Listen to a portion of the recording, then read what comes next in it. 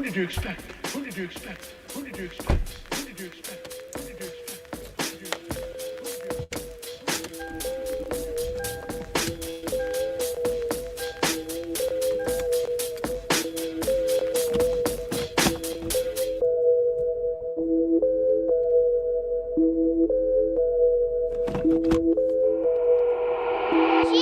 Welcome to the east side. We don't wait for doors of opportunity, we just wait on when we gotta kick them in. Decatur, Georgia, or a den of thieves. Hidden leaves just to feed the village. Hidden leaves make them feel like ninjas. Niggas always keep the metal tucked till you run up, get your face cut. Got your brukins on the back end. Know too many niggas trapped. They be stuck in genjutsu. They see the world from a different view. Shadow clones cause they silhouettes. Hard to point out when they robbing you. You never know what be inside of you. You never know who you be talking to. Till it's 2 a.m. on the east side. Black as shadows in the nighttime. They don't wait on nothing but the right time. He ain't come around the corner. Shots fired, that's a nigga down. Sad but this is normal around this town. I've been crying for my niggas found. I've been praying for my niggas down. Always looking for some progress. Try a nigga, he gon' regress. Locked and loaded that nigga ready. Turn your brains into red spaghetti. I be looking for a guy here.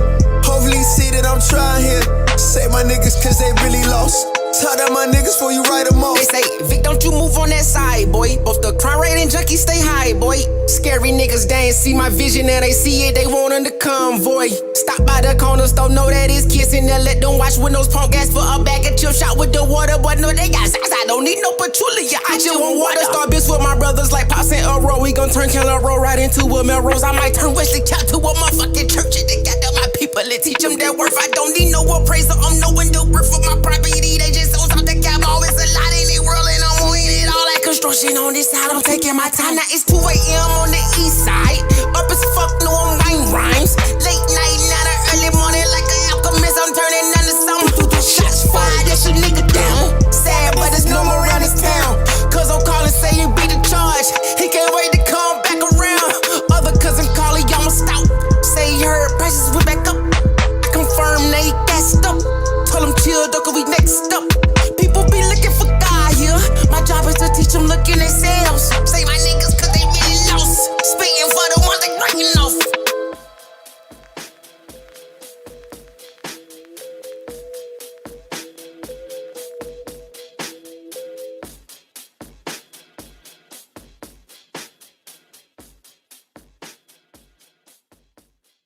Who did you expect?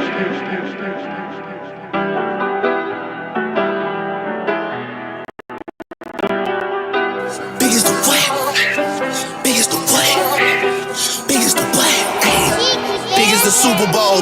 Niggas so thirsty, don't put me in beef. Dissecting my words and start looking too deep. I look at the tweets and start sucking my teeth. I'm letting it rock cause I love the mystique. I still wanna give me a song where I be. Can't trust everything that you saw on IG. Just know if I diss you, I make sure you know that I hit you like I'm on your caller ID. I'm naming the album to fall off. It's pretty ironic cause it ain't no fall off for me. Still in this bitch getting bigger. They waiting on the kid to come drop like a father to be.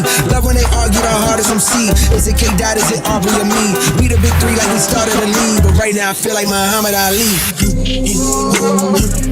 Yeah, Muhammad Ali, the one that they call when they shit ain't connected no more. Feel like I got a job in IT. Rhyming with me is the biggest mistake. The Spider-Man meme is me looking at Drake. It's like we recruited your homies to be demon deacons. We got them attending your wake. Hey, how the gang got away from the bars, man, this shit like a prison escape. Everybody stepping, we're fucking and everybody breakfast, and I'm about to clear up my plate.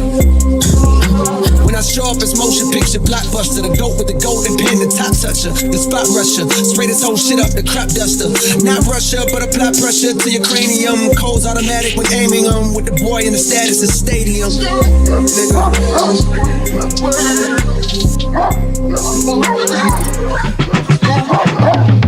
Big as the Super Bowl, but the difference is it's just two guys playing shit that they did in the studio. Niggas usually send they verses back to me and they be terrible, just like a 2-year-old. I love a dinner with some fine women when they start debating about who the GOAT. I'm like, go ahead, say it then.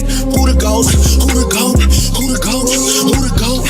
Who you bitches really rooting for? Like a kid that had been from January to November, nigga, it's just you and Cole.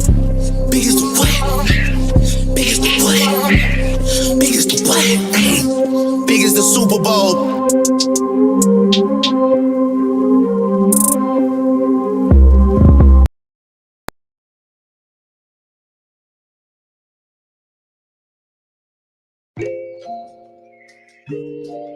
She had TV across the room, the universe was aligned. She looked me dead into my eyes, she knew that I was a vibe.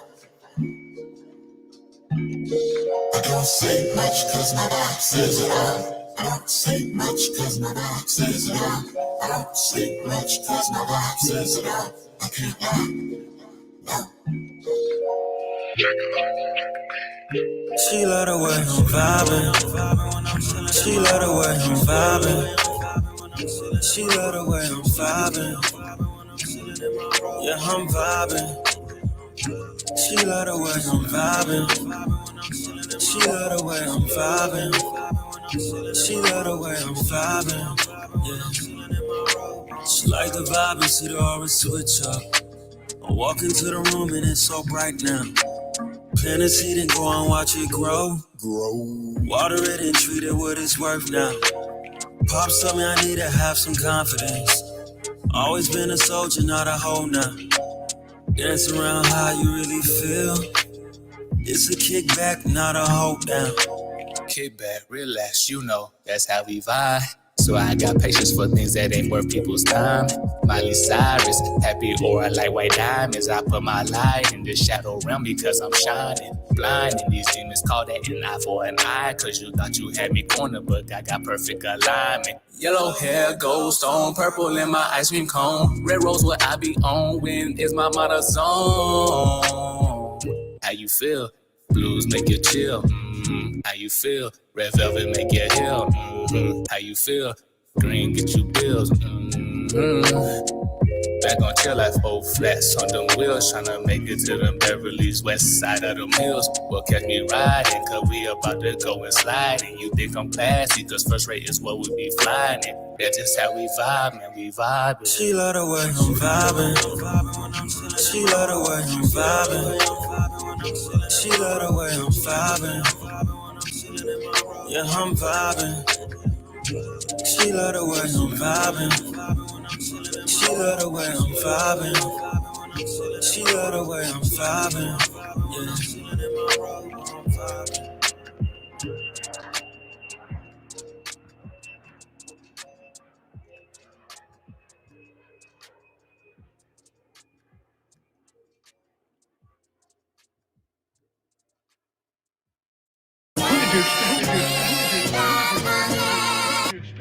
Even with COVID, I plan on staying on my purpose. Can't be detracted from my path. I'm married to the game, whether through sickness or in health. Till death do us part. I keep my head high, my eyes dry, money in my pocket. Keep my eyes on the prize, laser focus on my purpose. Yeah, I know I had a time lapse. Dropped the tape some months ago. Questions about where I've been. People say they seeing ghosts. Always with the such and such. Talking to y'all so-and-sos. I pop out in a phantom for you. Show some signs of money growth. Used to see me in a hoodie. Still in a hoodie, bruh. I would wear a suit, but my hoodie hide my toolie better. Move with extra caution on the comeback so my come up better. Learn how to invest in check. 50 shares in family business. Learn to build my last name. My family need a legacy. Pops held the fort down. That's the man I'm trying to be. Keep it on 100, baby. Don't you try to lie to me. It take more than your good looks. I'm rising high society. She want the status and the money. It's all part of propriety. She get accustomed to a lifestyle and nameless ideology. This hasn't happened yet, but I know where I'm going. I know I'll be successful. I don't have much of an option. I gotta get there.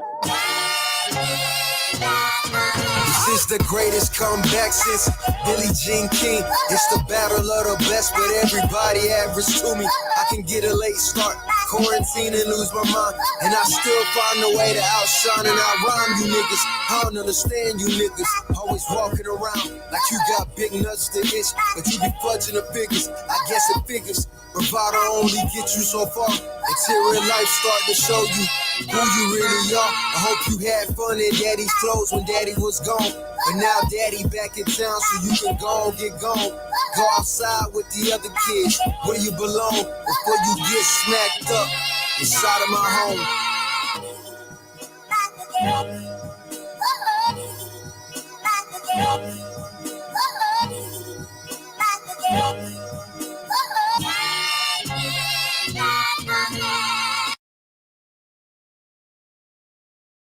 did you expect? Why that girl on her phone? She never paid attention to the room or the homie. She just missed another opportunity, And I know that she lonely with no company, She's so busy reading text, she ain't even read the room, yeah. Always sending texts like I just want myself a little boo, yeah. I think I just went stupid, hit by Cupid. The arrow hit my heart, I hope she noticed. Gotta read the room, yeah.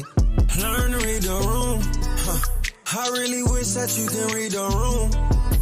I really wish that you can look inside of me, and I could tell you how I feel, little baby. Just learn to read the room, Read the room. Just read the room, Just read the room. Learn to feel that presence and that feeling in that mood. Just learn to go ahead and feel that moment too, Learn to read the room. Trying to talk to you is honestly so fucking strange. Trying to find a way to drove my brain to be deranged. I would've never thought I'd have this kind of issue. I couldn't connect with you inside of the same room.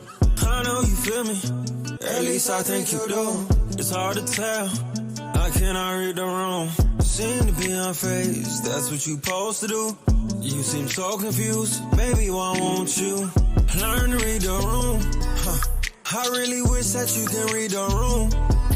I really wish that you can look inside of me, and I could tell you how I feel, little baby. Just learn to read the room, Read the room. Just read the room, Just read the room. Learn to feel that presence and that feeling in that mood. Just learn to go ahead and feel that moment too, Learn to read the room. I'll show you how to read the room, baby. Say you faded off that drink, I hit the road and zoom, baby. Project nigga section 8, I never had a spoon, baby. She says it's rated, this movie coming soon, baby. No, I ain't worried about your boyfriend, he ain't like that. See me, it's on sight about that pussy, he gon' fight back. He gon' risk his life, I beat him up like go down my path. But your bitch won't be, so it ain't my fault that you tried that. Oh yeah.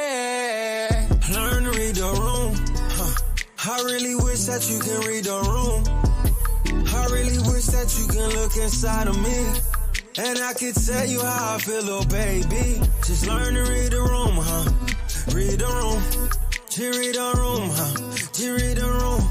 Learn to feel that presence and that feeling in that mood. Just learn to go ahead and feel that moment too, Learn to read the room.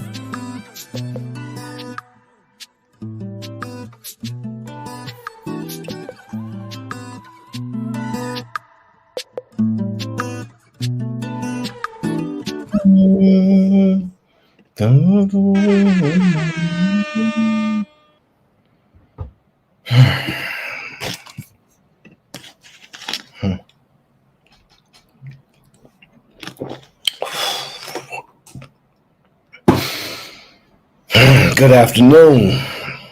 Good afternoon. How's everybody? Hope everybody's doing well. Hope y'all got some sleep. It's been a minute. It's been a minute. Sway, what up? Well, before we get into the show today, let me make sure I show some love to the sponsor of the last show. I know it's probably been like a week or so. I don't know.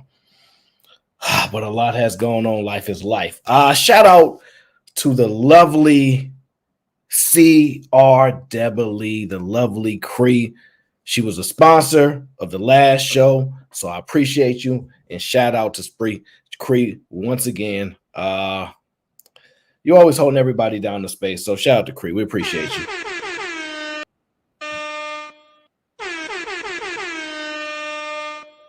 I'm actually really hot right now. Really hot. I'm going to have to turn this fan on for a second, guys. Give me a moment.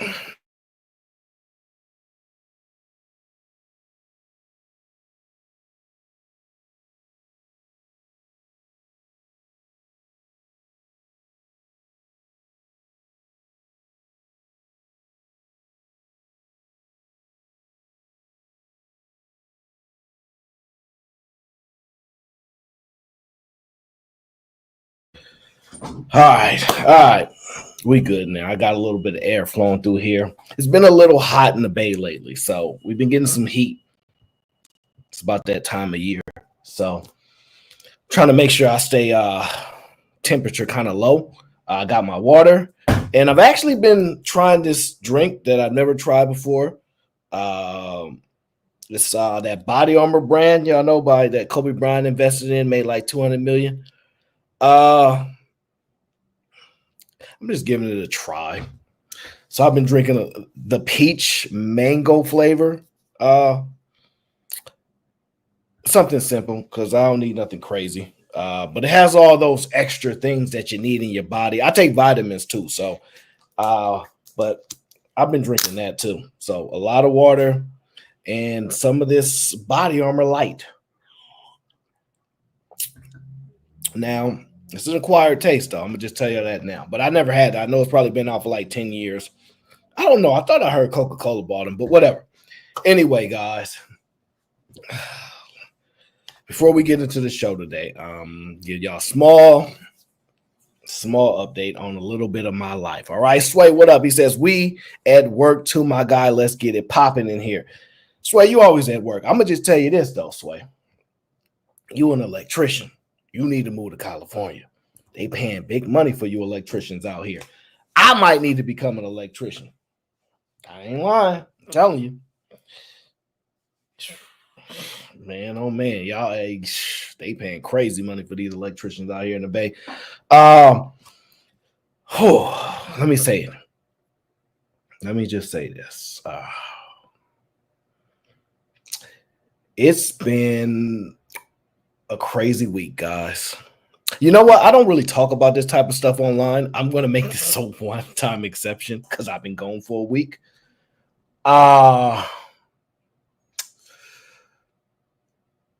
And then we're going to get into the show. Okay, shout out to my brother Sharon. Says, good day, everyone. I hope life is lifing in a great way. It's funny how you put that. Life is interpretation. Hey, Fantasy. Fantasy must have saw that last show when I said how much I love Fantasy going off on people. He probably saw that on the replay. But let me just give you guys a quick update. What's been going on this last week?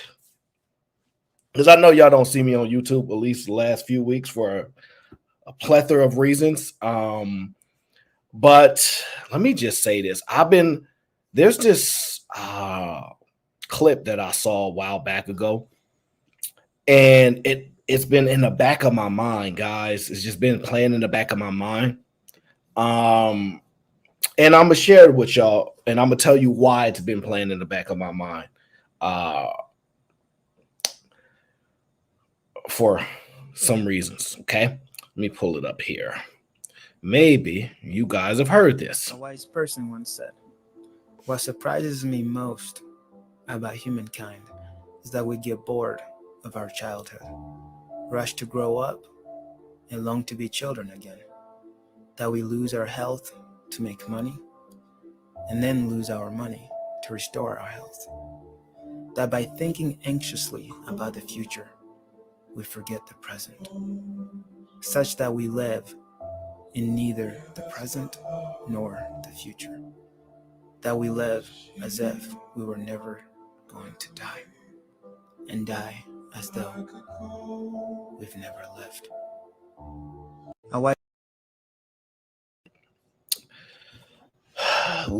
Basically die as if we've never lived. That sticks out, man. That is actually the biggest battle, right? The balance in life, knowing you can never have it, and truly finding purpose on this planet and finding some level of peace with your life, right? So Sunday, I went to a wedding. Prior to the wedding, I got a call from my mom, and she informed me that my auntie died a few hours before the wedding. And it's quite crazy, right? Because there's this whole concept that I believe it's pretty much, some people say when it rains, it pours, but I actually say when it rains, it storms. And then what's crazy is my friend, she was supposed to come to the wedding as well. Her uncle died literally the day before, and my auntie died on the date of the wedding, right? And honestly, The wedding was really, really nice. It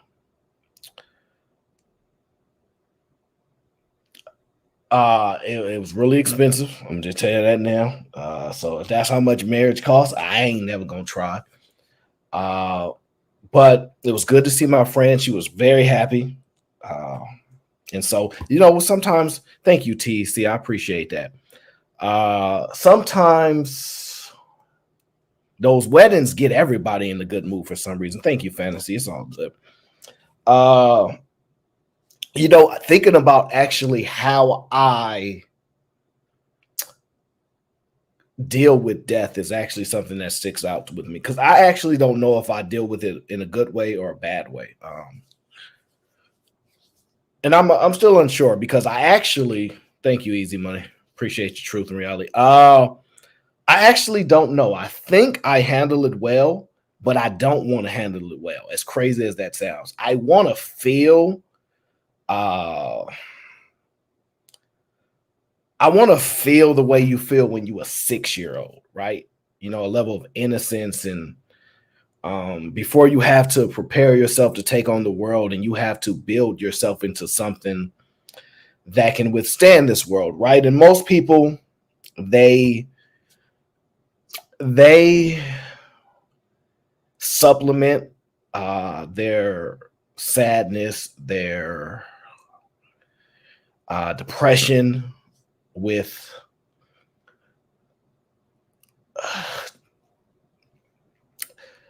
alcohol, a lot of the times, drugs, and it's just been a wave. And it's just been like a snowball effect, guys. We're talking my auntie passed at my friend's wedding, and then just when this type of stuff happened, you start, unfortunately, birth and death is what kind of brings people together, right? Birthdays and death, right?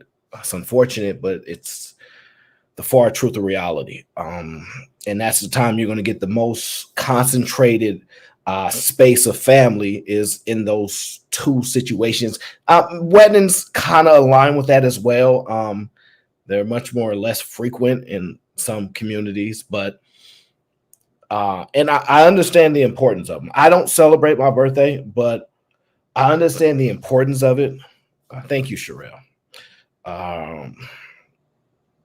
But I get it, right? And I get frustrated with life, because I hate having to comprehend it the way that my brain does. And I just prefer to just feel some things, right? But I'm not sure. I'm not sure if I am feeling what I'm feeling, if I'm blocking off my feelings, or if I just have a natural acceptance. I personally believe I just have a natural acceptance of things, but I don't even know. That's how bad that's how bad I think it is, but I don't even know how it feels. But then it just gets compounded, right? Y'all know how, like, y'all see these posts, right, where it says things like, don't give y'all all to this job, because the job will replace you if you die today. And I always would see that post, and I'd be like, yeah, I mean, I get it. Business is business. But when it rains, it storms, right? So now I've been working in this industry probably well over a decade. I don't need you guys guessing my age, okay? I'm old. But I'm usually probably the first person to the office, right? Thank you, Vanny Rue. I appreciate that. And so, because I'm one of the first people to the offices, there's usually another person that I see in the morning, right? It's another coworker. I've been working with him. He's actually has tenure over me, which is he's the only one that actually does have it, because he's older than me, and so he's worked there longer than me.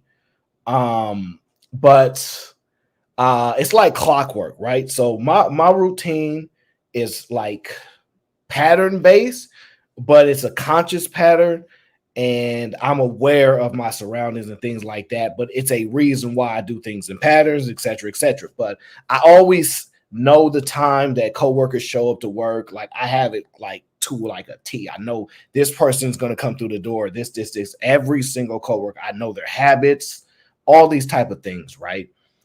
So when I got to work on Friday, right, I get there, and Friday, by the way, if you guys don't know, is a work from home day for all you luxury working, hardworking Americans. Okay, but us in the financial industry typically go to the office.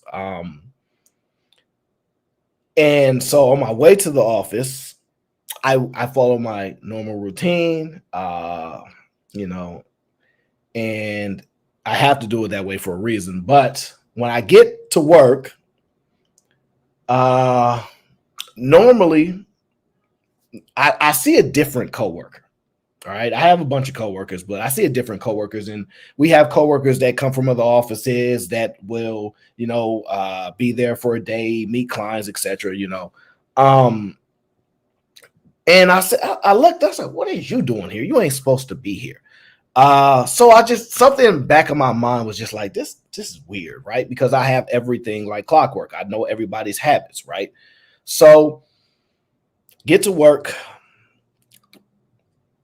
And this is really crazy, right? So management team is kind of like having a small meeting right now. I'm about to walk in, but I stopped because I don't know what stopped me. Oh, I think I got a call. I missed a call, right? I forgot who it was.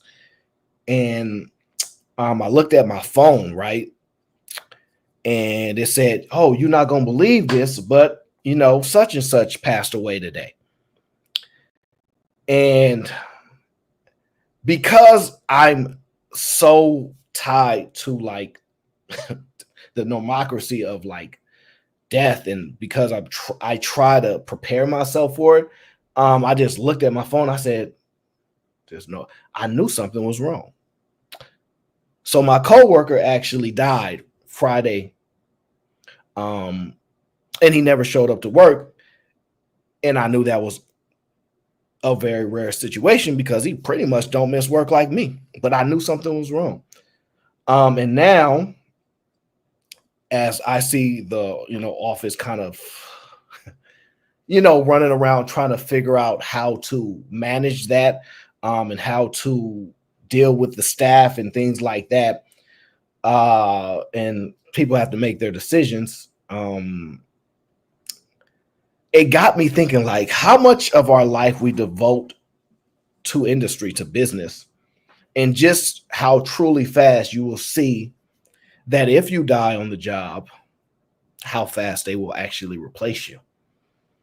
So it's got me reconsidering a lot of things about life that I've always put to the back of my mind, but I always resort to just, that's just noise. You got to push through. But it's a lot of death. People passing away. You got Rich Homie Quan. You got somebody I know pass away. And by the way, he was in his 40s, right? You got people passing away in their 60s.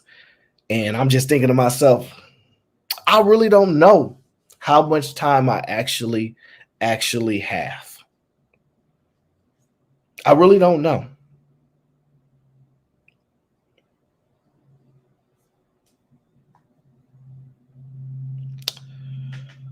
But it makes me think. And it's not good for a person like me to think so much. It makes my brain hurt. And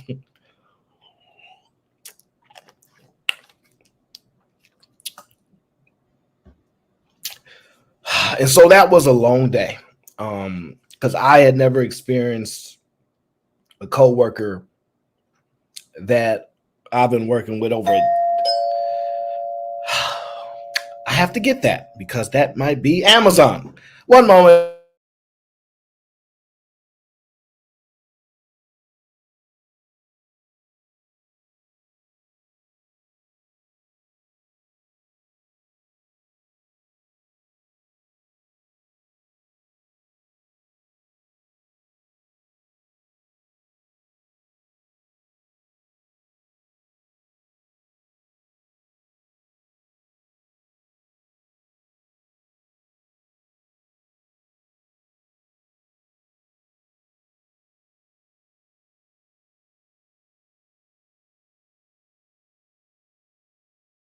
Yep. I was right. It was Amazon. Amazing Zon, some people call it. But yeah, it has me really rethinking a lot about life. But I don't know. I don't know. I actually haven't really like I filtered through the emotions of it. But I always know that life is real. But I don't know how to actually balance that out, knowing how serious life actually is, knowing that it's very short. And knowing that most people are just existing and not truly living. A lot of people want to do things they're afraid to do. And I always believe that happiness or success is on the other side of fear. And so I'm more typical to attack fear than to be neutralized by it. But I'm not sure. So it's a lot of those thoughts that goes through. Think about it. I'm like, man, he passed away. And I'm like, you can only imagine what this family going through. And this is it gets so worse because it just compounds, guys. It just compounds. So not only do you have to deal with and by the way, people might not know, but I'm one of the rare people that actually get along with all my coworkers, right? So I make it a point of mine to be useful and to be really, really good at what I do so that I'm able to create good relationships with people so that being at work, spending all these hours that I spend day in and day out, that I make it an environment that is conducive to some level of enjoyment, because I don't understand people that want to keep going to work and having issues with people and causing confliction. But I'm kind of like the go-between between people that just, dislike each other or just don't talk to each other and work around each other. And there's a lot of compartmentalization that has to happen because you have relationships with this person doesn't have a relationship with this person. And you have to filter maintaining strong relationships, building trust while dealing with people that other people don't necessarily like to deal with, while also maintaining a level of respect so people know that your character is a certain type of way, that they don't have to worry about those issues that they have to worry about with the messy other stuff and other coworkers and all these things. So like a lot of the coworkers, especially if you're not new, I have really good relationships. So this one's a little tough because this one was probably like the first day where outside of like a vacation day, and he doesn't really take a lot of vacations, where I can actually feel, that conflict of business in real life, because I am a staunch advocate of business, because I think it's better to understand it and embrace it and navigate it than to be so rejectful of it. And so me understanding that a business still has to be ran conflicts with the reality that it is always just business, no matter what you do, to a degree. Now, what compounds that is this. Because my auntie passed away, right?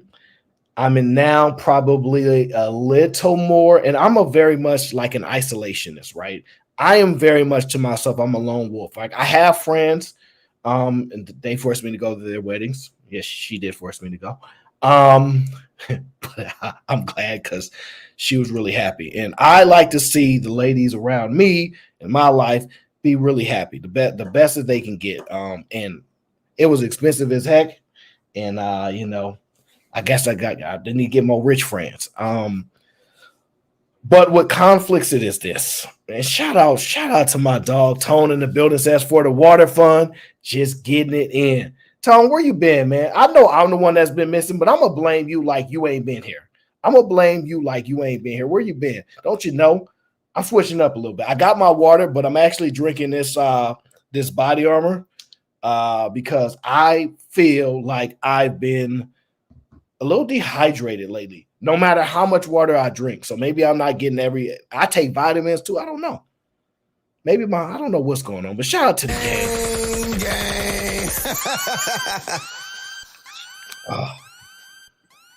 And no, I'm not sponsored by them, but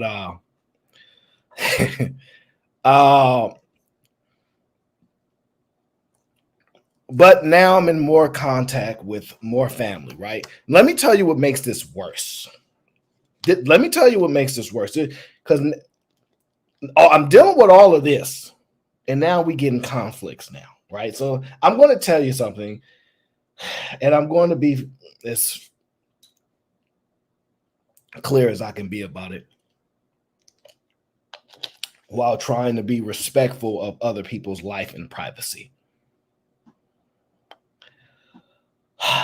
Everybody knows I am a product of my environment.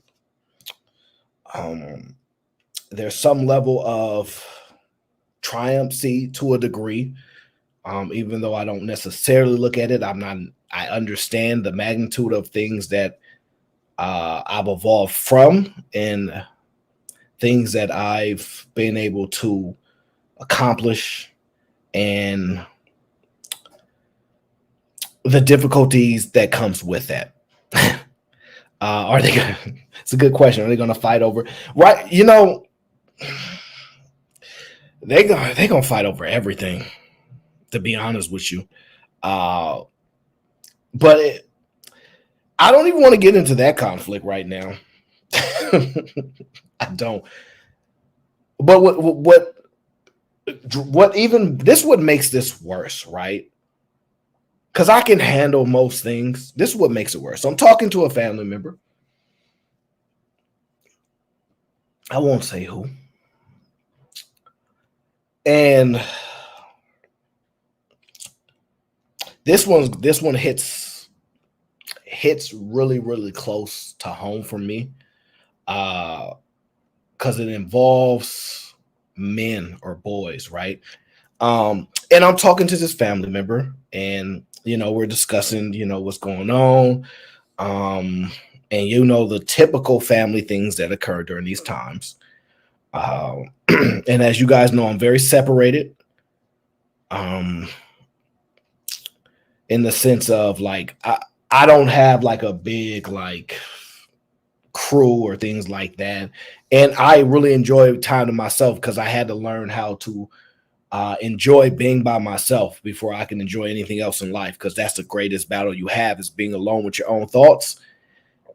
And I take great comfort in being alone with my own thoughts. So now that I've experienced a level of joy there to a degree, I can go and experience other people's lives and not take away from theirs, right? Because I'm so tied up in my own life. But the reason why it sucks is because I'm talking to this family member, and she says to me, such and such family member got a job.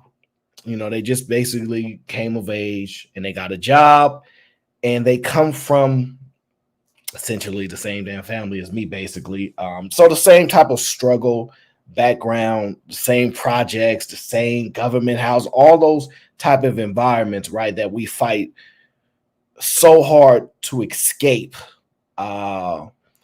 because it's like a great place to be, but it's so destructive. But it's nothing like hood love. It's crazy as it sounds, it's nothing like hood love. And I understand the people's that are drawn to it. I understand why, right? I feel the same thing, the continuity, the community that actually, I understand it, but I know it's so destructive to our mindset and other things that we must evolve from in order to escape a place that we ain't necessarily there by choice, right? And you want to get a level of choice in your life, right? So telling me this family member got a job, and me, I'm excited. I know I'm like, yeah, this is good. And I'm like, you know what they do, you know, and I'm not gonna say it because I don't know what family members watching my show, and I want to respect their privacy. But it's like from what it sounds, probably like, I don't know, I'm guessing maybe 30, 40, 50,000. I'm gonna say $40,000-$50,000 a year. Nothing crazy, right? More money than me, but nothing crazy, right?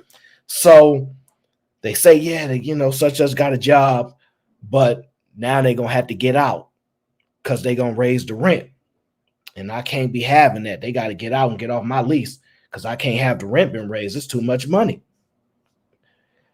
And in that moment, like, my heart just shatters, right?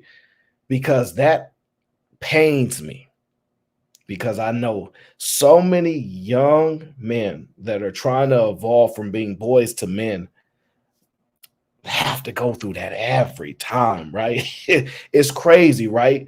Because the relationship dynamic between mother and child shifts because of her codependency on government, and her love for her sons will never be the same, because for her to sustain her survival,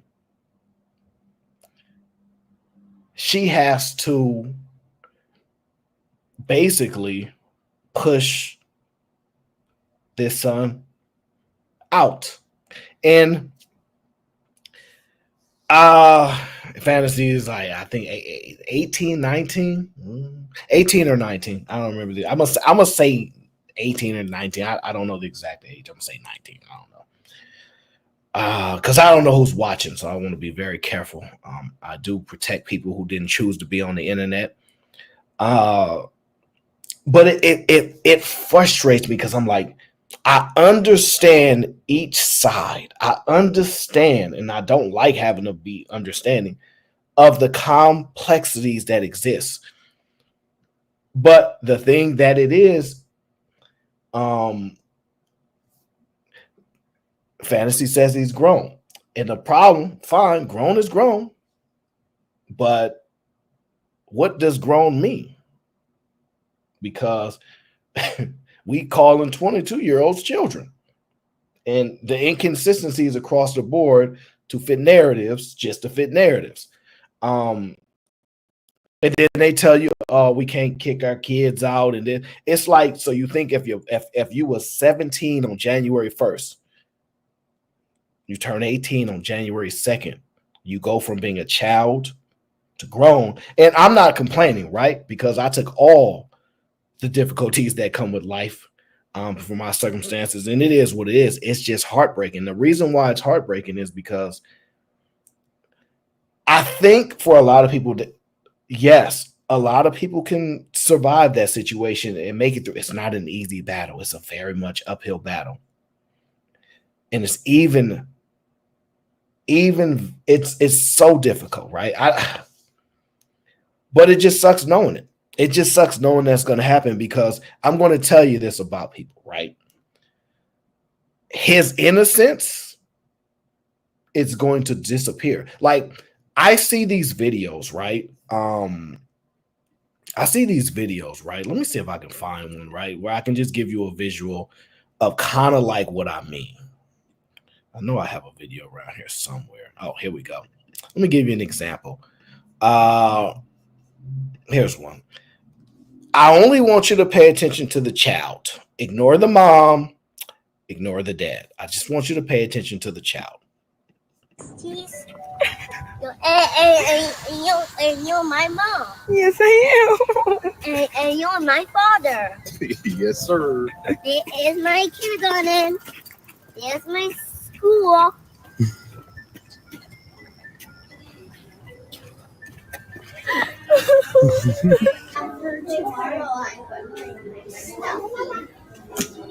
He's ready. So much. I'll be back. See you later. Okay. Okay. And be brave. Yeah, be brave. I know, I'm nervous.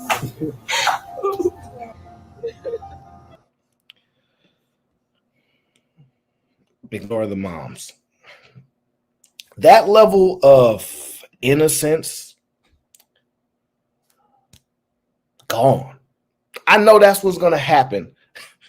And I always like, why are in particular black men so tough? Why ain't they gentle?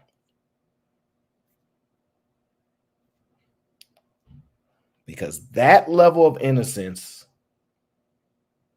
they don't have the ability to grow out of it. They are stripped from it. That's why it hits so hard with me. That's why. Some people more built for it. Some people not. I would say most people not, right?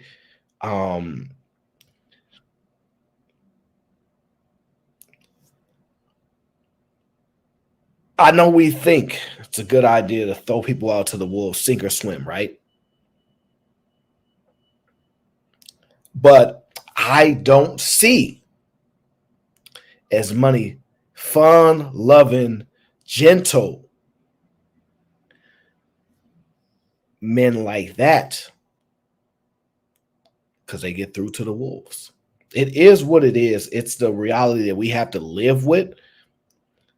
But the reason why y'all don't understand is, at what age do you think that shift comes from? And this is what I'm saying, right? I'm not saying he's a child. I think you guys are confusing, right? You wonder where all the gentle guys, the kind, soft-spirited guys are, trying to get you to understand, because it's immediately taken from them. They don't get to grow into a balance. And for women, I do not expect you to understand at all.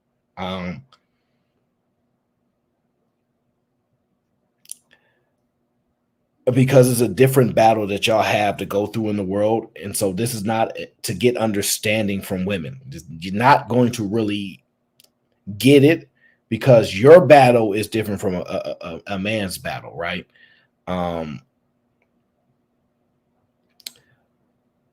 But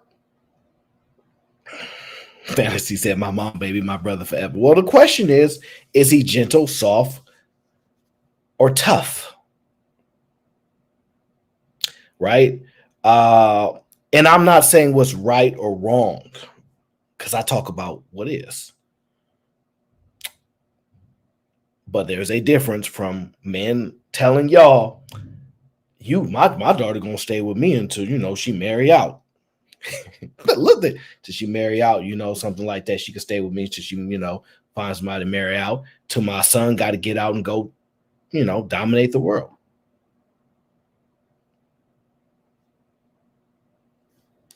So I get it. And I don't know what the right pathway is.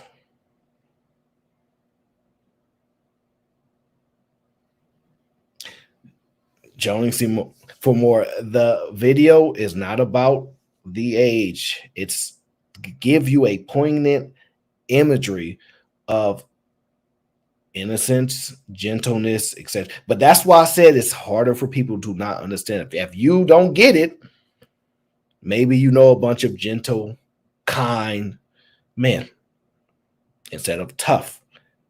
The ones with no feelings, no emotions, right? Those men that are always seem to be the complaint about. There's a benefit to living on your own, immediately leaving your parents' house. Funny how all of y'all on the internet say my kids can stay with me for as long as they need to. But y'all then harken back to, they grown though. Because y'all actually know that the benefits that it would actually have if your kids stayed with you, while simultaneously telling somebody else, well, it is what it is. Makes sense. The point that I'm saying is that I just understand the level of, I know why men are so tough, so hard, so rugged. Because I know that immediately that switch when they just like, wow, my whole world got to shift and I need to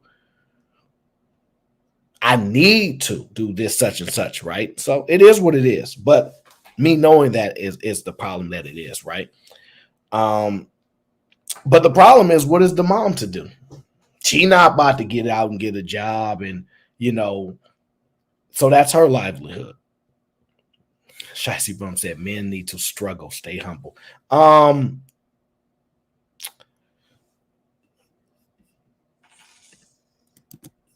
Seems like the same empathy should be given to black women. Sure. I have no issues with empathy being given to black women.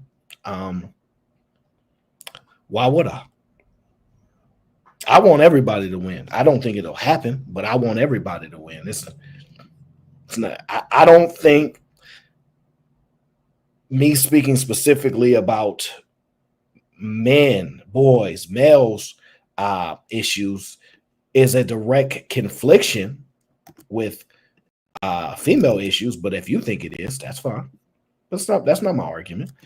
I'm telling you why a lot of guys you see why they're so tough, why they're so rugged, why you don't get the emotions that you would want to garner, because I'm telling you making that switch is very, very hard.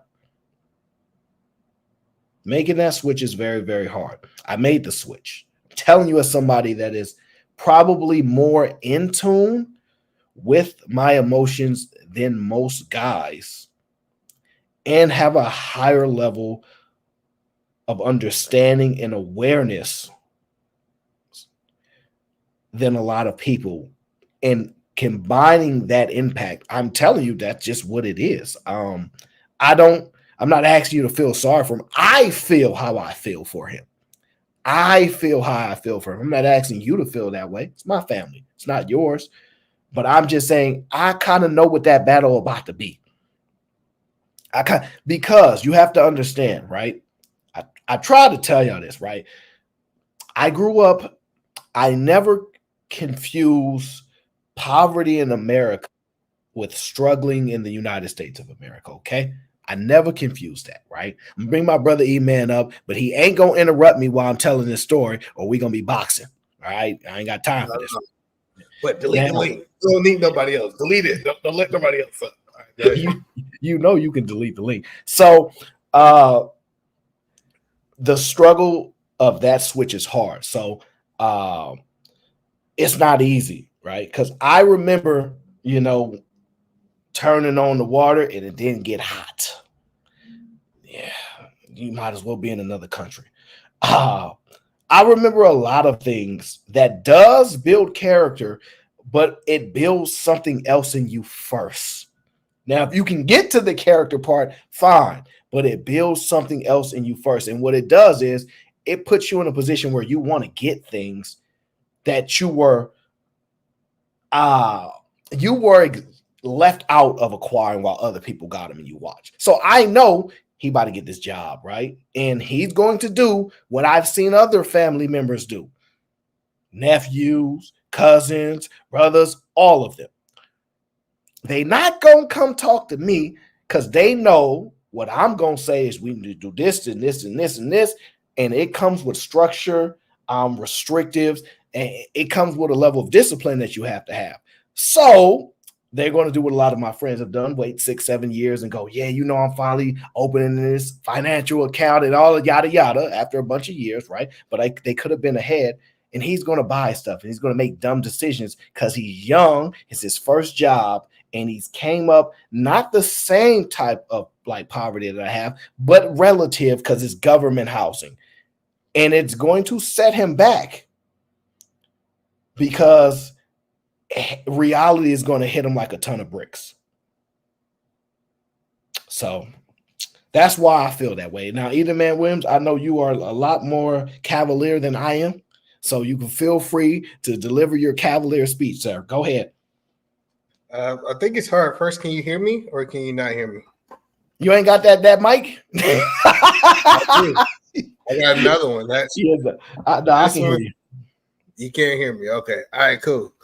I don't know if it's on. I ain't really been on people panels in a while. But yeah, so it's interesting because I asked myself, what's the balance? Right? Listening to you talk, first of all, kind of expressing how you feel the way that you feel. It's hard because one thing that I loved about my mother, she never told any of her kids they had to leave. She said, however much space we need, we can stay. So to 19, I stayed with my mother. And then I actually went into the military, and that's what made me leave. Right, that was my choice. She didn't do it. Then I look at my younger brother. My younger brother, 28 years old, he still stayed with my mother. And truthfully and honestly, he have no desire, to leave. So I asked myself, as a parent, where is the balance? Is it too much? Can he stay to 40? Can he stay there and inherit her house after she leave this earth? What is the balance? And I understand that it's different because my mother owns her house, so she have that option. But when you start bringing into the state, you don't have an option because they set the rules, because really it's their housing program. But do you think it should be a time where a mother or father or both parents should be like, yes, it's time for you to go. You're 45 years old. Have you even figured it out now? Or do you think that grace should do to the end of their life? Does that family member, I don't know if you said your brother or not, does he have family? Does he have children? No. He's single. No, he's single. He's single. He don't have any kids. Got it. Just what I expected, right? So this is a really good question that you have.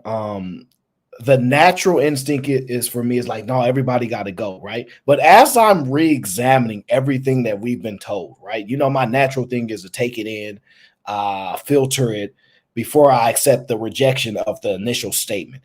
I think some people should stay at home forever. And I think some people shouldn't. I think we have certain men that they know, like, no, I cannot be here. And I need to do this X, Y, Z, Z. This is what I need to accomplish. And then I know some family members that have stayed with their family all through their life until their mom, passed away, their grandmother passed away. And then eventually they got to deal with what they got to deal with, right? Don't get me wrong. It's just not everybody is built the same. And we cannot have a one-piece solution. I could not do it. I don't think you can do it. But I do think there's value in having a sibling there at home, because most times if a sibling is at home, the father is not there. Typically, that means he plays the role that a support engine that a mother does need to a degree, especially because I'm pretty sure she ain't replaced that person with a man yet. Because if a man did come around, conflict would arise and some changes might occur. So I think that there's a void that your family member is fulfilling in the mom's area that she may need. And there's something that he lacks in a different type of ability to ascertain certain type of relationships that will require him to leave that home. And so that's why I think about it. But then the crazy part is I got Latina friends too. They stay at home. They move a woman in with the kids. So I'm not so restrictive of just being as like the way I come up. Yeah, we got to get out. Just because I figured it out very difficultly, right?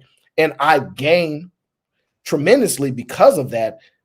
I know my ability to do that is not going to be this person's ability. And they may suffer and may never stand. And people think, well, you ain't a man, you can't. No, we just different type of men. I don't know why we keep having this one type of solution.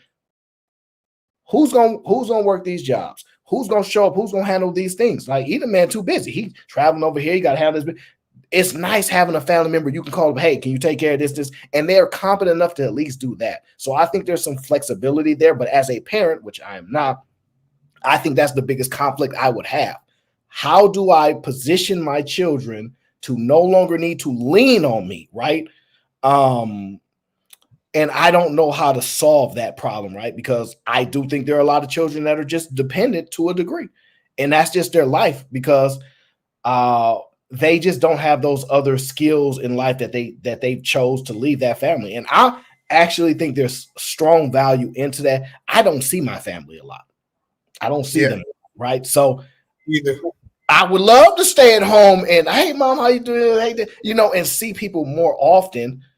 But I lose something and I gain something. And so I struggle thinking about those type of things all the time.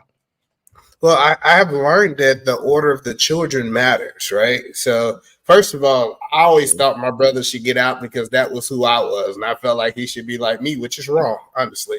But that's what I thought. Until my mother had knee replacements, and then I was like, thank God that we have somebody that lives with her because I'm 4,000 miles away. My sister moved up here with me; she's 4,000 miles away, and then we had somebody who literally nursed her back to health, and we didn't have to pay nothing because he was her child. So it's almost like sometimes we try to project what we believe is best for our lives on other people. I know my brother had perfect credit score. I think he owned his truck right out. You know what I'm saying? I know that he's in a situation where my mother could retire early if she choose to, you know. So yeah, it's really hard to really understand what fits because anytime someone asks us for our advice, like when they call and say what I think, I'm actually answering what I think is best for my life and not his life. When I look back on it, 2020, so it's hard, but I think at some point our parents still have to have wisdoms to make sure they're not being abused. Because the one thing that I love about my brother, he works, he kind of hold his own weight, and you know what I'm saying, he really don't stay there because he got a girlfriend that he be at her house all the time. But he's almost like he's not like leeching off my mother. And I think that's the difference between when you got someone staying with the mother and they're kind of leeching, not doing nothing, mother supporting their type of lifestyle, their type of habit, versus someone who's just there. And I think we don't talk about the people who's just literally there, who's not causing any problems, who's not running. Like my brother don't be running women in and out the house. Like I'm saying, like he's very respectful. So why can't those type of people actually stay? Why are we trying to actually push them out like it's something else out there for them other than debt and problems? Yeah, love is a forgotten thing because this world is tough. Like literally in a week, all this happened to me in like a span of 5 days, which this is nothing in comparison to what other people experience, right? And I have the temperament to manage it well. Obviously, I just don't like that I do.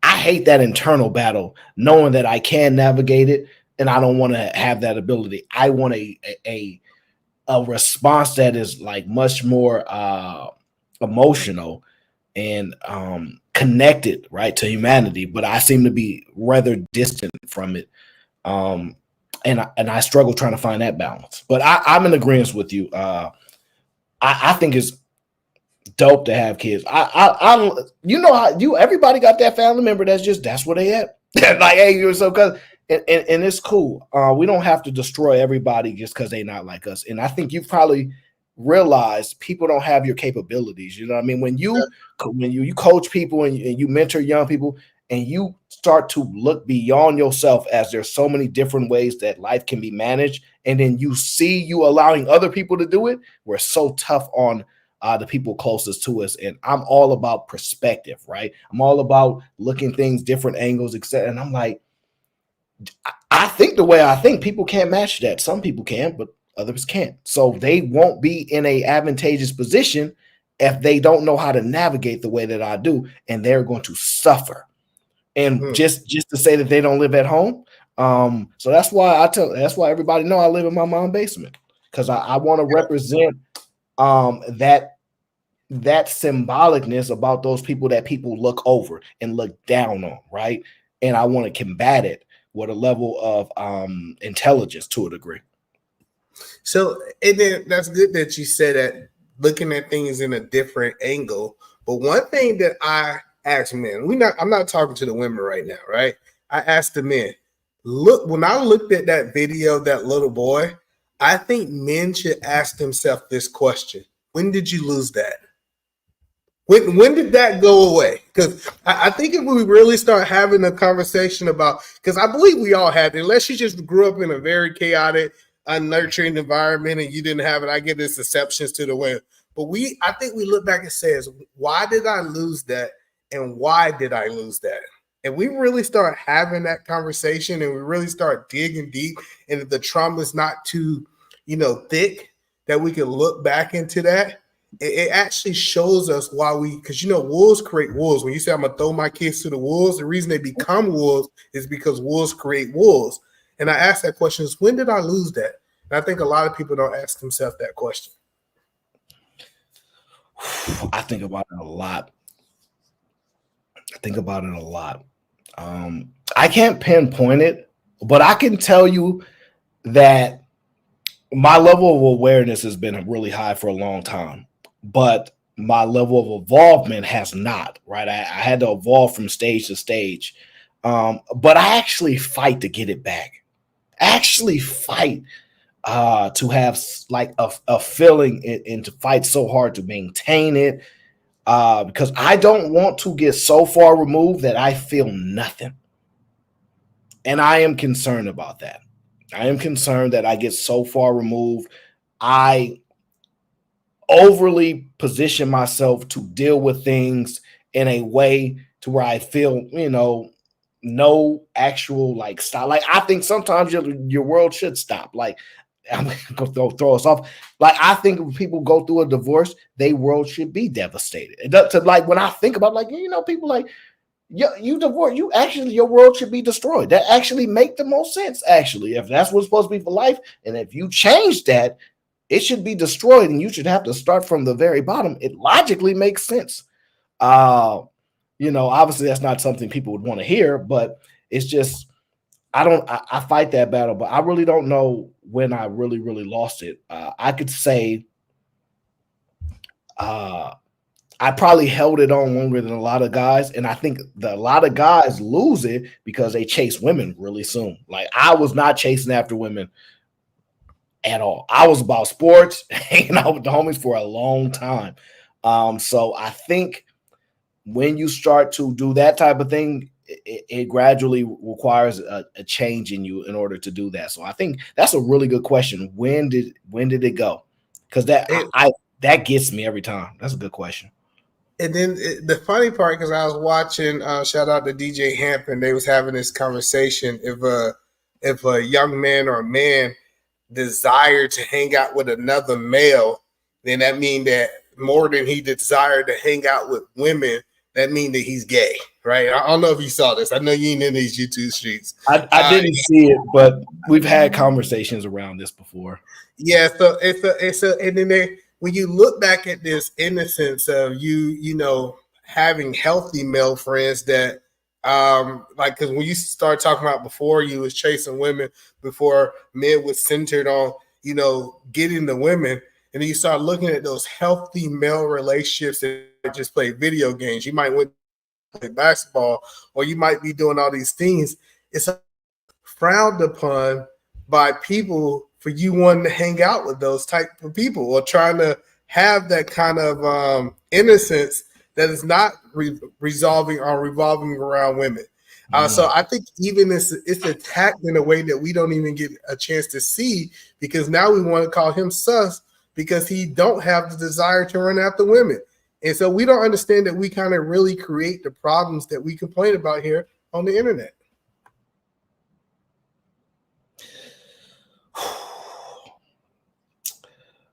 Let me catch up on these super chats before I get in trouble, my friend. You'll be the one to get me in trouble. Either Man Williams says, keep up the good work. You the real MVP in these space. Self-help is the best help.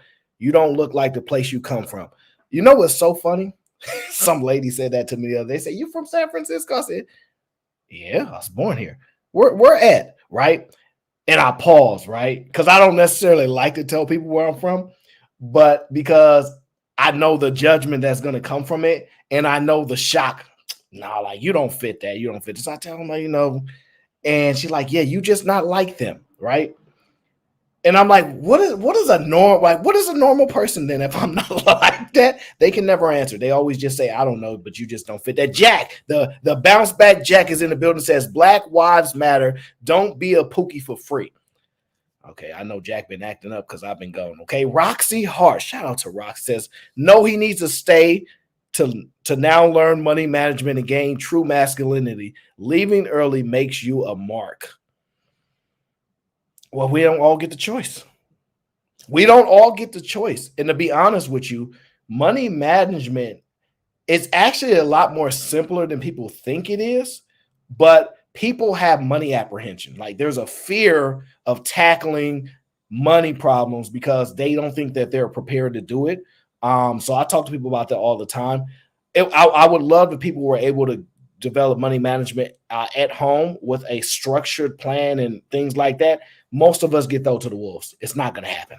All right, Job of the Rainbow Boogeyman says, y'all good up there, AO, because it's 110 in Los Angeles. It's crazy. Shout out to the Water Gang. Yeah, 110. Yeah, I'm going to pass on that, player. Yeah, 110. I might as well move to Arizona for that type of weather. And last time I checked, the Eagles beat the Packers. Okay, Shadow Dragon TV says, this is for the water fund. Stay hydrated. Back to the clouds. Shout out to Shadow Dragon TV, my guy. Jack is in here, been messy as always, says, let me be messy. This is Venus' fault. Ben for life. Just know. Or maybe it's just no. It says JK. He's joking. Oh, beef for life. You beefing with Venus? You're not going to win that battle. She from New York. Okay, Bounce Back Jack says, E-Man, stay infantilizing men. Did his fault too. I don't know what that means. What he okay, so Jack probably been on your line. Jack says, grown women steal boys' innocence. Fight me. I don't know how to answer that one because I don't know if you're talking about people in this space talking about their experiences at 12 and 14 from 30, 40, 50-year-old women. I don't know if you talking about that or if you just saying like men's experience with women leads to that. Yeah, chase women definitely could turn your world upside down. I'll tell you that. No, but it's just, I feel a lot better. Like my body feels better, man. Just because I just taking a break from streaming, man. It's like, as you can probably tell, too much stuff, too much life. And now I'm got to go into a battle with how I really want to navigate this, man. Because I think it's going to get worse. That's the story of my life, by the way. I think it's going to get worse. I don't think it'll get better in the sense of like the storm is just beginning. Like I expect more and more. And I expect it to hurt more and more because it always itches closer and closer to home, closer and closer and closer to home. But I don't use supplements in life, and I don't even think you do either. So I just got to deal with it. And I want to make excuses. I was drinking. You know how many times I would love to get away with saying, yeah, I was drinking. I really want it. But it's so hard because I don't know, man. So when you ask yourself about streaming, because I used to say it all the time, and everybody thought I was lying. I say I'm not a YouTuber. I'm a guy that posts videos on YouTube because I don't do it for the income. I don't do it for the purpose. And so when I see people step away, because what I learned is it's common. It is common for somebody that have like a run for a while, and then they'll step back for some me time, some self time, and then typically they'll come back, right? So let me ask you this question. Do you believe that you need space because of the space, or do you need space because of the chaotic space that we're in? Or do you feel like you would need this space regardless of the type of content you was doing? I'm really indifferent to the people in the space. What I talk about in my lack of dependency on the internet, everybody in this space is like it. They don't impact. They're gonna do what they do. Yeah. But I understand the reality between the internet and real life, and I always know real life comes first, right? I don't ever confuse those things. But I'm actually probably one of the more genuine people, right? And that's not to knock anybody, but I can't force conversations for the sake of just to be on the internet and be like, oh, I got to be here. I can't force it. So if I'm not inspired, if I don't have anything that I genuinely want to talk about it, I'm just not going to do it. I'm not going to get up on here and just waste people's time because I can't push through. Like streaming is difficult because you have to maintain the audience. You have to get the engagement. You have to talk about something at least interesting. But if you can't do that, then you see how some of these shows is. So I just want to make sure I'm hearing it correctly. You saying that it's a lot of people that's just wasting people's time. They just up here because that's how it came off. I don't know if because I agree. Let me go ahead and double down on you. I believe a lot of people are only here for a paycheck. Because you know one thing that I loved about watching your channel because I kind of been following it for a minute. When you got demonetized on your other channel, you kept flowing, you kept doing content, you kept moving forward, and it shows me that you just wanted to be there. But let somebody get demonetized. They whole rhythm changes, and they typically are not here. They only here because they're getting paid, and they wasting people's time. I like that. Stop wasting people's time with these. But see, I think the space is needed, right? Because I think people have become entrenched in other people's lives, and we kind of have like a family dynamic, a very difficult family. But I actually have no problem with people wanting to be paid to be on the internet. I just think there's a way to go about it. Me personally, I don't think people can demand people pay them on the internet when we all know the internet is for free. So if you don't compel people, if you don't engage people, if you don't make people enjoy something, connect with them, you don't deserve nobody money. Like that's my strong. I just want to make sure I'm hearing you right. So they be like, I'm done talking. I ain't talking again until we get 150 more super chats, 150 more dollars. You said those type of people shouldn't do that. I'm just curious. I'm trying to figure out where you're going. No, I would be in a conflict with who I am. I don't believe in doing that myself. People should do whatever that works for them. I'd just be like, if the people said, hey, is that something you would do? Absolutely not. Absolutely not. And you know, I'm not at the codependency of the internet like some people are. And that's not to knock nobody. I ain't met. So how can I speak for someone when like, bro, like this is my job. This is what I do. This is how I feed my family.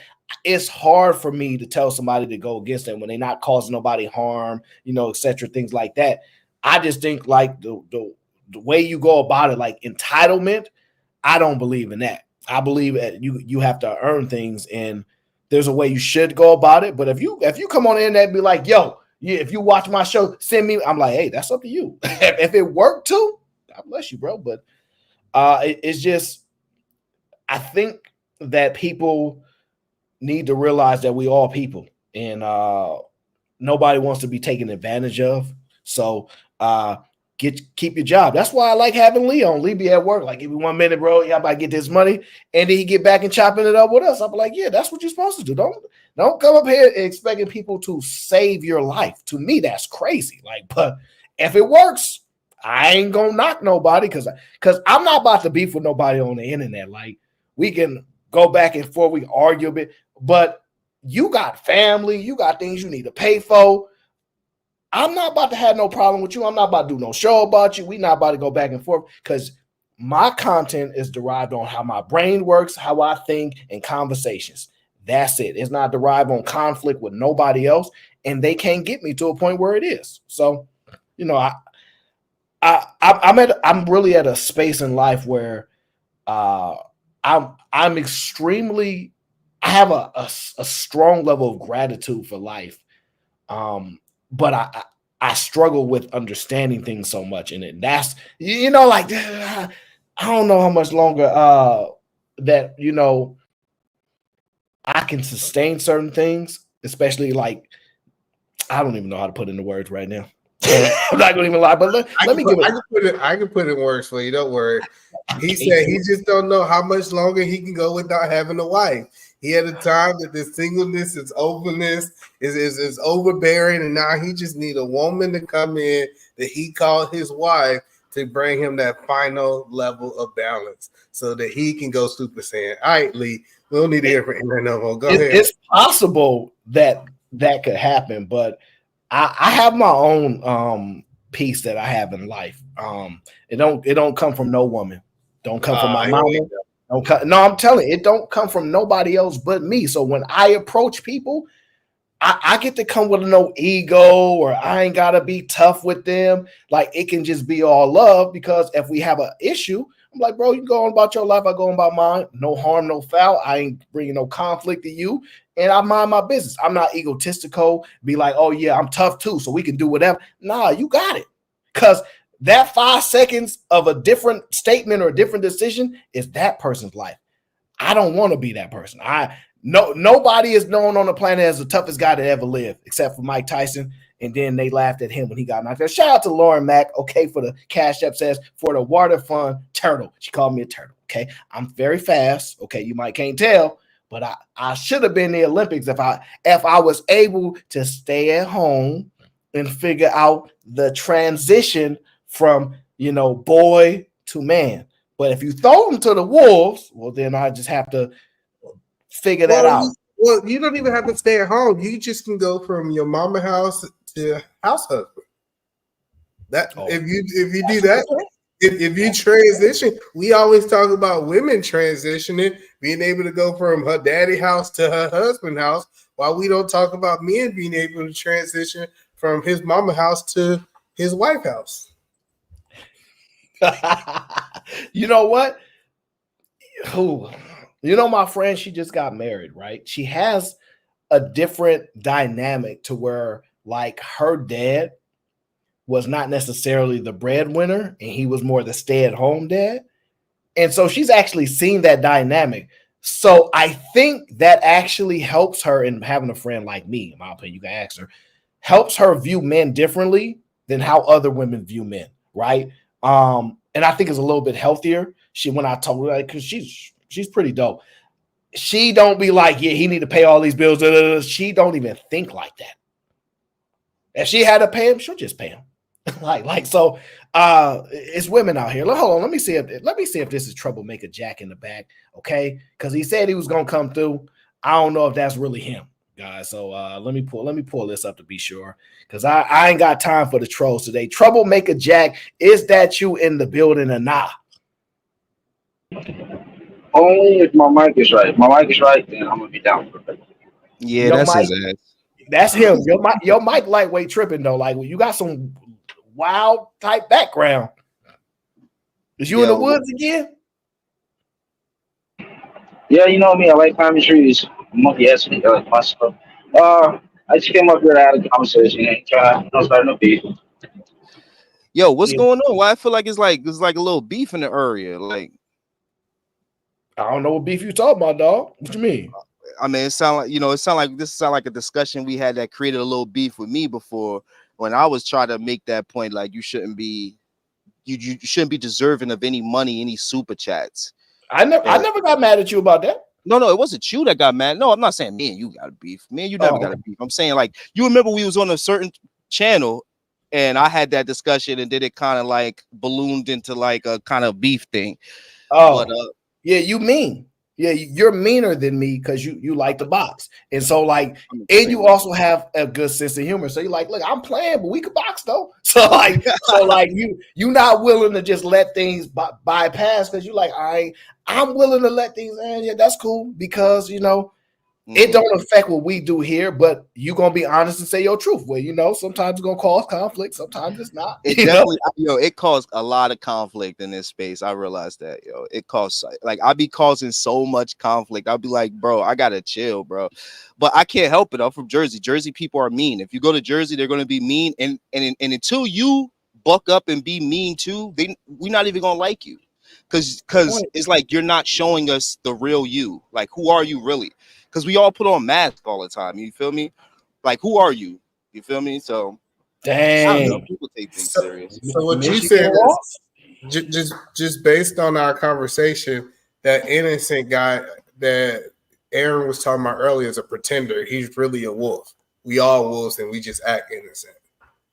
Exactly, and if you go to Jersey, they're gonna make you what you are. Like, they're gonna reveal that you are a wolf. They're not gonna, like, they're gonna address it like what it is. Like, bro, what are you really saying? What are you really? Nobody's gonna let you sidestep in Jersey. So I think that's why I really be getting under people skin a lot in here. But I do agree, man. If you go ahead, sorry. No, I like what you said, because based off what Lee is entering into the conversation, we all wolves. So it have nothing to do with our mama kicking us out. What happened is the world is just bringing that wolf type behavior out of us a little sooner. That's what I'm hearing. What do you think about that, Aaron? That's a fair statement because we got omegas, we got alphas, we got betas, and they all wolves. The problem though is the structure, right? So y'all seen the Lion King, right? Shameless Disney plug, right? You saw the father tell the son how to be king, right? Hey, this is what you gotta do. Da, da, da, da. And then you can see somebody that has no structure at all. So seeing a wolf that, yeah, you're a wolf, you come, but now your whole pack is gone. And so the leader is there and didn't teach you, it's your turn to lead, you were second up. You see what I'm saying? So some of us are experiencing being throughout as a wolf and then having to figure out that, yo, I'm really a wild wolf and the world gonna hit me this way, as opposed to us walking through like, those are humans over there, watch them. And this is where we get food. And it's like, okay, I can figure this out. So I just think that the lack of guidance in some areas creates you. And some of us are so skilled that we had vision. There's a reason why a 6-year-old is graduating high school and crap like that. You know what I'm saying? Like these geniuses are geniuses for a reason. They have a skill that has genetically put them ahead of other people. Most of us are not those people. So we can't be expecting people to be able to overcome the lack of structure so consistently. And I think that's what the difference. So I agree with the wolf part.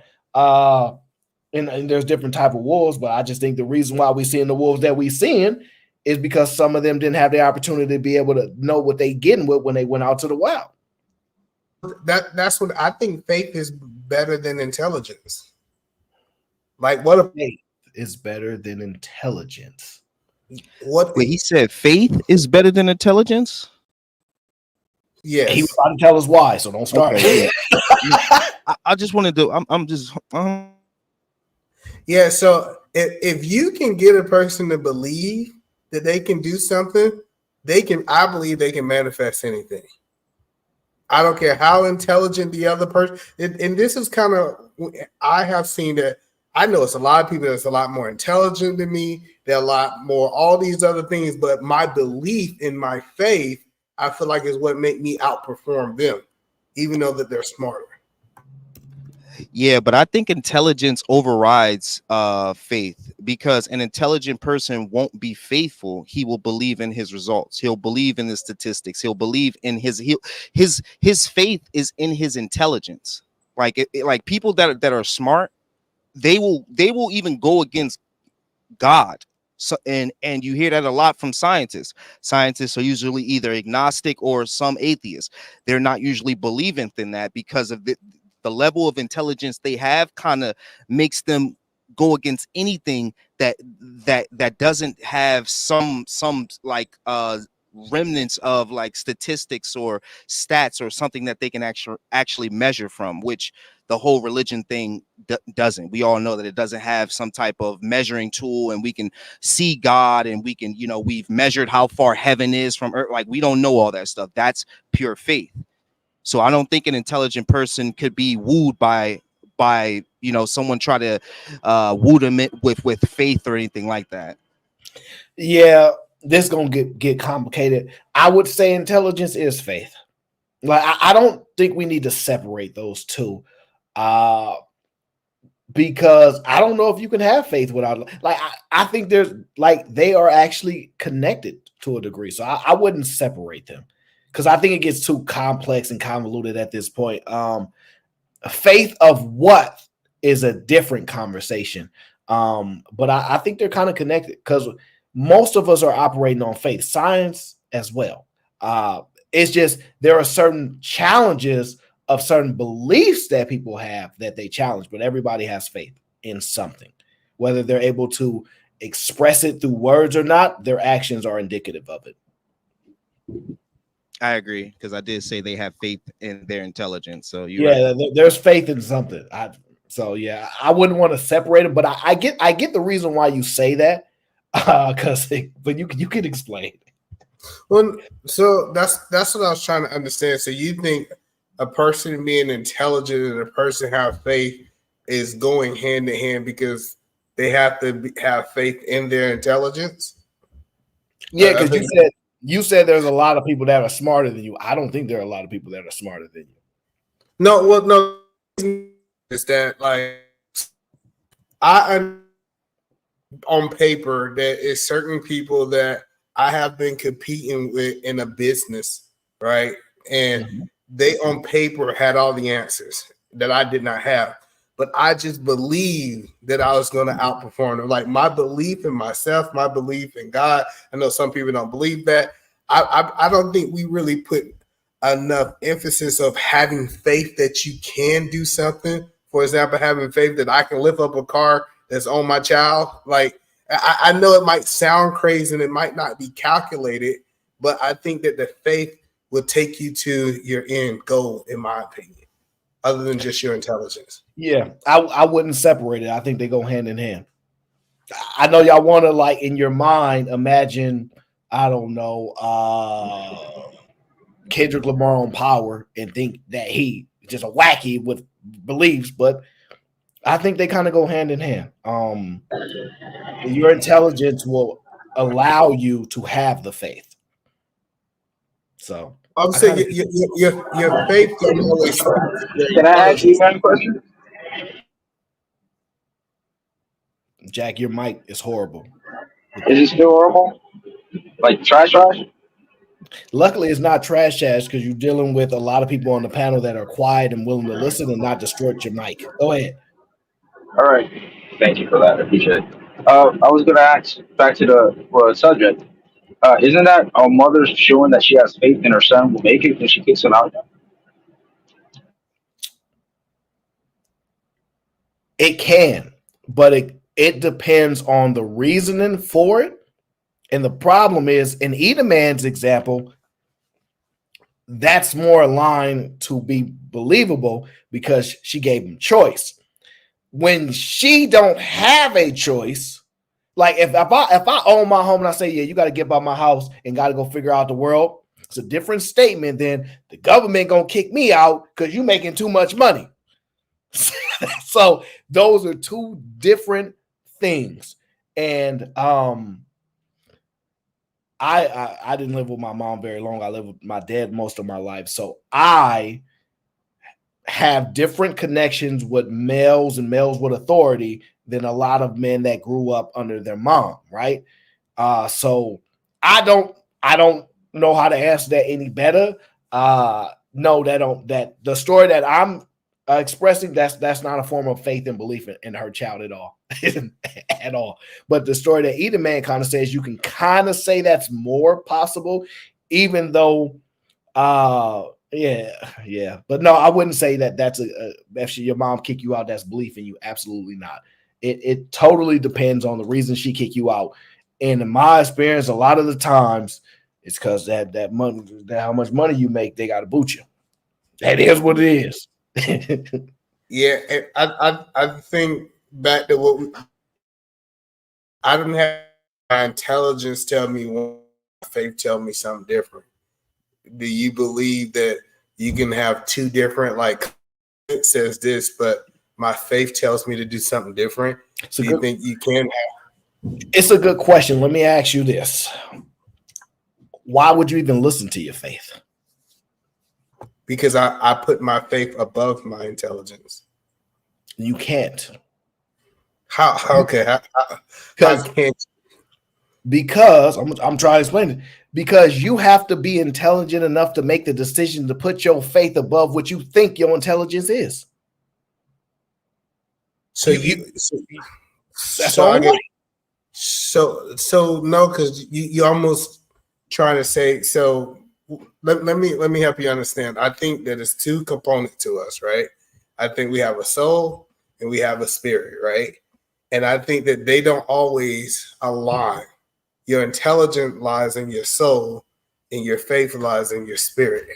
But I know some people don't agree with that, so that might need to just change the conversation. Because look, the thing is this, Eda Man, does an ant have consciousness?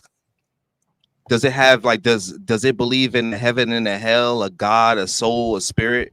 The answer is no. Just like a lot of other animals, they don't have this level of intelligence for us to have been able to fathom what you're even speaking of. So he's right. I mean, No, your intelligence allows you to even Hold on, Aaron. Better or worse? Mike, better or worse? I'm trying to figure it out on the fly. I'm trying to figure out if my mic is better or worse. Oh, okay. Oh, we thought you was playing the game. See what you was talking about. No, better. Sorry, I had to switch mics. I'm trying to do it on the fly. I was trying to figure it out, so I don't want to keep coming up with trash mics.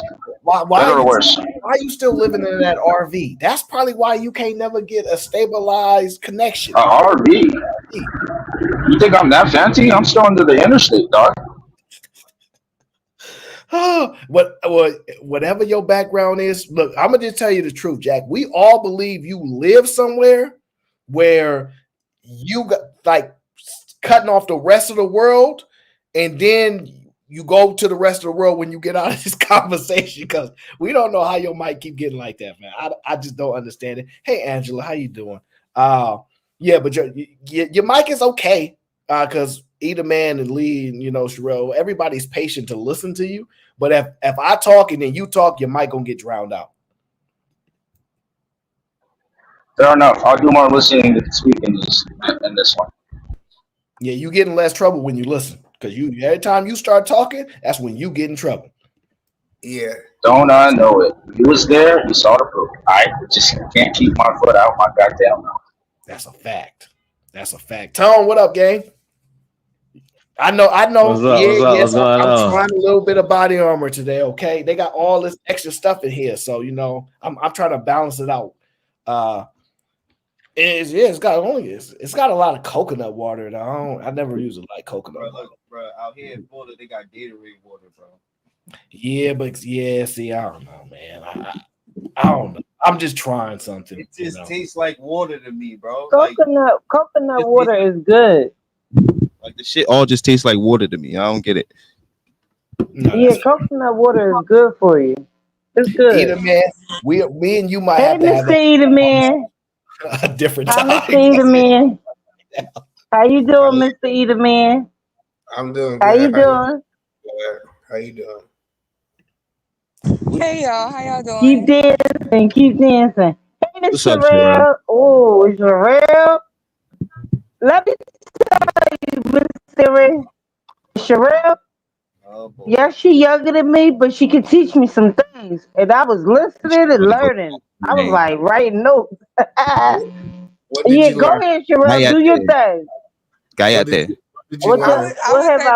No, you cállate. You cállate, cula boca. Cállate. Mami, cállate. Cállate. Por favor. Aaron, you better. Unlike Lee. I told you to delete that Sherelle, link. I was giving you Sherelle, I was giving you your accolades, right? And then this dodo, he gonna tell me to shut up in Spanish.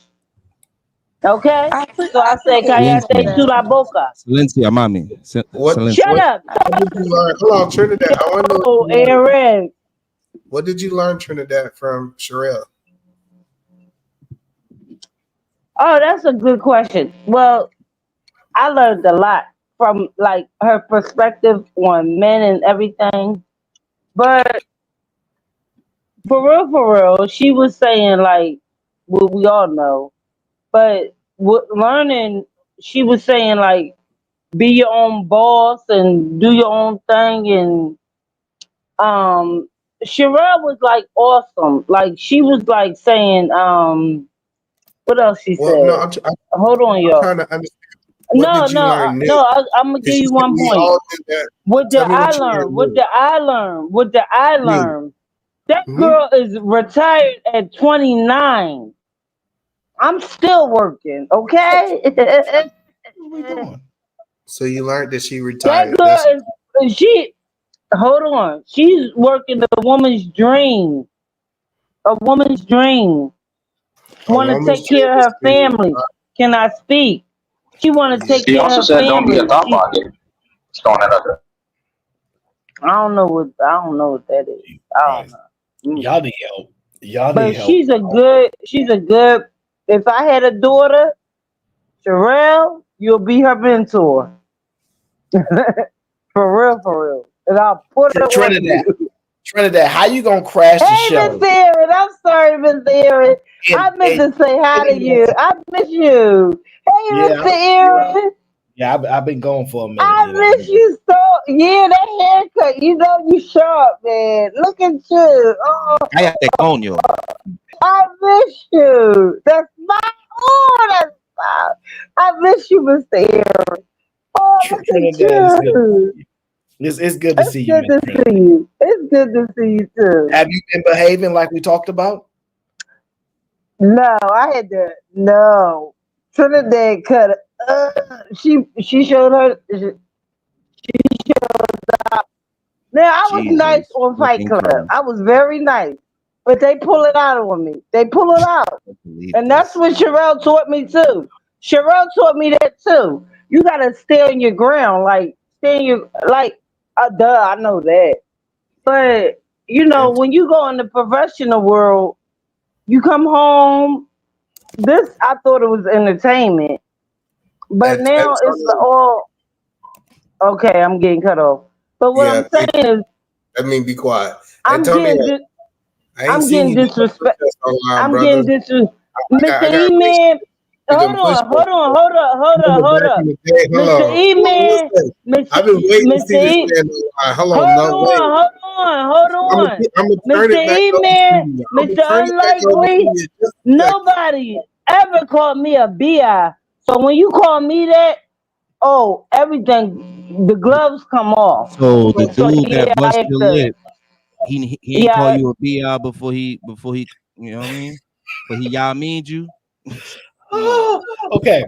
All right, calm down, everybody. Okay, no, calm. Aaron, don't smile at that because I'm now I want to fight. No, Unlikely Trinidad, for I real, was for real. Trinidad. I was actually reading what Sway produced and sent. Okay, I wanted to make sure he didn't say nothing crazy before I Sway, read you it. better Okay? leave well enough alone. We done All and right, so over. Sway says, "Can Trinidad and Jack leave the panel, lowering the quality of the show? This is very disrespectful to Aaron and his audience. Please and thank you." Okay, shout out to the very very rich Sway producer. Like I told you, them electricians making crazy What up, money Sway? out here, family. I might have to go back into, you know how I mean, might have to unionize myself, become one of these electricians. Trinidad, you gotta. Now, this is my question to you, either man. Right? Let's talk about rich people for a moment. A lot of people have trouble with rich people having too much stuff, extra houses. They only need one house. Do you think people should stop complaining about rich people having too much? Absolutely. I think it's a waste of time, and it's giving your energy to something that's not going to stop. It's all about me complaining about Aaron O having too much water. It's not going to stop him from drinking water. He's still going to get another case tomorrow. So it's really a waste of time, in my opinion. So I think what you find a way to do is to not really focus on your reality and your situation. So when I hear people do it, you just want to focus on someone else. So the reason why I asked this question, right, is because I actually saw this post, right? And I actually think it's pretty interesting, right? It says here, a wife passed over for a raise in the promotion because her husband is too rich. Woman who had her own degrees or career, whatever, but her husband was like very, very rich, right? Did very well. She didn't want to, she didn't have to work, but she chose to work because she'd been in school all of these years, and she wanted to do something, And they were like, "Oh well, maybe she don't really need a raise because her husband." Can you imagine? Can you imagine? People will count your pockets and they don't really know what else is going on in your life, what else you contributing to, what else you paying for, what other obligations you have. So granted, like he probably, I don't need her to go on and on about that. My question to you is like, because when I listen to that, I mean, they kind of right. No. You already rich. You're like, you No, don't need nothing. they wrong. Let me tell you, first of all, it ain't had nothing to do with her husband. Reed, she ain't get no raises because she ain't asked for no raise. See, people don't understand this, right? You make a certain level of money, right? And the bills are taken care of and you live in a certain lifestyle. Those people typically don't ask for a raise because they're actually sustaining their lifestyle. Typically, the people who ask for the raise is the people paycheck to paycheck and the people who need more money. So I think she just ain't asked enough. She ain't put the ultimatum to say, hey, check this out. I need a raise, so I'm gonna take my talents to South Beach like LeBron. Go ahead, Mike. No, wait, but I'm just trying to make sure. Didn't they say that she got the raise and said no to it, right, Aaron? No. They said that she was never offered the raise. And what people don't, most companies just don't offer you a raise. You got to ask for it. You got to fight for it. I don't care who your husband is.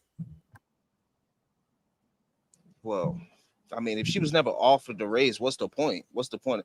So they saying that the company knew that her husband was rich and never offered her a raise because the company knew that her husband was rich. Ain't got shit to do with her.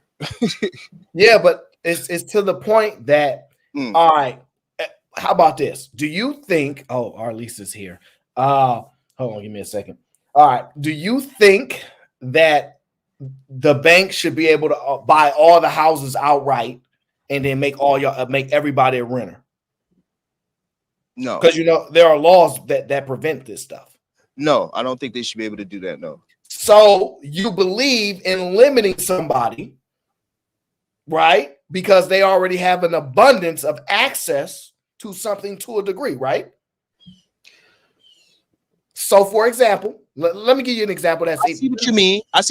Let me simplify. Go ahead. Let me simplify. Mm-hmm. Let's say you know me, you know either man. Either man getting money and I'm not. So just like real life, right? I have a family though in this scenario, right? 3 kids, you know what I mean? Because I ain't got no money, so I'm doing that other thing that people do when they broke, right? Now, either man got $100 million and I have $300,000 that I saved up after 40 years of working, right? I'm homeless right now, so I'm trying to buy this house that's for sale. Either man owns 75 houses, right? Either man goes in, oh yeah, I'm about to buy this house. I say, either man, this is the last house that's here next to my job. You don't need this house. You got 75. Either man go, sorry, I want it. I got to have it. And I say, but I'm going to be homeless if you don't let me have this house. All right. I already been living in the car with my family. Let me get this house. And you selling the house, right? And either man offer you $70 million over cost. Such an exaggeration. I know, right? The exaggeration, exactly. But it's not the point. Go ahead, so you think either man should get that house or should I get that house? Either man should get that house. Well, listen. No.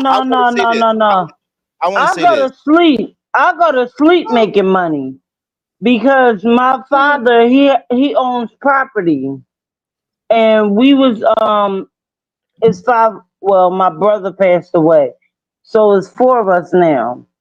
But we own property in Philly, right? They ain't good room to rent. We'll say that. So we bank. Understand, Mr. Edelman? He know. Trinidad, won't you share some of all that money you got? I didn't know you was getting it like that. Ooh, Trinidad. Ooh. I didn't know I was getting like that either till I was 18.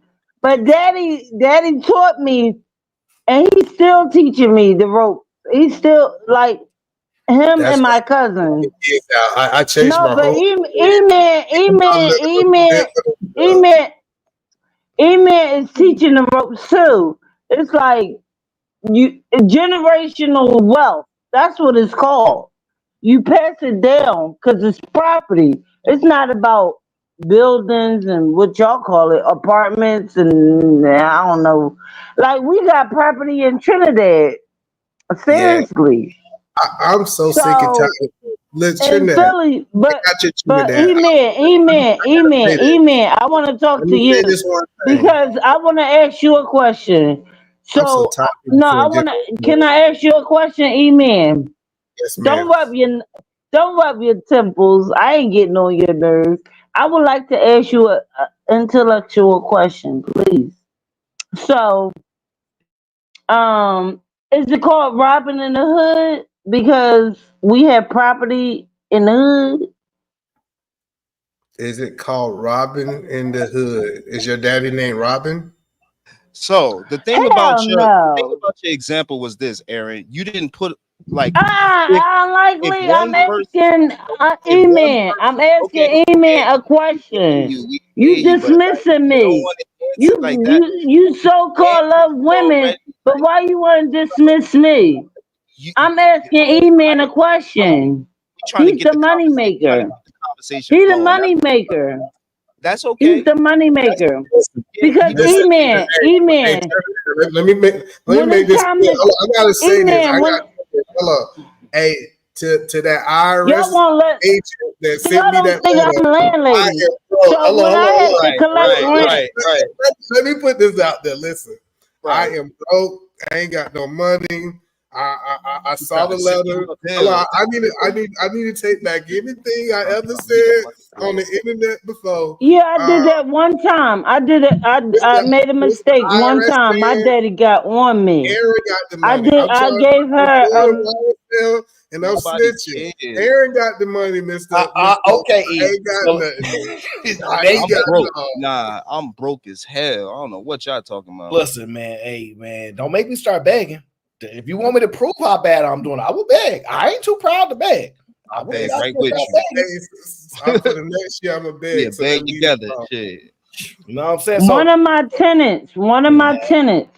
I'll go One of panhandle my right now. tenants. I gave her because she had children, so I gave her grief.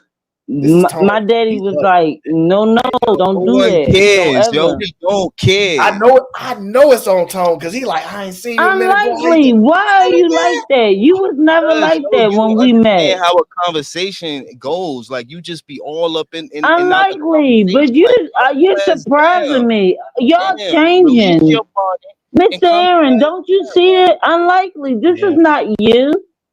you You are crazy as hell to different. misbehave. Who you think you You talking used to be nice. CBG in full effect. Tell that little nigga we just dropped the bread. The sniper you waiting outside for that air. Mike ain't see the, and I know they gon' blast. Jesus Christ. Thank you. Thank you. All right, but I do want to answer Aaron's question. I didn't go too far. Don't do Trinidad like that. She's a teacher. Nah, Now, I had something to say. Like, I know okay, that's a good. Your question is they have to offer the equivalent amount, and then how you make that decision? No. It's all about who has the better skill because we were talking about a job. That's why when you went to that example, I was like, that's not really a good example because we talking about skill. So at the end of the day, it should still be if she's the better, let's say, computer analyst than the other person. Should she still be offered that position even though her husband has a ton of money? Yes, I think she does. I don't think you should look at the husband and go, oh, they're already rich. Let's not give her the position, even though she's the better computer analysis. So let me give you some example, right? Because I'm no longer technically a hiring manager, but I have consulted recently, right? Let me tell you this. There's a difference between somebody that needs a job and someone that does not. And so in your decision making, right? My ability to be like, I don't need this job. It affords me a level of comfort, right? And to a degree, a level of respect. At the same time, it's not conducive in a lot of places for people that are running a business. The last thing we need is either man to be running the business and you to be a strong cog in the business and come in and be like, I don't need this job today. And Susie already off. Cheryl quit yesterday, and you the go-to person. I pay you the most money, and you don't want to. So there's a lot of other factors that go into promoting. And one of the things that people don't understand is that the part of the reason you give people higher positions is to basically ingratiate themselves with the business. They have a stronger tie to the business and a belief in it than somebody that just shows up for just the paycheck. However, we still want people to want and need these jobs to a degree. So it depends on a couple different factors.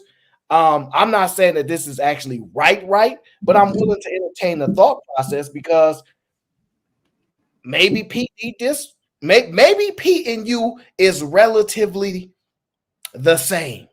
Y'all both pretty good at your job. I designed the software the way that I designed it. I just need you guys to manage the team a certain type of way. And I think Pete needs this a little bit more than you. So I might give it to Pete because y'all all family to me. Let's just say either man and Lee, like, yo, I heard you hiring. Let me get a job. Well, I heard E getting to it, and Lee might need a little bit more help. Even if E a little bit better, I'm probably going to give it to Lee. So I think there are more factors than just they give y'all on the just, oh, yeah, we hired the best candidate. That's lies. That's not always the case. You hire the best person for the fit of the business, and that's not always something easily to defend because, you know, people get sued a lot. So I think there's a lot of factors. Yeah. I agree with you. You're right. Yeah, because I think I wasn't thinking about that part. And then it's a thing right now that's happening in corporate America. You see a lot of single women elevating really quickly, and you see a lot of like married women almost getting stagnated, right?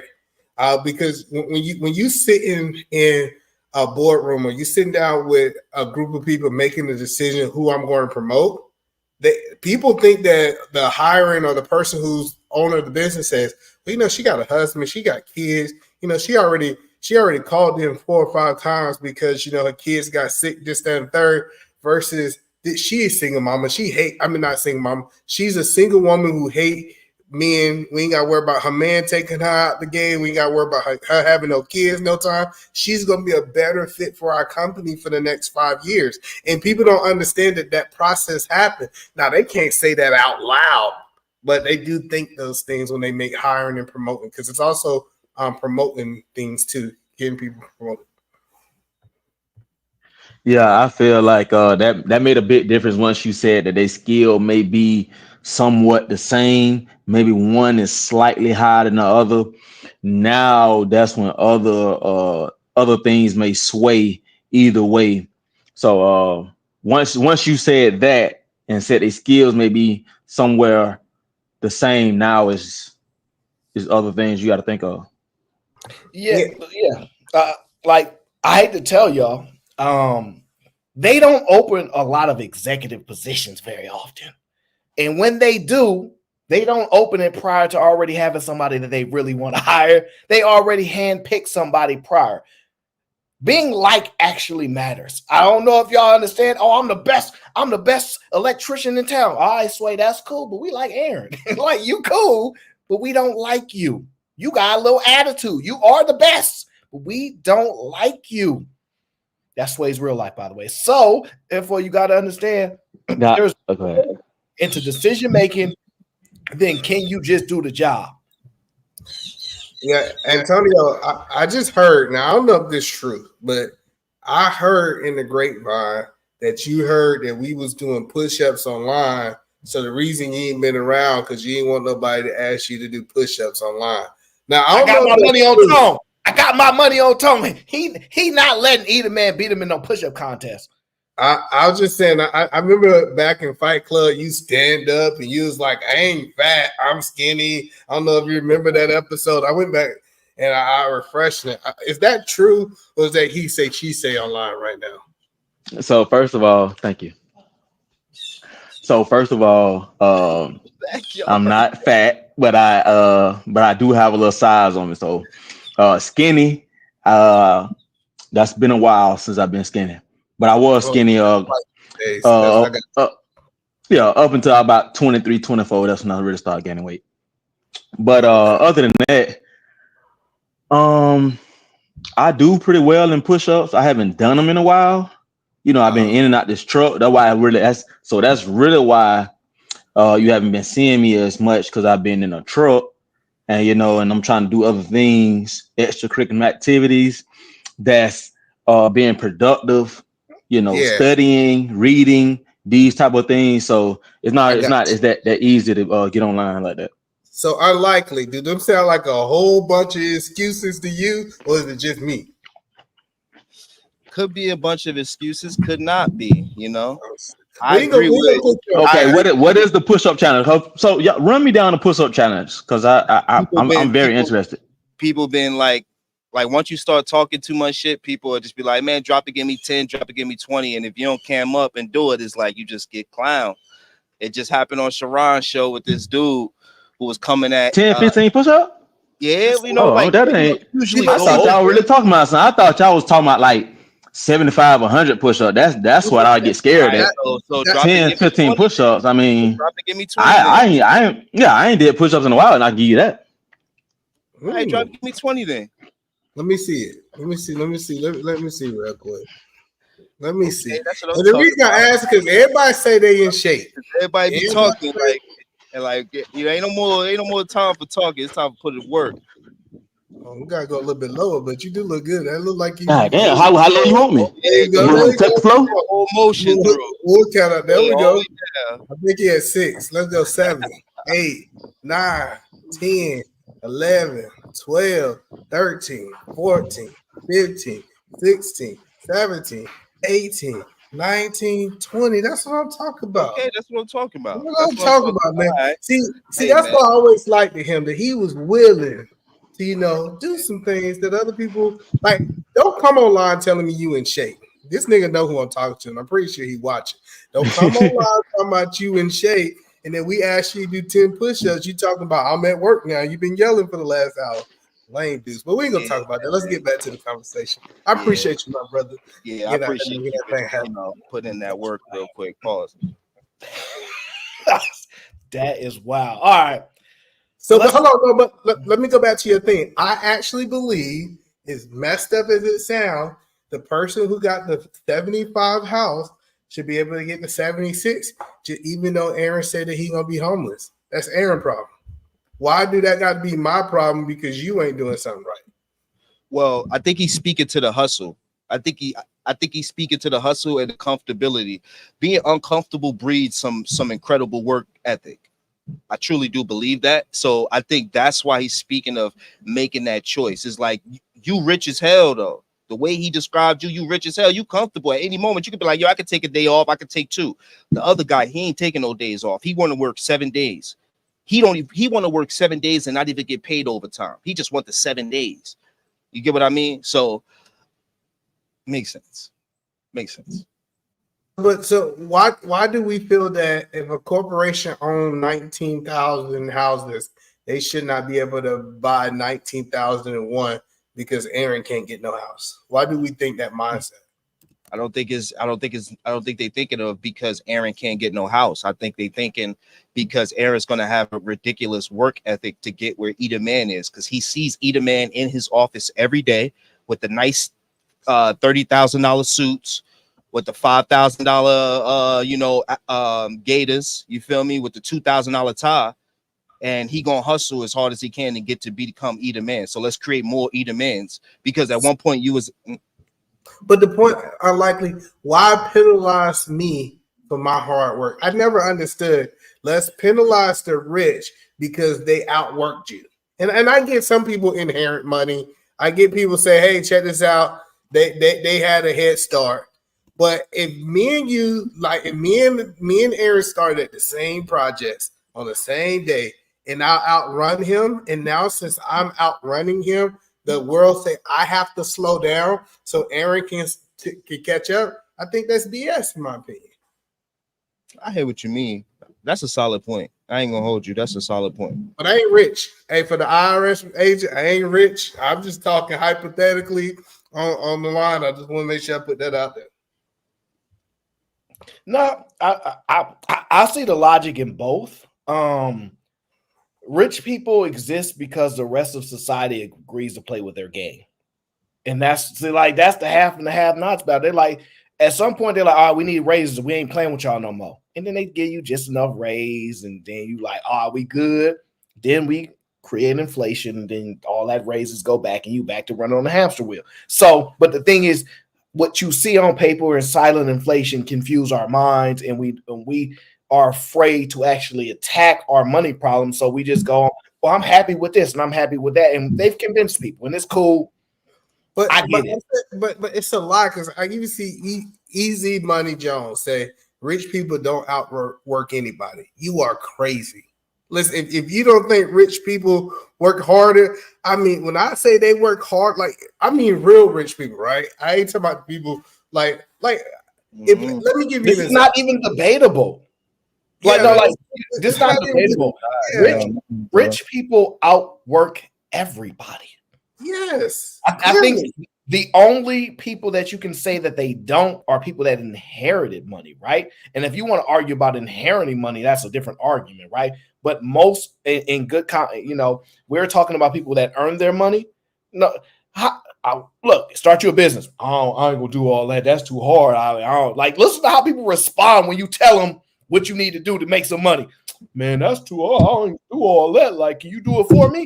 And ta-da, I'm rich now because I'm doing these things for you and I'm gonna charge you. So, like, if you really break it down, it's not even close. Rich people work harder than everybody else. Now, the confusion is what you deem hard.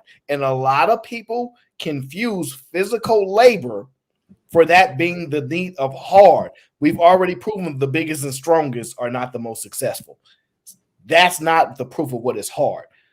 They just know where to put action to, and a lot of other people don't. So it's interesting. I'm always open to both sides, but I understand that you can be 100% lazy as a rich person. At some point, you can become lazy to a degree, but I don't even think it's close. That people out there mind if they think they're willing to do what rich people are willing to do to get money, they're not. So I don't even think that that's the characteristic of rich people are lazy. Not inherent. Now I get it. If we talking about your daddy went and worked all hard and your daddy gave you a whole bunch of money, I'm cool with that. But most rich people are not lazy. Like it's like it's almost like, let me just sophisticated jerk. He rich. He'll tell us how he lazy and rich. Go ahead. I'm sorry. Wait. Before that's a negative. Before Jerk even come up here and say anything, Eden man, have you contributed to my Rolex fund? I got Jerk to do it. I know you gonna contribute to my Rolex fund. I do. I contribute every month. Off that money, E. Hello, let me see. Hello, let me see on the first. Yeah, they charge my. I gotta get this Rolex. I know you want to see me shine. Listen, Come on, maybe it's me. Listen. Hey, the IRS agent who sent me a letter. Hey, don't listen to him. I don't contribute to Rolex funds. I do nothing but pay my employees. I want to make that clear.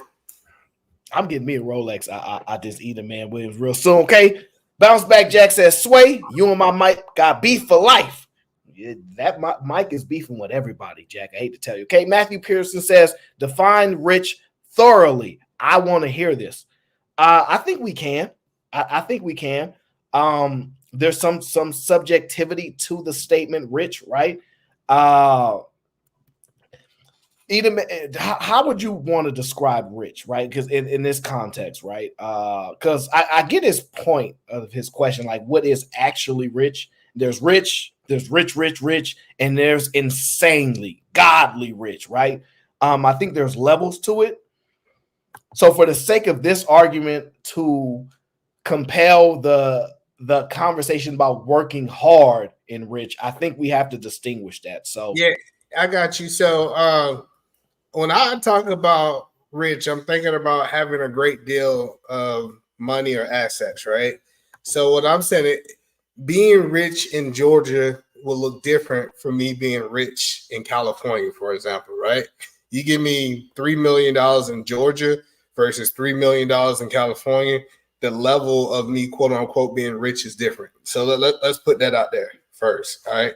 But I would say usually when I say you're rich, typically is when you can live off your assets and it's not requiring you to work. That's my level of what I call rich. I'm good with that. Like I don't think there's much to constitute. I don't have much pushback against that. Speaking to it, the required to work is where it gets complex, right? Because I think it's a mentality. Because I use the Warren Buffett approach. Like he's so rich and he show up to work every day, like 7 days a week. Like it's not even arguable. But we all will agree that he's required to work. 100%. Yeah, that's what changed my mind about retirement. So I get you. That's why I say that I ain't getting no pushback. I'm trying to think for Matthew Pearson because he's in there talking about SoFi again. You know what, Matthew? So far, I just fell under $7 again. I don't know. I might have to see what you're talking about. I don't like owning those financial institutions very much, but especially not right now. But I might look into it, Matthew. So you can stop saying that. Okay, 20,000 shares. All right, now. Jerk, what's your idea on rich? Right? What's your idea on a rich person? Like, how would you define like, oh, he rich? Pretty much the same way E the man was saying it. Somebody that has abundance of, like I said, assets and money. Like you could typically live off that. But one question I did want to ask you guys: what dollar amount would you say somebody would be rich if you had to put a dollar amount to it? That's easy. Depends on where you live logistically, right? So, like, let's look at where people live. I had a conversation with a guy who's a whole lot richer than me. And he said in California it's 5 million, right? I kind of agree to that. Because I know some people with like 1,100,000, you know what I mean? It's like so I can make some comparisons and stuff like that. But either man's just general statement is what we all kind of lean towards. But if you want to be rich and black, we got to say 10. No, I'm kidding. But realistically, I would say this: if you can control your time 100%, and because I really think time control is like the greatest level of being rich. But then you'd argue homeless people, because I do get jealous of homeless people, by the way. No, I think I would just default to what either man said. But if I put a number on it, I put 5 million in California. Just to say you rich, not rich, because that's different number. But in a general sense, if we took all of America, put it all together, I would say, and an age matters too. Age matters too, right? So we're gonna put that factor in there. So let's go by 55, right? Let's use the age. Let's say you're a 55-year-old individual. If I was to consider you rich, $2.5 to $3 million is where I would put that. 3 million. That's all I say about 3 million. Okay. But it's so hard because the reason that's so hard to quantify, because if I had an option to have 3 million in the bank or have a property that was worth 3 million that spends off 40,000, 50,000 a month in passive income, which one is truly rich? You got get what I'm saying? Do we calculate the ungain? What was it called? There's no such thing as passive income outside of owning paper assets. Everything else, if it's not paper assets, it's not. Also, so okay. Let's play this out. All right. So what's your definition of passive income? Okay. One action, and then you receive monies in the future without a secondary action. So if I sell a product one time and I continue to get paid over and over with, is that passive income? Yeah. Okay, so do you believe that Netflix have a passive income with their membership base or no? Yes, it's subscription based, right? So, but the problem is there's some conflict there, right? It's not the same as paper assets. That's why I said there's nuance there, is because they have retention rates, right? They have to retain those clients. In order to retain those clients, right, what must they do? No, you don't think they have to do anything to retain clients? I used to believe that, and I know a company who went. No, because I get the overall point. Agree. Listen, I get the overall point that you're trying to make, right? I get that, right? You want to either grow your membership or retain your membership, right? And I've seen this company literally go out of business. Like the company don't exist, and they're still taking memberships. I don't know how it happens. I don't know. Like, you don't understand how some people are so messed up that they don't even know that they got certain billing coming out of their paycheck. I'm literally telling you, like, you can literally do nothing. And if you have a larger membership base, people will continue paying it even if you don't provide a service anymore. Yeah, so that is true. There's some truth to that, right? but there's Some still shows. there's no because there's still access because Netflix wasn't always number one, right? So there's like they kind of created a new industry with it to a degree. So it's not we don't have enough data to properly assess them, right? Realistically, right? We'd have to use different industries, but the problem is they actually do have retention. They actually do lose. They actually do gain. But in a general sense, subscription-based revenue is the most desirable revenue out there, right? So that's why I'm in agreement with you. I just know that there's retention rates. There's people hired to retain these people, and there's more actions after the initial action, right? And that's why paper assets is the only true one, because it's like once you buy something, they're going to automatically send this money to you, whether you like it or not. Automatically. If I buy, I don't even want to say this stock because I ain't getting in trouble for nobody. If I buy any company that pays me out a dividend, I do absolutely nothing. I have to do no future actions in order for me to get paid. That's the only truest form of it. Like in the sense of now, if you talk royalties, right? I'm in agreement. I write a book, right? Now, if you run out of books, you're in trouble. But if you put it in the audio sense, right, then you can keep selling. It's like so. There's levels to it, but I don't think anyone can defeat. So do you retract your first statement that says that paper assets is the only way to create residual income? Or no, it's not the only way. It's the only truest form of passive income. That's what I said. Those are my words. Truest. They are true. that's exactly what I said. You're implying that subjectivity in there.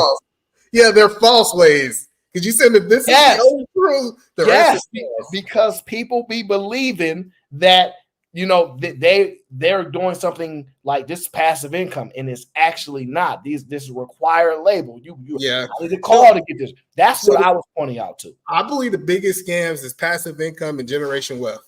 Yes. If somebody say those two words in the same sentence, they usually about to try to get you some kind of way to spend some money. That's the truth. But I'm in agreement. Yeah. So, but I can see that because if this myth that we believe that real estate is passive income, right? I don't feel like you have to actively work for it, but it's not passive because the moment they don't live in that apartment anymore, you no longer get that. So you have to provide a service, and if you stop providing that service, you no longer receive it, and that's not the definition of passive income. I mean, you did the work one time and didn't have to do it again.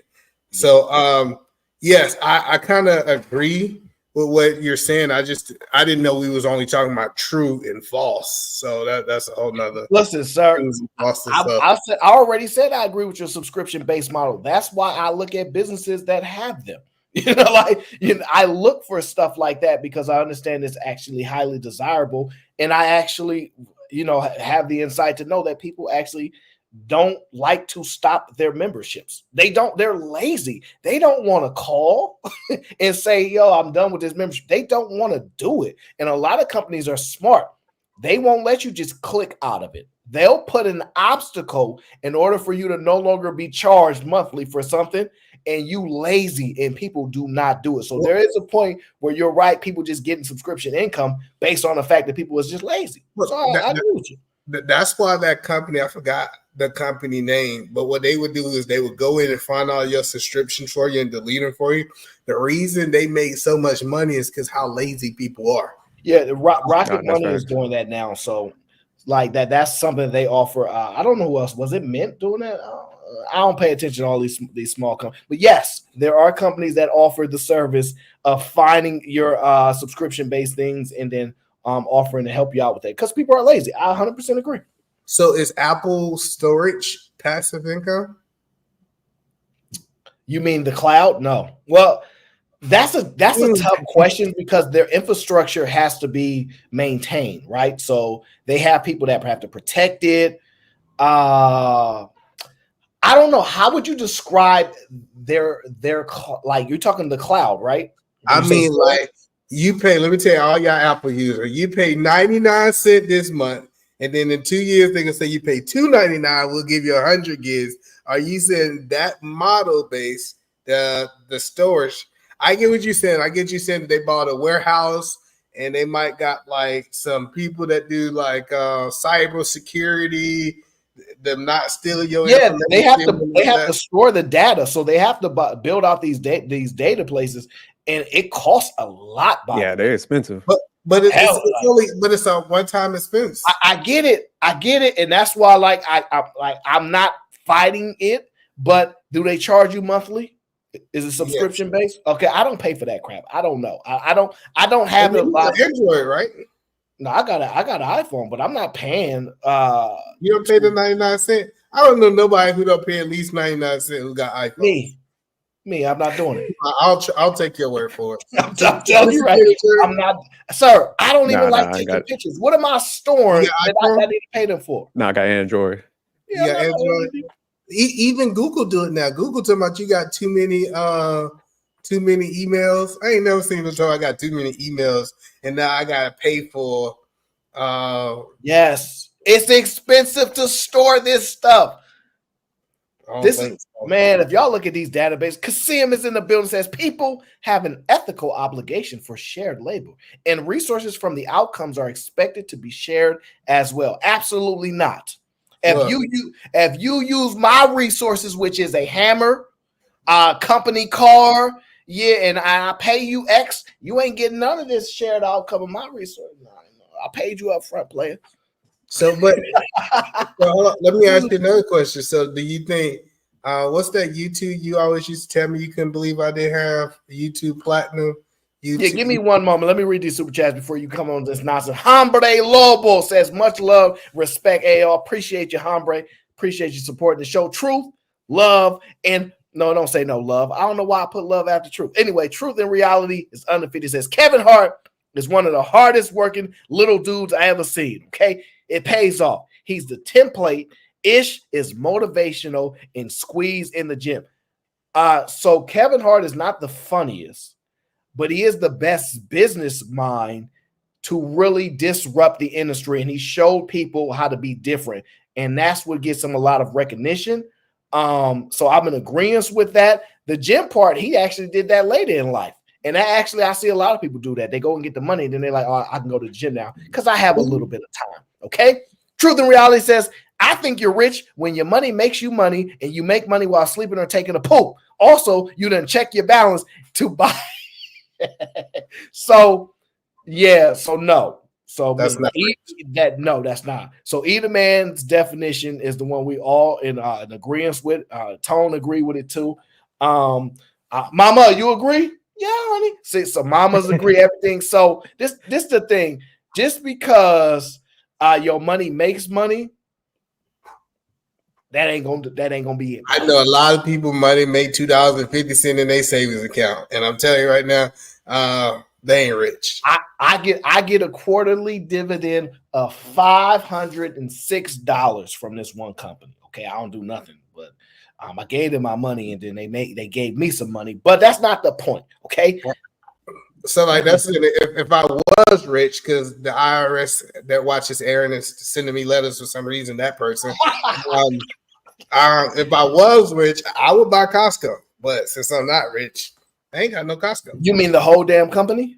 The whole company. If I was rich, why not? I might as well go ahead and buy. I was talking about the stock, but why not? If I was rich, that family ain't selling Costco. Even I'm writing this down, E. First of all, Costco. I'm getting a lesson up here today. Sir. You don't have to negotiate with them for nothing. I don't know. Just take somebody's company. Yeah, you can. It's called hostile takeovers. Yeah, it's called hostile takeovers. So unless you do something in which a lot of companies do, where they create voting shares and they segregate like a certain level of power. Zuckerberg has it with Meta, right? I'm using him in particular because he's the biggest name. You can't take his company, but there are a lot of other companies. Because Costco, if you understand how that is each family member have a certain amount of shares, and they are the people who you can't. What you gonna kill one of the family? That's why I said I don't know their layout structure of how they're publicly traded. I don't know how their voting shares are distributed, but it just depends. And if we look into it and go, Well, if Warren Buffett wants to spend some of this $400 billion in cash that he has, which exceeds the market capitalization of Costco, he might could find a way to get it done. I'm just saying. So we don't know. So it depends on the corporate structure of the company. But in a general sense, I would agree with you. I think the Ford company is similar with their structure where they don't allow it, and a lot of other companies as well. Shout out to Really says Reginald Lewis was a master of acquisitions. Yes, he was. Yes, he was very, very successful man.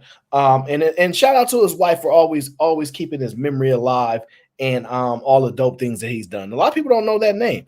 But stop trying to throw us off. Really, this ain't Sunday. This Saturday. Okay, we stop trying to throw us off. Okay.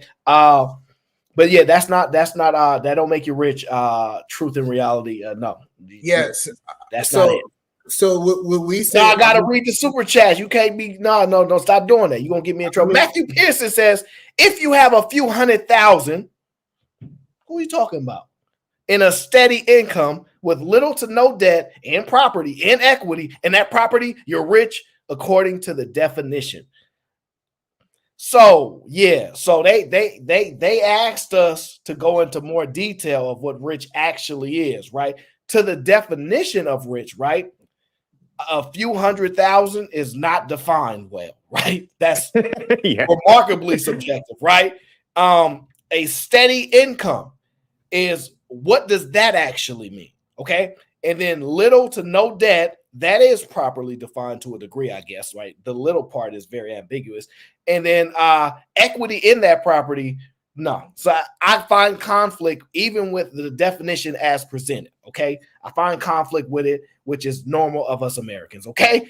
Easy Money says rich is flying private, wealthy is owning the planes. No. Easy Money, that is wrong according to either man. Williams, you may respond to this. Real says, my bad. Normalize these conversations. That's a fact. Go ahead, either man. Tell him why you flying on a plane. You flying on my plane. Yeah. Tell me how you better than it's mine.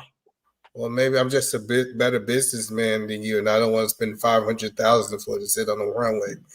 So I decided to rent instead of because you ain't got it. Matter of fact, this ain't even arguable no more. You know what? Easy Money, I got you. Hold on, sit back, watch a magician at work. Yep, I ain't got it. No. You sit back and listen. I ain't got it. So let them know I ain't got it. You sit back and listen. Let me ask you something. You familiar with a company named TMZ? Mm-hmm. You ever seen them run up on a billionaire and get a conversation? Nope. No. So this is an example I use for people that don't understand the difference between billionaires and the rest of us losers. Okay, billionaires get to live in the greatest country, America, and do whatever they want while operating in this country without us existing, and we have to exist around them. See, that's a unique experience that only they get. So they all have the planes. See, they have planes. All of them have planes. As a matter of fact, $100 million we got to spend for Zuckerberg to go around this country in that private plane. If you ain't owning a private plane, you ain't wealthy. Like Easy Money said, you ain't gonna do my guy Easy Money like that. Talking about I'm a shrewd businessman. I just know I'm a fly back in the economy so I can save a few bucks so I can invest that later down the line. You just ain't got it. You ain't got to be ashamed to say you ain't got it. I got it. I ain't got it. You're right. No, so, that's what I'm saying. Hold on. But I want to cover something before I forget, right? Because I disagree with this, but I might be wrong. I believe unrealistic gains does not prove that you're rich. Unrealized gains. Unrealized gains. I'm sorry. Does not prove that you're rich? What do you mean by that? So if I have unrealized, I like saying unrealized, but you don't like me saying unrealized. So I'm gonna say you didn't say the right word. Unrealized gains. Say if I got 3 million in unrealized gain, that does not prove that I'm rich. That's a good question. Whoo, dang. That's such a limited, because okay, do you know somebody like that has like a job at McDonald's? They got 3 million unrealized, or you just using a specific example to fit your narrative at this moment? Because I mean, No, I'll be I honest. know. Like the reason I say it is because we saw it with GameStop. We saw it with crypto. Like we just seen people have this amount of money that is not real. Okay, so that's all I want to hear from you. All right, restricted from the waking. You wrong. So the thing about it is access, right? What separate is the access to these things. So even somebody with unrealized gains of $3 million, they have access, and the access is liquid and almost immediate, right? So if I'm sitting on 3 million of unrealized gains, I am actually in that moment rich because I have access to that $3 million. Even if your argument is you still got to pay taxes on it, you don't have to immediately pay taxes on it. That's one argument. And there's a lot of other factors you can do in order to minimize that damage later down the line. So I would argue with you that you having $3 million unrealized, you are in effect rich. However, you are not rich as somebody who has 400,000 unrealized I agree gains. with E on this. No, well, you ain't gonna let me finish it. You the only person that's gonna be. Somebody got to fight in here to have. Like we can't just agree to everything. Somebody got to fight the point. I'm just saying, like I know people who said, "Man, you know, I'm selling this property. I got $1 million property, right? And they owe 700,000, 600,000. They're like, ooh, I got it because I got 400,000. And if you ever sold a property, you ain't got 400,000. Like after all the fees, and I get this is a little different, but I'm just saying I just don't see it. You don't have it until you sell it. It's not really I don't know, man. Like you try to stop somebody from getting in office with your diatribe. So what I'm saying is I can accept the argument. A jerk showed me an account right now. He showed me this last week, dog. So this ain't nothing new. He showed me the 3 million last week. So I'm just using that as an example, right? And he like, yeah, you know, I got 3 M's, but I'm thinking about letting it grow a little bit more. So I'm like, you know what? You still rich, you him, but you not rich because you know it ain't black people liquid. So I can understand why either man is upset because he fighting for the blacks. So no, the thing is, most people want to be illiquid anyway. We want our money to be hidden because the access, right? Because what can you do with that $3 million of unrealized gains? You have access to liquidize it. And so that's why I'm saying, like, I don't know, I kind of disagree. I don't know. But finally to your statement, because it's not passive money and I get that point, but I could accept an argument that somebody that have unrealized gains of 3 million is rich. The problem is the next day they could be broke, and I accept that statement as well. Okay, so there you go. I accept both. I accept both answers. If you now, this is why I said it gets a little more. If you say who's more rich or who would you rather be, those are different statements. But I don't think you can be rich for a day. I think being you can. No, listen, let me finish. You said let you finish, so let me finish. I believe when we start measuring wealth, it has to be over a period of time. You said you smarter than everybody but me. We was not talking about wealth, you jerk. Wealth is defined as rich. Wealth is defined. You saw what he just did. He tried to switch our conversation from rich to wealth. We is not in the South, sir. We in the North. Yeah, we've been talking about rich the whole time. Hold on. To be fair, if you pull up the definition of rich, wealth is in the definition. No. Hold on. I'm gonna share my screen. Hold on. Look, I know I ain't tripping. No, it is in the definition, though. You are tripping. Hold on. No, I'm not gonna let him abuse me. You just try to make an argument between a rich person on the plane and a wealthy person on the plane. Nowhere did you say they the same thing, sir. This is ridiculous. Hold on. I don't know if you can see it. Can you see that? It says. Show us your tech skills and make that screen bigger. You want to see bigger? Oh, hold on. I got to exit. I had it on that's a pause moment right there. Absolutely not, sir. Absolutely not. Hold on. Let me see. Let me see if I can do this. Can y'all see it bigger now? Nope. Is it bigger? Just give it time. Let it grow. All right, did it grow? Yeah, you're good right there. All right, cool. So it's literally in the definition. So that means since it is in the definition, I can interchange the two. Is But that right or is that real wrong? quick, look up the definition of wealthy. Put it by, if you could do it side by side, or If I could do it side by side, He ain't right? if not, it don't matter. Don't do Just that. look up the definition of wealthy. Make sure you put your pop-up blockers on, because I know how you be getting on this internet. It's literally the same definition. Which in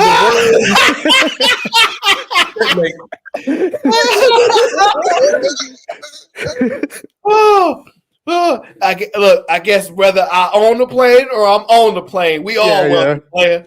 Listen, but that's what people don't understand. That I know we try to make the difference between the two, but they're synonyms and they really mean the same thing. Yeah, they really do. I promise you, if you look at a definition, they mean this. Go ahead. Sway producing, is that you, young man? No. No. Is this the guy that got handed to him on the internet by the Godfather? What? Yeah, well, that's the answer. That all we needed. Yep, that's him. Imagine. You come up here to talk about wealth and money. What you up here for? Nah, he the man. He bullshitting. That's all. But not just listening.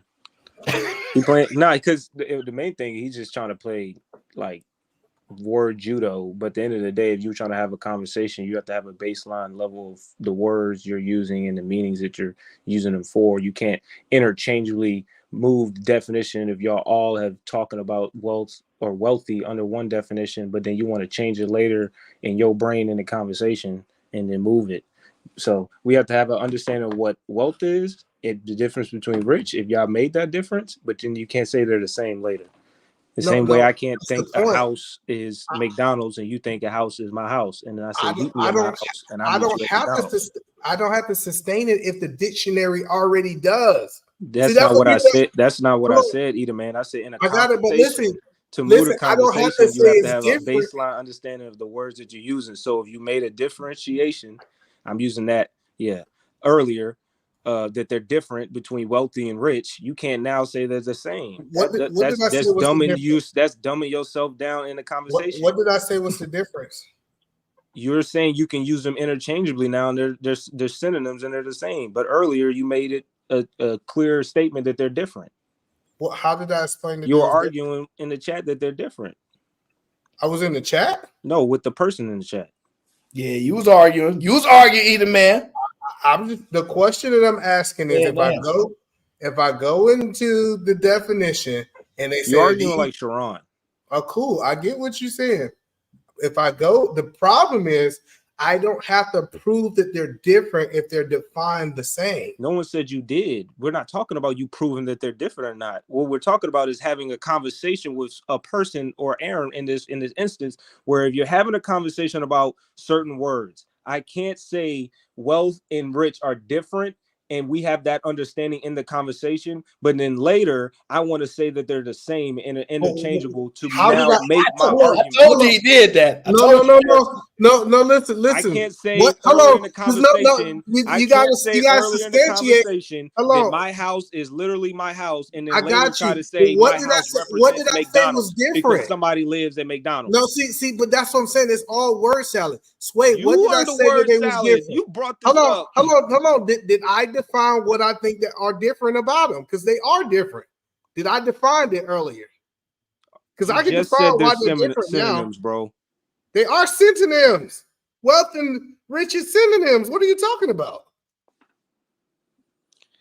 You brought it up. You said this is how many times you moved the goalpost. You brought up the definition. You said wealth is. You said rich is in wealth definition. And you said wealth is in rich definition, and then you said that they're synonyms. But this whole time you've been arguing that they're different, and then You've been How trying to did I argue that substantiate they the was different? difference between See, financial statuses in life, between if you own the plane or if you just fly that's private. this is That why people like just I be don't talking. understand I just how want I'm I as a just want 25-year-old I just is want you able to to understand and comprehend tell what me is what did going I say on in was the different about conversation, them? but then I see a grown-ass man with What did kids I and a say that wife was different? can't You have see a how he good just faith talking just argument. to talk? He can't just Hey, have a wait, let me ask conversation. you a He's just in question. the need to be What did I right. say was different about them, Sway? That's sad, man. It's very Just disappointing. you know the problem with what Sway is saying? He said for the last hour we've been arguing the difference between wealth and riches, and we haven't. We haven't been doing that. We literally just been talking about rich. First of And all, I I didn't just say the last hour y'all been how arguing long? between wealth and rich. How long you want to do? 30 minutes, 45 minutes? He's literally making it up as he goes, saying that wasn't even a context of what we was talking about. We was not comparing the two. So he's just talking at this point. He's making it up as he goes, saying that I've been talking about this and that's not what it is. We was talking about rich, and then I used the word wealth because based on the definition in the dictionary, those two things are synonyms. And now he's trying to argue with the definition. I think you're projecting when you're talking about Well, now I'm windmilling projecting. and word salad That's and what I'm just saying. moving In the this space, goalpost and not we being got able to comprehend the a conversation. lot of Don't filler project words. your mentality on me, sir. I know you've been hanging around I Sharon get and them it. The women's a whole lot, point that I'm but saying don't is project it's that a lot of bullshit word on me. salad. We And what ain't we do dumbed is down over here, sir. we have these Hey, Aaron, filler words. I'm gonna let you rock it out, but just All right, thank understand, you. not everybody's a The dummy. whole point But is that I understand, man. He just what did I arguing to say argue. then? He in his What did I say? See, that's the whole point is people, sophisticated jerk could come up here and they say, oh, you've been arguing for the last hour that wealth and rich is different. Play the tape back. We haven't even been talking about comparing the two. He just talking. And then people in the chat is just like, let me agree with him because it sounds like he know what the hell he's talking about. And then he'll start using trigger words like, or you're triggered, or you filibustering. We use all these words that don't really mean what we're actually saying. But it is crazy to me that I can literally pull up a dictionary and show the words have the same definition, and people argue that they're different. They're different because we want them to be different. You know the difference between wealth and rich? I'll tell y'all the difference. They're spelled different. That's the difference. Y'all want to talk? Yeah, so they are different. You spell wealthy one way and rich another way. That's crazy to me. Let's get back to the conversation though, because we was having a good conversation. That's what came up with. So you think you beat Sway in that back and forth? That's no, what I you just think. think he just overtalked me. It wasn't me against him. He came up to tell me that I said that wealth and riches was right. Aaron lied and said that I said it. And I asked Aaron where. He said, I told you. He said it with the chat. See, Aaron's slick because Aaron actually told the truth, but it sounded like a lie how he put it into the conversation. So I lied by telling the truth. Let me tell you what Aaron said.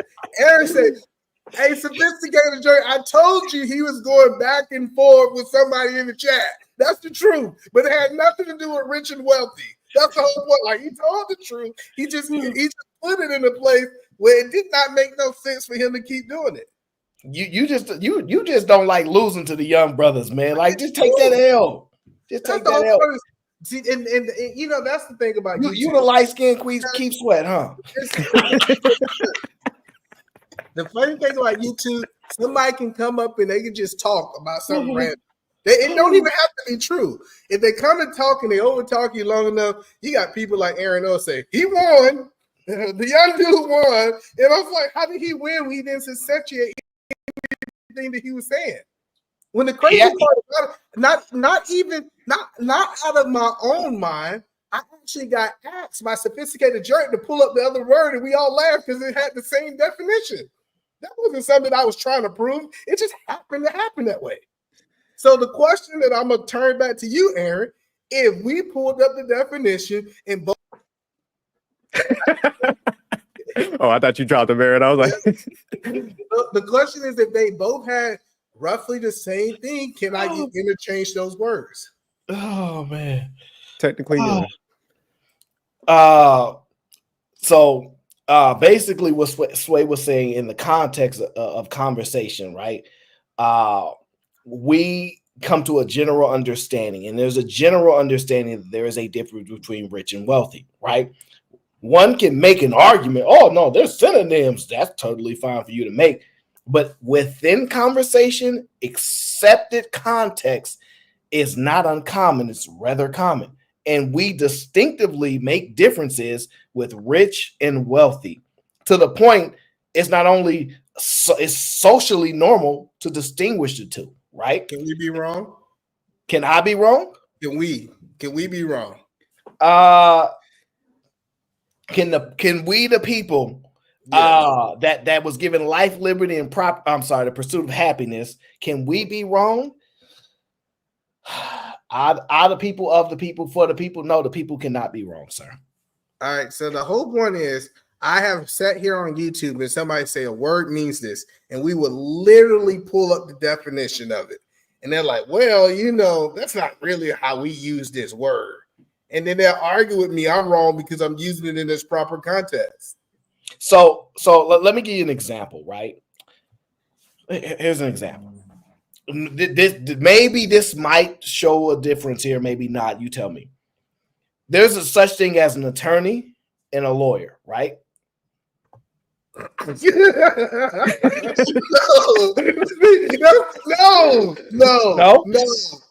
There's no such thing as an attorney, and there's no such thing as a lawyer. So you telling me attorney's not a lawyer? Are you saying they're interchangeable? Let me look it up. I'm gonna look it up because I know I didn't call for an attorney and they sent me a lawyer, and I asked for a lawyer, they gave me an attorney. So let me see if they just screwed me over. Hold on, let me see. This where you get to learn, young buck. This why you get to know why I'm me and why you. This why you get to learn right. This why they come see me so I can teach you. So you go ahead and look it up. So that way I can kind of help guide you to why the young light-skinned guy was giving you the work. Thank you, sir. Hold on. Let me pull up 2 tabs in case you want to see it. Hold on, let me see.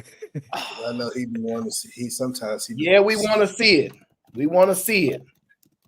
So it says attorney, the definition of attorney, lawyer. Let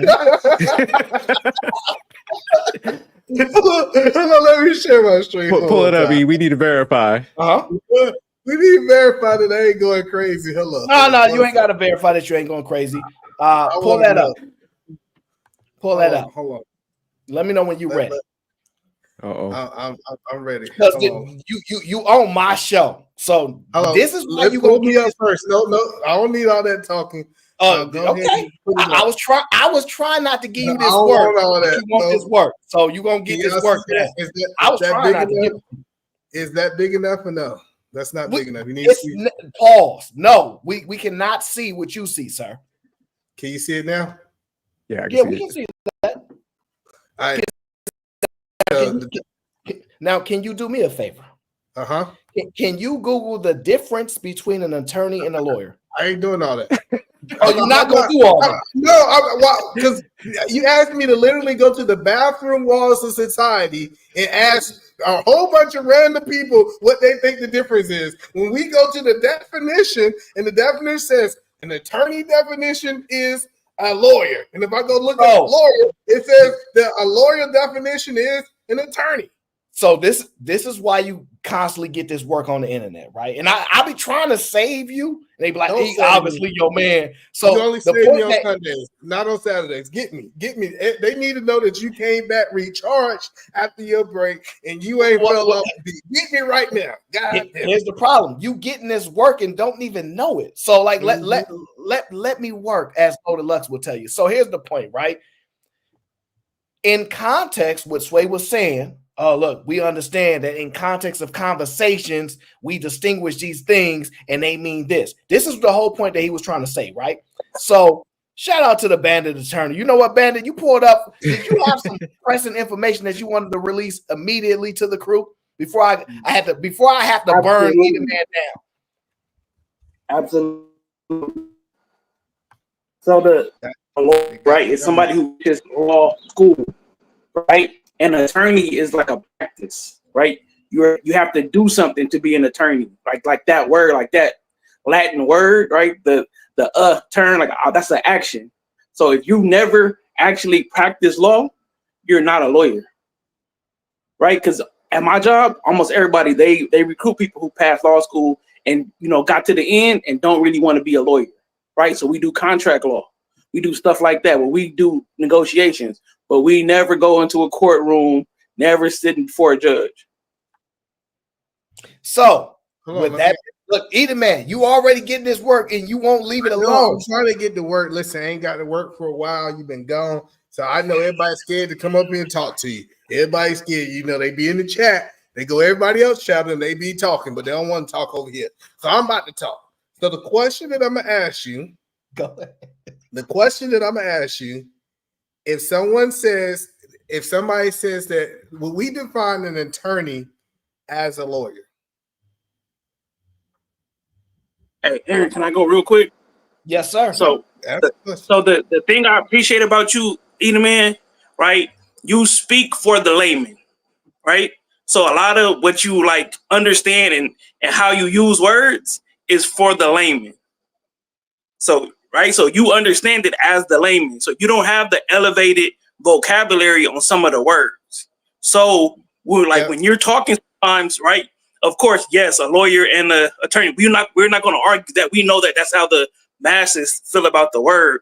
But in reality, there's a difference, right? If you sit up at law school and you find out your teacher never practiced law, you look at them differently. Okay, all right. I get that in y'all community, you know, y'all judges who's more of a lawyer than the other. I got it. No, now, hold on. No, not just this community, sir. Let me finish. Go ahead, man. Go ahead. Look. No, hold on. I got a question. Listen, I got a real question. I got the bandit lawyer here. Ask your question. I'll be right I'm about back. to ask the bandit question this.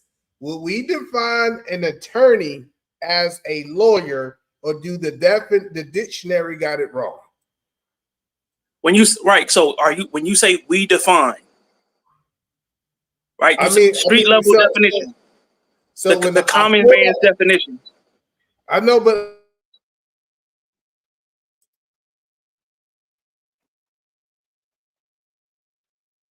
he froze or unfroze. He froze, I think. Y'all can't hear me. Yeah, we can hear you now. All right. You back?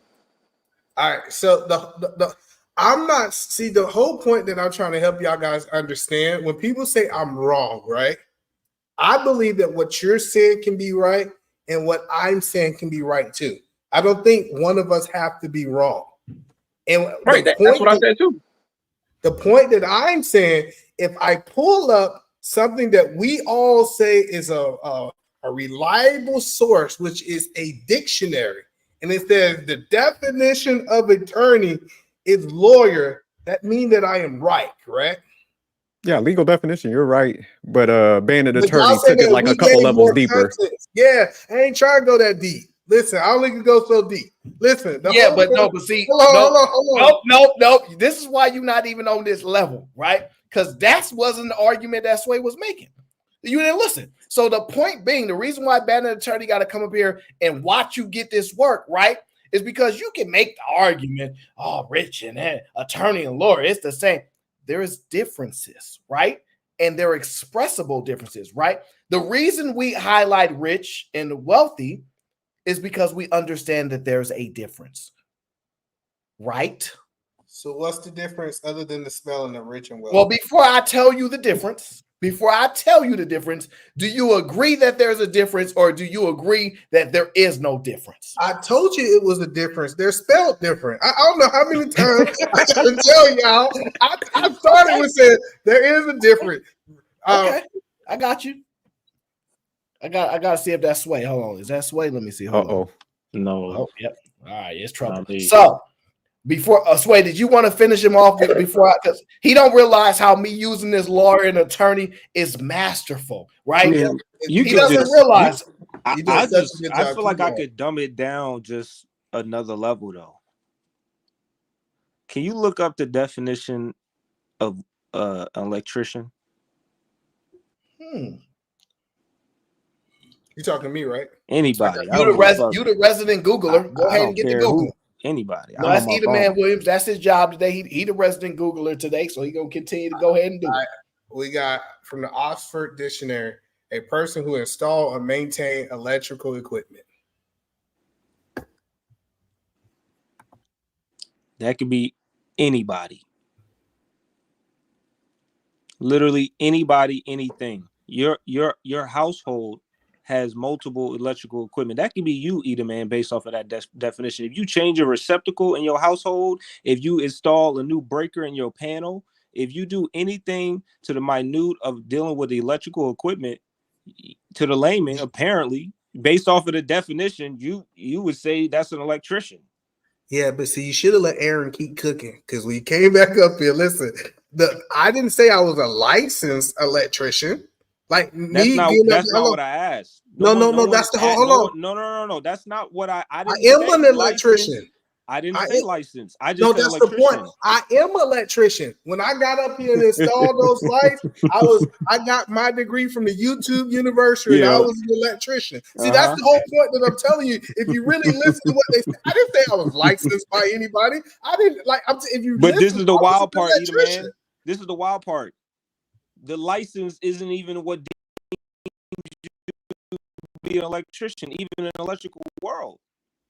No, so me installing. Let me say this light. That light that I installed up there. I don't know if y'all can see it. Hold up there. Yeah. When I installed that light, I was an electrician. I put some wires together. Now, was I certified to do that type of work? We can argue that, but I installed it. I was an electrician. I got my degree from YouTube University. No. That's the thing. That's what I'm saying. In context, if you're talking about people who are electricians, you would never have the context be someone who YouTube University or receptacle. So if you're having a conversation about electricians, you have to have a baseline understanding, and you can't switch it to what the YouTube or the Google definition, Oxford, I don't care, Oxford definition of what electrician is to fit your argument. For the whole time we agreed, you're talking about someone who is a professional, or it does. Oh, professional. I would say no. I would say he does it as we put these extra words in there. I never said I was a professional I say electrician. he does it as I said he does it as his profession. That's still a difference. See, that's the point that I was telling you, Sway. If I said it's a difference. The point isn't about it being that's literally the whole point, right? Words have different definitions based off the context you use them in. So for the whole time you've used wealthy in this context, you can't now try to shift it to the context you want to use it in. If the whole time we have based the argument on this, you can't move it to fit your. That is literally called moving the goalpost. Unless you're accepting the fact that you move the goalpost, then we can move the conversation on. But if you want to stay in the need to be right and not accept, one, you move the goalpost multiple times in the conversation, so you conceded to those arguments, and two, you suck at debating. This is why you take all L's. You have not won against nobody but the dummies of this space. It is not hard to beat you, Eater Man. The great part about it is in the need to be right. The great part about this debating thing for me, sophisticated Jerry, I'm so horrible, but niggas get out the chat to come talk to me. For some reason, I don't understand. Hold on. He can't argue the point. There you go. Not arguing the point once again. I'm going back to water after this because apparently when I take one day off of water, and this how y'all get. He can't argue the point because he sucks at debating. Well, cool. I'm okay with that. Listen, I get y'all feel like we got to debate in every conversation. Cool. But the one thing that I have learned, if I pull up a definition that says a person who install and maintain electrical equipment, and I get up there and I do it and I say I'm an electrician, I am not wrong. Now, y'all might don't like that I said it. Y'all might feel like since y'all went to school and y'all put all that work to become a certified or a professional, and that's something you do for a living, you are more electrician than I am. Cool. I would, if we go back to the wealth, I would think that we would say a billionaire is more wealthier than the millionaire. It's levels to it, but you can't tell me that I'm not no quote unquote electrician when I do exactly what the definition says. No, the problem is, Eater Man, is that you earlier accepted the fact that there was a difference. You didn't come out the gate saying, when everybody's saying there's a difference, saying, no, I don't accept the fact that they're different and that they're synonymous. You accepted the fact in the conversation that there is a clear difference between the two and even substantiated points that made them different yourself. and then later on when the I really wish you conversation would play this back. I wish obviously you would play wasn't this going back your way, because you what wanted to did make I say the difference that they're was? synonymous and that they're synonyms and that they're interchangeable. What And did the I only say difference was the between them difference, now Sway? is that they're spelled different. If the only thing that's in between them was So, that they're spelled different, sophisticated jerk. why do two different words exist for the same Let thing? me ask you a question because we have multiple ways of defining one action. That's why two different words used to describe the exact same thing. But there's obviously something different between the two to describe the action. The only difference is the person that using it. I got one question for sophisticated jerk. Was we comparing wealth and rich? At any point comparing wealthy and rich people? The comparison came up when Easy Money gave the example about the plane versus riding, like, I guess, coach or something like that. Owning the plane was. And if you listen to what I said that I can rent a plane and still be wealthy. When I can own a plane and still be wealthy. I didn't compare the rich guy to the wealthy person. No, he did say that. No, him up here trying to say, oh, for the longest I was I'm not comparing talking the two. about. I'm talking about before that. I never compared the two. No, I'm not. We're talking about people, right? We're literally talking about people. We're talking about people, and you accepting the fact earlier that there is a difference in between a person. I still being, accept it you even put a marker for what it would deem you as a rich person at the age of 55, and then you also accept a different marker for what would be deemed wealthy. You yourself before that example had conversations with Aaron about the difference between wealthy and rich. I'm not sitting up here going to be gaslit like you didn't come up with the exception. You accepted the fact that there was a difference between a wealthy and a rich person. That's what I love. And then now later in the conversation, you wanted to bring up a definition to act like they're the same. I got you, Sway. Listen, if Aaron tell the truth, I didn't say anything about 54-year-old. That was all Aaron. See, when we talk, I don't know if y'all think we sound the same. Aaron talked about the 54-year-old and what a 54-year-old. Actually, sophisticated jerk. Aaron, did I say he brought it up or did I say he accepted the context? No, we said 5 million and 3 million in California. We still wasn't. That's the whole point. This motherfucker sucks at debating, bro. And I'm just realizing that day and day, you can only debate against dummies. You can't do it against the smart people. Want to talk to me? Listen, that's the whole point that I keep trying to help people understand is that for me to be the worst debater, everybody chooses to debate me. It sounds like I might be I'm the best drawer out of debaters all the time, and he sucks at it. I see that y'all want to talk to me, but the whole point, because I gotta go anyways. The whole point is people recall BSs to make their points. We never was in a situation. If you go back and play this from the beginning, where we was trying to compare wealthy and rich. So I'll go. So you don't accept the fact that there's a difference between a wealthy. I said it 10 times. Yes, in the context. So yes, it's a difference. What's the point of making the argument now that they're the same? No, the difference is one is spelled one way and the other is spelled the other. I said a wealthy and a rich person. I keep telling you there's a difference, and you don't want to argue. So there's no difference between that outside of they spell different. You said what's the difference? There's no difference between a wealthy and a rich person outside that they have different labels for them. I think there are two words to actually define the same action. Do you think that we have before I leave, sophisticated jerk? Do we have multiple words that describe the exact same action? Do you believe that the dictionary have more words for the same meaning? Similar actions. Yeah, similar. Similar. Okay, that's why they're called similar. But let me ask y'all. So, is there? What's the difference between rich and wealthy? Then let's define it. Then not him dipping I now. keep saying it. It's how you spell it. Him windmilling off the screen now. Listen, it depends on how educated you want to sound. If you want to sound real educated, now, don't let you try to leave once Aaron gave up. Let Aaron get his turn. You use the word. Aaron considered his time. He wanted his turn to put the knife in you. Let him go to work. Don't windmill off the screen now. You got another. Oh my, that's sad, Aaron.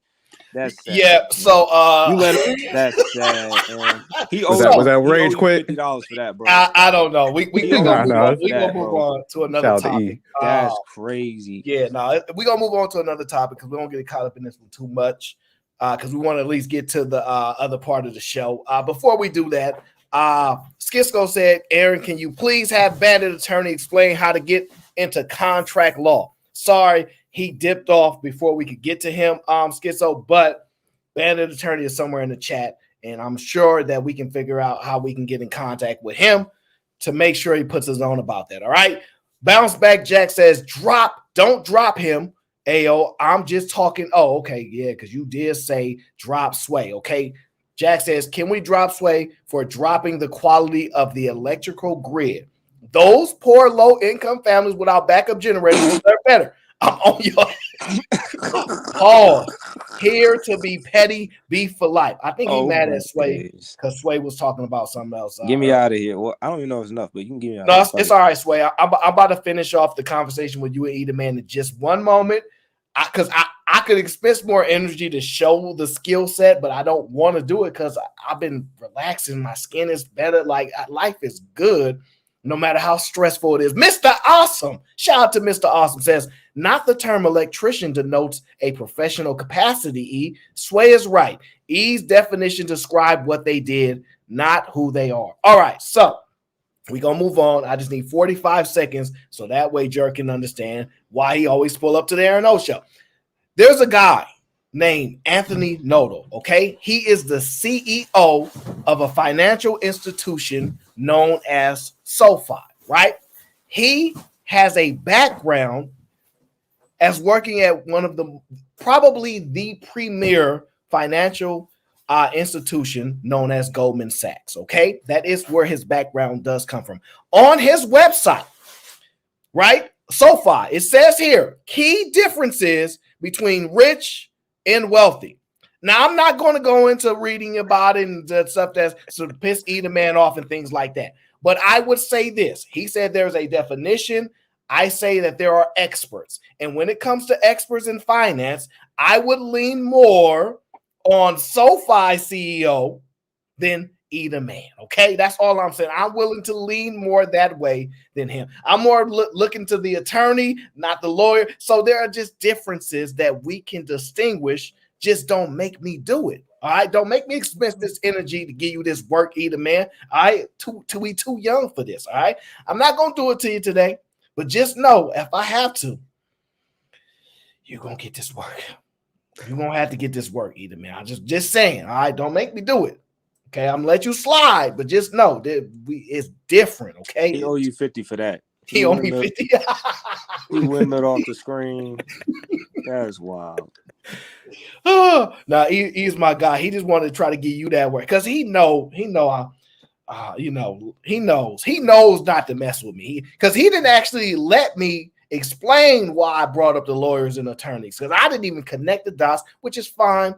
I'll save it for another time. Just know you would put the knife in. That's why I wanted to go ahead and let you do what you needed to do. But he also knew what was going to happen and windmilled off the screen. I should have just let you take the shot. It's all right. I didn't want to have to do it. All right. I didn't want to have to do it. I didn't. So I'm gonna just let it slide. We're gonna get back to the conversation. And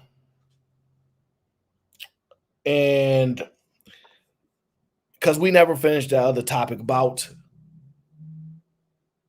fathers being charged for their child's actions, right or wrong. Okay, in the news, you guys know there is a highly publicized situation that occurred, and it has involved a child and a parent being jailed for actions. Okay, so we'll bring it up so that everybody gets understanding of what we're talking about. Okay, let me see if I can pull it up here.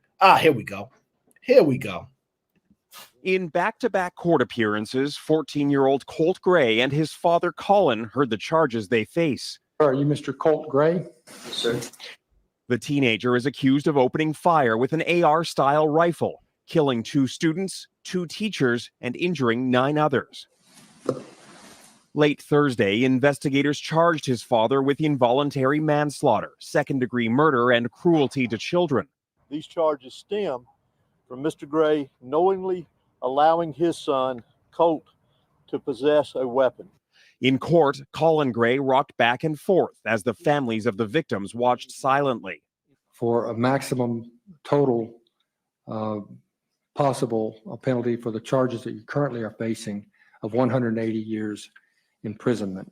Police first investigated Colt Gray in May of last year after a tip about online threats to carry out a school shooting.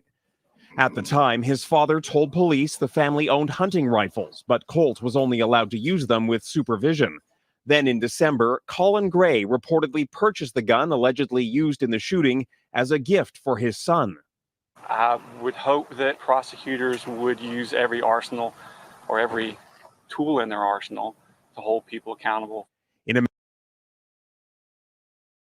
We will stop there. I think that will bring you guys up to speed. Are you familiar with this particular case, gentlemen?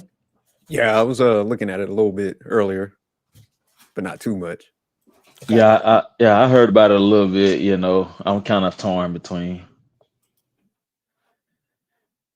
Well, we're gonna have to dive into this just a tad bit, okay? We just got to do it, okay? Real quick. Bounce Back Jack says, rich is a lot of money, which clearly ain't us. Wealth is a lot of assets that can sustain multiple generations without further income. E-Man, this isn't a dictionary definition. Oh, well, Either Man not here because he knew he was going to get this work. All right, so let Either Man live. Now, we have to discuss, should a parent be, what's the right word? What's the word for that? Culpable for the actions of their child if it leads to this particular type of outcome and the degree of the severity of this particular event. I don't know if event is the right word. I don't want to sound bad, but or we'll just say crime, right? Do you think it's fair to charge the father as well in this particular case, based upon what you do know, to the degree of which you know information? Let me just get one clarification real quick. So in the video, they said the like authorities or somebody alerted the father that the kid was making threats to the school or something like that. I thought I caught that part. Is that? So for the context, the kid or someone Before you add was further in the chat. context, Go are you ahead, gonna I'm answer sorry. Jerk question? How you gonna just kind of like gonna brush over Jerk question and add further context before you answer his question? Oh, Now, he's probably gonna break it down. So yeah, he gonna break it down because he know more about this than I do. It just came up to me and I was like, this is interesting. To at least we have to kind of attack this because that's kind of where my decision hangs on. Yeah, I agree. So Tom, please answer this question. Was the father informed of said action? So yeah, I believe it happened twice. That one was the time he said it on the internet, you know, in the chat room and everything, and the police came asking questions to the father, you know, about the access to the guns and did he say it or not and everything. So the kid said it wasn't him and everything, and then the dad was saying that the guns are here, but he doesn't have access. Oh, okay. Yeah, I think in this case, the dad should, you know, like you said, be culpable in this or be liable for this action because, you know, if people bought stuff to his attention that his son, you know, is making threats and he still, you know, went and bought him the gun, and especially like an AR-15 or something like that, whatever type that was. Yeah, you got to kind of get some smoke with that. Now, if he didn't know, he didn't get those details and say like he just bought his son a gun and say he snapped or something like that, that's a little different. I wouldn't say he should be penalized for that, but if you kind of know some facts, I do think you should have some liability in it. Yeah, it's kind of hard for me, but I definitely say he does have some type of liability.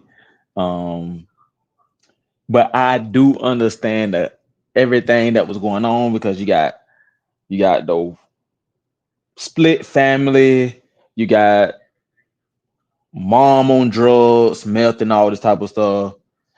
The dad, he's not a very good dad, but he's trying.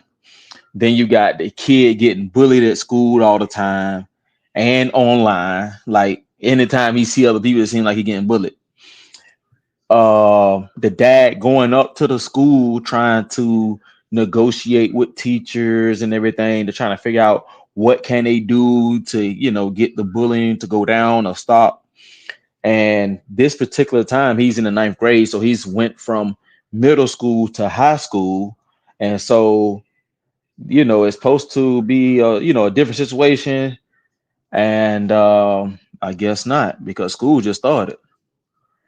And so I definitely understand. My biggest thing though, which because I do believe the dad should have liability, but also is like I wish the dad knew that consequences can come on him also, almost like having like a known law, like okay, when kids get in trouble, the parent get in trouble, because I feel like that also can play a role into how much he was pushing him not to go into that territory. But definitely should have liability, because again, these things did occur. The police did come out, and also for his 14th birthday, he actually bought him a gun. So because the father was a hunter and they like to go hunting and all that type of stuff. So saw you making some faces, AO. What you thinking about? Well, one, I think the actions that sets precedent, right? So, like, I think bigger than just this situation, right? I think about gang members, single parent households producing the large majority of them and things like that, and to what degree, right? And how we're trying to link things for a particular situation, right? So for example, him buying a weapon and said, I got it for your son. That's what all parents do that teach their kids how to use weapons. I got this one, yeah, this one for you. Doesn't mean that you get to use it unsupervised or things like that, right? How they're projecting it to be said, right? Oh, he bought it for him. What's that? Define how you distinguish the difference of me teaching my kid at 8, 9, like they teach, and I bought one. Do I just say, "Oh, I bought it for you," or you know what I'm saying? Like that's a conflict there.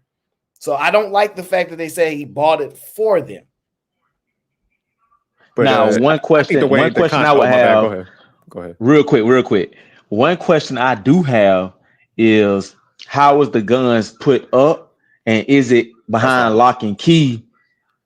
Because if it's behind lock and key, then he had to break it somehow, and that's when I would say, okay, I would relieve the that from the dad. So go ahead and jump in whenever you want, Jerry, because I know you're extra patient, respectful individual because you got that light skin there. So don't feel free to just be yourself today, okay? Well, just can I piggyback off of that real quick? So that's why I was gonna go, because yeah, I think typically when parents, they keep the weapons under supervision, so they'll be like, okay, I bought this gun for you, this is yours. Where I keep it locked up. I'm not gonna give you the access to the combination or something like that. And when you come of age, then I could transfer that gun over to you. So I think in this case, like, it seems like he just gave the kid access whenever he wanted to, somewhat. So this is where it get complex. Does it define in law say it has to be hidden? The keys have to be hidden from the child, and if they find them, you're going down, right? No. Like the way y'all, like, come on now, like, we all understand that if you, whatever it says, it has to be locked away. Now that subjectivity starts to then become in a lot of areas, right? Do you think a 14-year-old is not sophisticated enough to locate items and be able to, I don't know, circumvent situations that you put there and, get around your issue? Yeah, they can do this stuff. Now, I'm not saying that's the case, but it could be argued. Are we really going down the pathway of that if your child does something with a weapon, as parents, you're culpable for that. Because if we're going down that pathway, we know a lot of single parent gonna be locked up real soon. But again, though, and that's why I kind of made it specifically to the gun owning, because the dad owned the guns, the dad bought him a gun, and that's why I want to know how accessible the gun is inside the house, whether, because usually single parents don't have a gun just out laying around. Well, I'm gonna say usually it's the mom going, she got 2 jobs and she probably don't even own a weapon, but the kid is doing game related activity and he get a weapon from someone else, and usually the police is not being called to the house, so it's kind of specific. Go ahead. Let me ask you a question. You're a parent, you have a kid that's, say, 12 years old. Let's use an arbitrary number. You teach your children how to hunt, you teach them how to use a weapon, right? You also tell them about self-defense, correct? So let's say you leave. So let's say you're a driver, you drive trucks. I'm not saying you do, let's just say you do, right? Your child is 14, they can stay at home by themselves, correct? Now, that's probably shouldn't, but they do. Back in the day, we did it at 7, right? But just saying, 14, they can be at home by themselves to a degree, whatever. Let's just say, whatever that age is. Do you not say, yo, if something happened, this is where the weapon's at, protect yourself? Yes or no? Yeah, you see what I'm saying now? So yes, but there's a but. Oh. But the difference is that it was already a pre-warning with the police coming up and saying, hey, we believe your child is speaking on shooting up a school. Yeah. That's what makes it different. My child getting bullied, so I'm sure he probably expressed some anger through, I don't know, social media or something. Yeah, my child getting bullied, and they not doing nothing about it. But I do see what they're saying. That's what makes the guns be unaccessible now, since these threats is coming out. Now I'm making these guns unaccessible now. Is that how the law works? No, that's how parenting should work. Oh, okay. We're going all over the board now. Now, mind you guys, this is a conversation we build in here. Don't presume one way or another. This is how you build conversation, okay? Yeah. This is why I'm giving the scenarios, because we have to play this out so that we understand what we agreeing to and how we make an expansive thing of a particular or specific situation. I find some problems with this. Now, what you can charge a dad with, I think, should be limited, right? Now, because I think this is a slippery slope. Now, when there's children involved and things like that, everybody be like, oh, I don't care what happened. Lock the parents up, what the parents do until it's you. Until it's you, right? So the warning that the I don't know, the people gave the dad, I don't know if they did or didn't, but let's say that, hey, look, we hear your son getting bullied and he's threatening, he's going to do something because he's unheard, whatever the case is. He's telling, well, they bullying my kids, so I can see he's frustrated. Now, you may not believe that your child would do that, like most people don't believe about their child. Like it's not unconceivable to think that, yeah, y'all said something, but yeah, my child is hurt. He's whatever the case is, right? If some of y'all don't love y'all kids, so y'all look at them like an enemy if that was said to y'all, right? But let's just say that's the case, right? Now, you saying that at this point, you can't go hunting with your son no more, correct? What I'm saying is, once the police was involved, came to the house, letting you know, we think your son is talking about shooting up the school. I get it. After that point, you can go hunting, but you can never be unsupervised without me. Gotcha. You can never touch a gun. So your whole argument hinges on supervision. Yeah. Right? So the dad being supervised and dad supervising the child. Right. Jerk, what's your argument? No, I'm kind of with Antonio, and definitely you could go that route. But also, it's just like when you were talking about the combination safes, it's like things should be put away in that manner. And I think if you go that route, Let's then say it's a key safe then.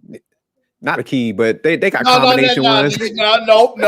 no. Because as far as I know, there ain't no law that say you can't have a key safe. As far as I know, now, so I'm just making sure. But I'm good. You know what? I'm good with the key safe. The point is though that the dad actually was making provision, or that he was making steps that the child could not access it.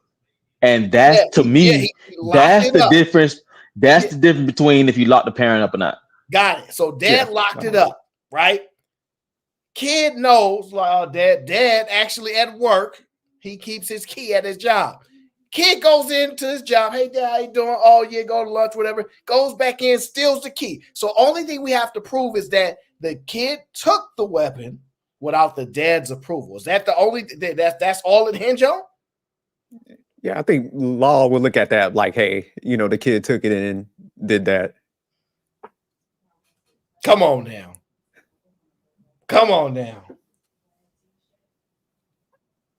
That y'all know that's what happened. If I prove as a parent that I keep him away from the weapons to my best abilities with a key, and somehow he's stolen it, that's law right there. And that's thievery. Okay, let's stop right there. Let me tell you why this is a slippery slope, right? Antonio, let's say you locked up everything. I'm your son, right? Even though you look younger than me, I'm your son, all right? Let's say you locked up. We got all kind of stuff. You locked it all up. Hey, son, don't be using this stuff when I ain't here. You go to work. I see you put the key in your pocket. I know when you get to work, you take out everything, put it in your drawers and everything, and you get to work and whatever. You leave your office. I'm your child. They see me. Hey, how you doing? Your dad just stepped out for lunch. Okay, I'll wait till you get back. I'm going to get your key anyway. You know what I'm saying? I sneak in there, snatch your key, go in, get your stuff, do what I do, and then I get in trouble. Then when this happened, I go, my dad gave it to me. He let me do it. Yeah, my dad let me do it. He literally handed it to me. And you go, my son is lying. I did not do that. And I'm like, Dad, tell them the truth. You told me it was for me because you know why? Because you wouldn't buy me no Michael Jordan sneakers 2 years ago. And I ain't forgot about that. How then do you think about this scenario now? Hey, man, parents can help do some time. Should have got them Jordans, huh? You see how dangerous we getting now? Did you think about that? I just don't think it's that dangerous. Listen, I'm cool with it. I do feel like, because I do feel like sometimes parents I feel in these big things like this, parents do need to hold some type of responsibility for that. Now, how big or what exactly being charged, that can be negotiated.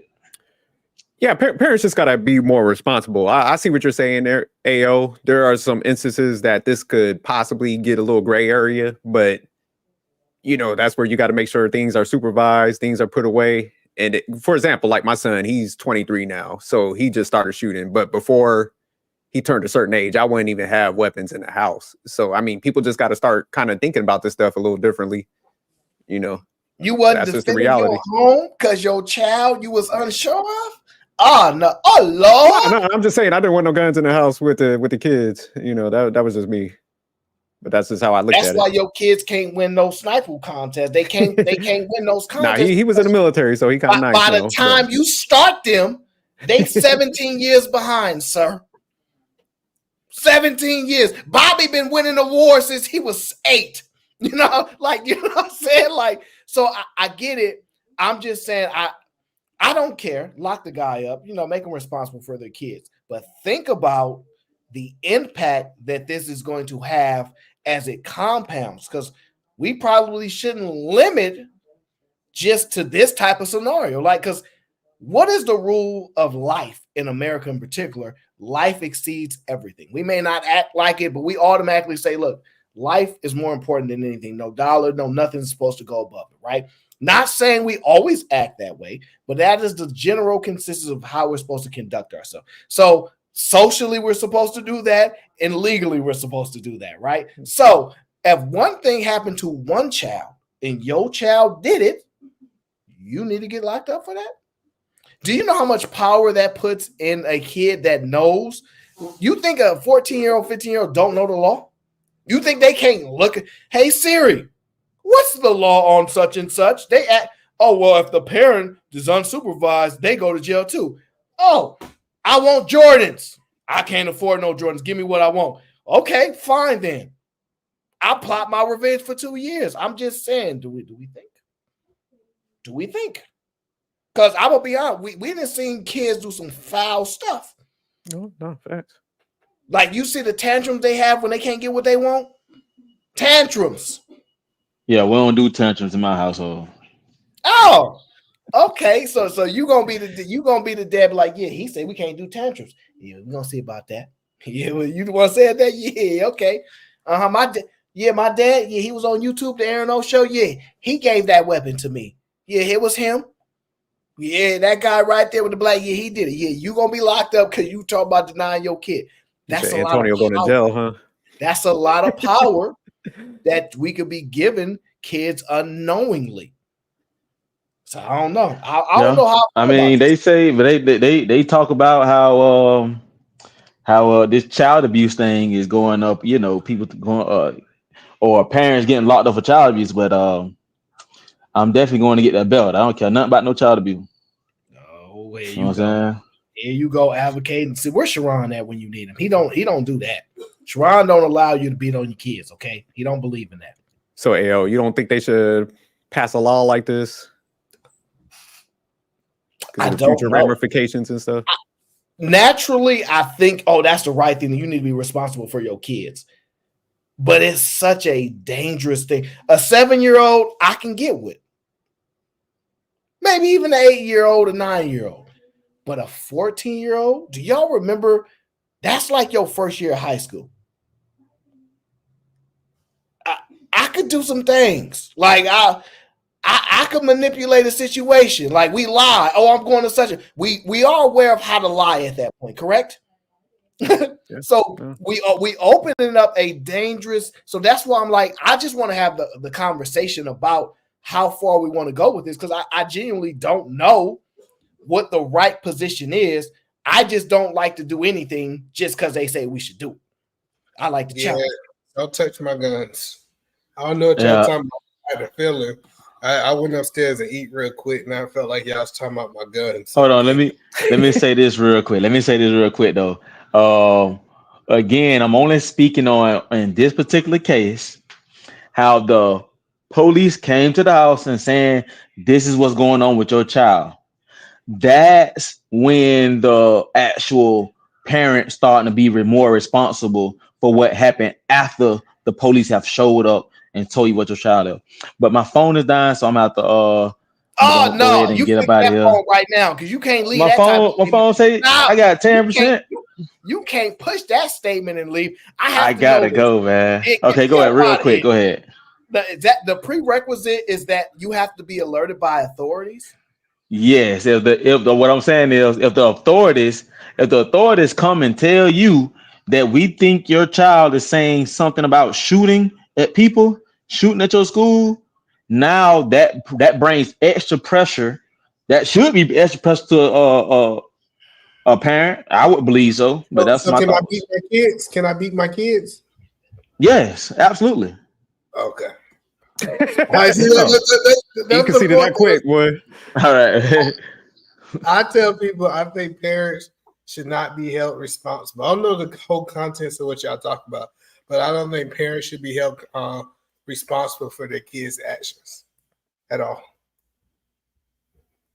So you feel like if say like a parent was like leaving guns out and the kid got them and shot up something, you don't think I think that child should be held responsible for their actions. Okay. This idea that I'm a whole. That's almost like if I left my gun out and Aaron got my gun and shot somebody. Now you want to hold me accountable for Aaron wrongdoing? No, absolutely not. I think it's just such a. And when I'm saying held responsible, I'm talking about from a legal aspect, right? I'm not saying that we can't say as the public you didn't raise your child right. I'm not saying that we as other people can't hold your kid responsible, but as of inside of a courtroom, that's crazy. That I can go to jail for somebody else's actions, that's crazy. I mean, people don't even understand how crazy that is. Something I had no control over. I'm trying to find the balance here because I understand the natural outrage. Hold on, let me see. Is that you? Yeah, it's me. I'm just at the gig. I just wanted to pull up you real good? quick. Yeah, you good. So that's my problem. I just don't know the proper balance because I know we all about protecting the kids, right? But we have laws to protect adults too. Like they don't lose their rights to protection either. You see what I'm saying? Like it's like, oh yeah, adults, no, you might get kicked out of the house because y'all cool with that. But we literally have laws to protect adults. Like, for example, if you say, hey, I want to invest all my money with the internet guy, because the internet guy said they could make this. The internet guy says, I'm an internet guy. I still ain't allowed to do it. You see what I'm saying? Like we have laws to protect adults. So we can't just like you see what I'm saying? It seemed like we throwing the protection of adults away. Yeah, we are. Like, so you literally, I promise you, it's literally because I remember I was reading about something. The dude wasn't even in the town. You trying to tell me if I was an adult, I went to Georgia and my child did something in Seattle, I should be held responsible for something that I wasn't even in the state for? That is crazy. That's absolutely crazy. I just want to jump in real quick. The truth of the matter is that's where we're headed. Ayo, nothing is working, bro. You know what I'm saying? These incidents at these schools have been happening continuously. And what you notice is government tends to step in and push further and ask for harsher and harsher and harsher laws, right? So there's currently in most municipalities, counties, government, cities, whatever, there are truancy laws on the books that if your child is not attending school, you could go to jail for that. Now, I have a responsibility to make sure that my child has the capability to get to school, but I can't stand there and hold their hand and make sure that they're going to school when I'm going to work. Yet and still, I'm held accountable if they're not in school, right? So with these incidents, you're going to have families asking for more and more, not retaliation. That's not the word. I don't know the word I'm looking for, but accountability. Not accountability. They want something to happen. You know what I'm saying? Like they've lost loved ones. Go ahead. But we can't argue. See, this is the problem, especially with that the bloody, what do you call it, crypto, whatever you call them. But listen, the problem with them over there is that you can't say that your child have the autonomy. Listen to what they say. Your child have the autonomy to choose their gender, but they don't. They have no responsibilities and actions if they take a life. Well, so the thing I think you're trying to argue from, either man, is fairness and balance. I'm telling you that that the way society works, that doesn't matter. You're gonna try and get as close to it as possible, but I'm telling you, this is where we headed. They're going to charge these parents and hold them accountable. And AO, when you made the point about, well, think about with gangs, that's 1000% why they're gonna let it fly. I'm just saying, if you quote unquote can choose your gender, you can. If you kill somebody, you can go serve your own time. So okay, cool. So like, that's the point. Is like, why we they've been talking charging these kids as adults for the longest. I'm telling you, nothing's working, bro. Keep charging them. Keep charging. Why would you? You're that's the not whole yielding the point is- result. Why would you keep charging them as adult if it's not a deterrent for them committing the crime? Well, aren't they charging both the kid and the parent now? Isn't that the Right? And that's what I'm saying. That's where we're headed. I think that's what the conversation y'all was having. No, Yeah, it does get results. See, this is the crazy part about it. Y'all act like we stopped having kids, so we stopped producing more humans. Guess what? It's still going to be bad humans out there. Even if they hold parents accountable, it's still going to be bad humans out there. Y'all think that's going to stop? I'm not arguing that point either, man. I'm not even advocating for charging a parent. I'm telling you that's where it's headed, and it is for some people. You missing it, bro. Listen, well, that's cool too. But the thing of it is, people are going to continue. That's the nature of humans. What do you think the what is it, Super Predators, the 94 crime bill? What do you think that was about? The stuff that they had on the books was not working, bro. You saying keep charging them as adults. Do you know these kids are now saying EBK? How long they been saying EBK? They not scared of the law. They busting at the law. But I get. What are you talking about? See, but this is crazy that we say, well, let's start punishing people who ain't responsible. Listen, that's not going to fix it. You act like that's the whole point that I keep telling people. If we don't come up with a realistic situation to be able to fix the situation, us just charging more people, sending more I agree people with that. to jail, More laws on the books is not gonna help it. Yeah. Yeah, but more laws is not gonna help it. So the people that's not need to gonna help realize it. that just because I charge the parent, that's not going to stop. I agree with you. Yeah. It's really interesting, actually. At listening to y'all speak, right, and understanding what Rilla is trying to say, where he's the pragmatic part and then the historical aspect, and then understanding what he is saying. The thought of the origin is bullying, right, in this story, right? And how do we solve that? And the answer is that's unsolvable, right? For like in most situations, like I would say maybe it is solvable because if you ever seen those videos like back in the 1940s or wherever, you see the black kids moving to the white neighborhood and they get bullied and they don't do nothing. They just the most respectful. Like they have the ability to take punishment and not do nothing at all. And we no longer have that ability, which is really interesting to me. But I don't know how we solve the children messing with the children. You see what I'm saying? Like that's the complex part. Because I'm like, yeah, I get your point. But if the origin was that they were bothering them in school and all these type of things, how do we solve that? And most of us agree that's just what kids do. They don't tend to not do it. There's always a few of them at least. I don't even know if that's a solvable thing. Like, is this solvable? Like to get rid of? No, it's not. It's one of the things because we had a solution for it. This is when people used to get whoopings. How many people you know used to get whoopings, shot up schools? Here we go. No. See, that's the point is that you can't take away all my rights as a parent. Listen, the crazy part about what y'all saying, all my rights as a parent. Dang. And then y'all gonna hold me accountable, and y'all won't let me discipline That's my where it's child headed, E. out of pocket. Yeah, but that's where I agree with. Listen, bro, I it's not that I'm disagreeing with you. I agree with you, but I'm saying, think about it from societal where we are in society right now. That is exactly where we're headed. That's all I'm saying. It doesn't matter whether, to be honest, AL, it doesn't even matter whether it's solvable or not. Bullying has been going on since, I don't know, like especially in school, since they've assembled kids in school and set them on, grouped them all together. That's all where people are tribal by nature. They gather, around each other, cool kids, jocks, athletes, nerds, everybody gathers together. Somebody gonna get picked on, but yeah, they gonna hold these parents' feet to the fire. If your child not going to school, you can get locked up. You ain't out there marching against that.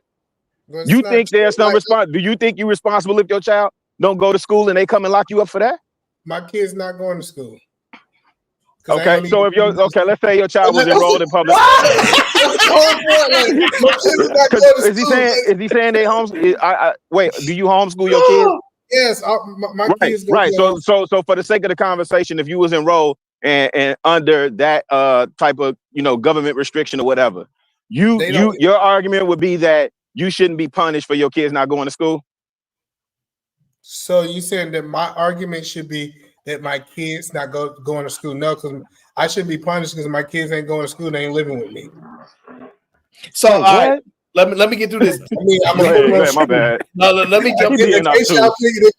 See, that's what I'm saying. If parents would say, "Hey, check this out. You follow my rules, or you can go." Guess what? Kids go to school. That's what happens. The question is, see, this is my thing, right? I think parents should be allowed to determine if their kids go to school or not. If they want to sit them at home and they don't learn nothing, that's their right. But what we do is we protect the kids from their own parents, right? This is why it's so interesting, right? If y'all get to whoop them, y'all definitely get to determine whether they go to school or not. Like, it don't make sense. Like, because if we get to police that, then we should not limit it just to school. We should policing all your parenting to a degree. Absolutely, you do whatever you want. But they don't. We don't get to whoop them no more. That's assault. Yeah, I don't know. I don't know how well it's defined though. But I think corporal punishment, to the degree that it doesn't leave markings, is tolerable. I think in mostly the southern states. I'm in Chicago. Police not coming out to investigate that. But by and large, go ahead. My bad. That's a fair point. But let me ask you this, because I get the physical, right?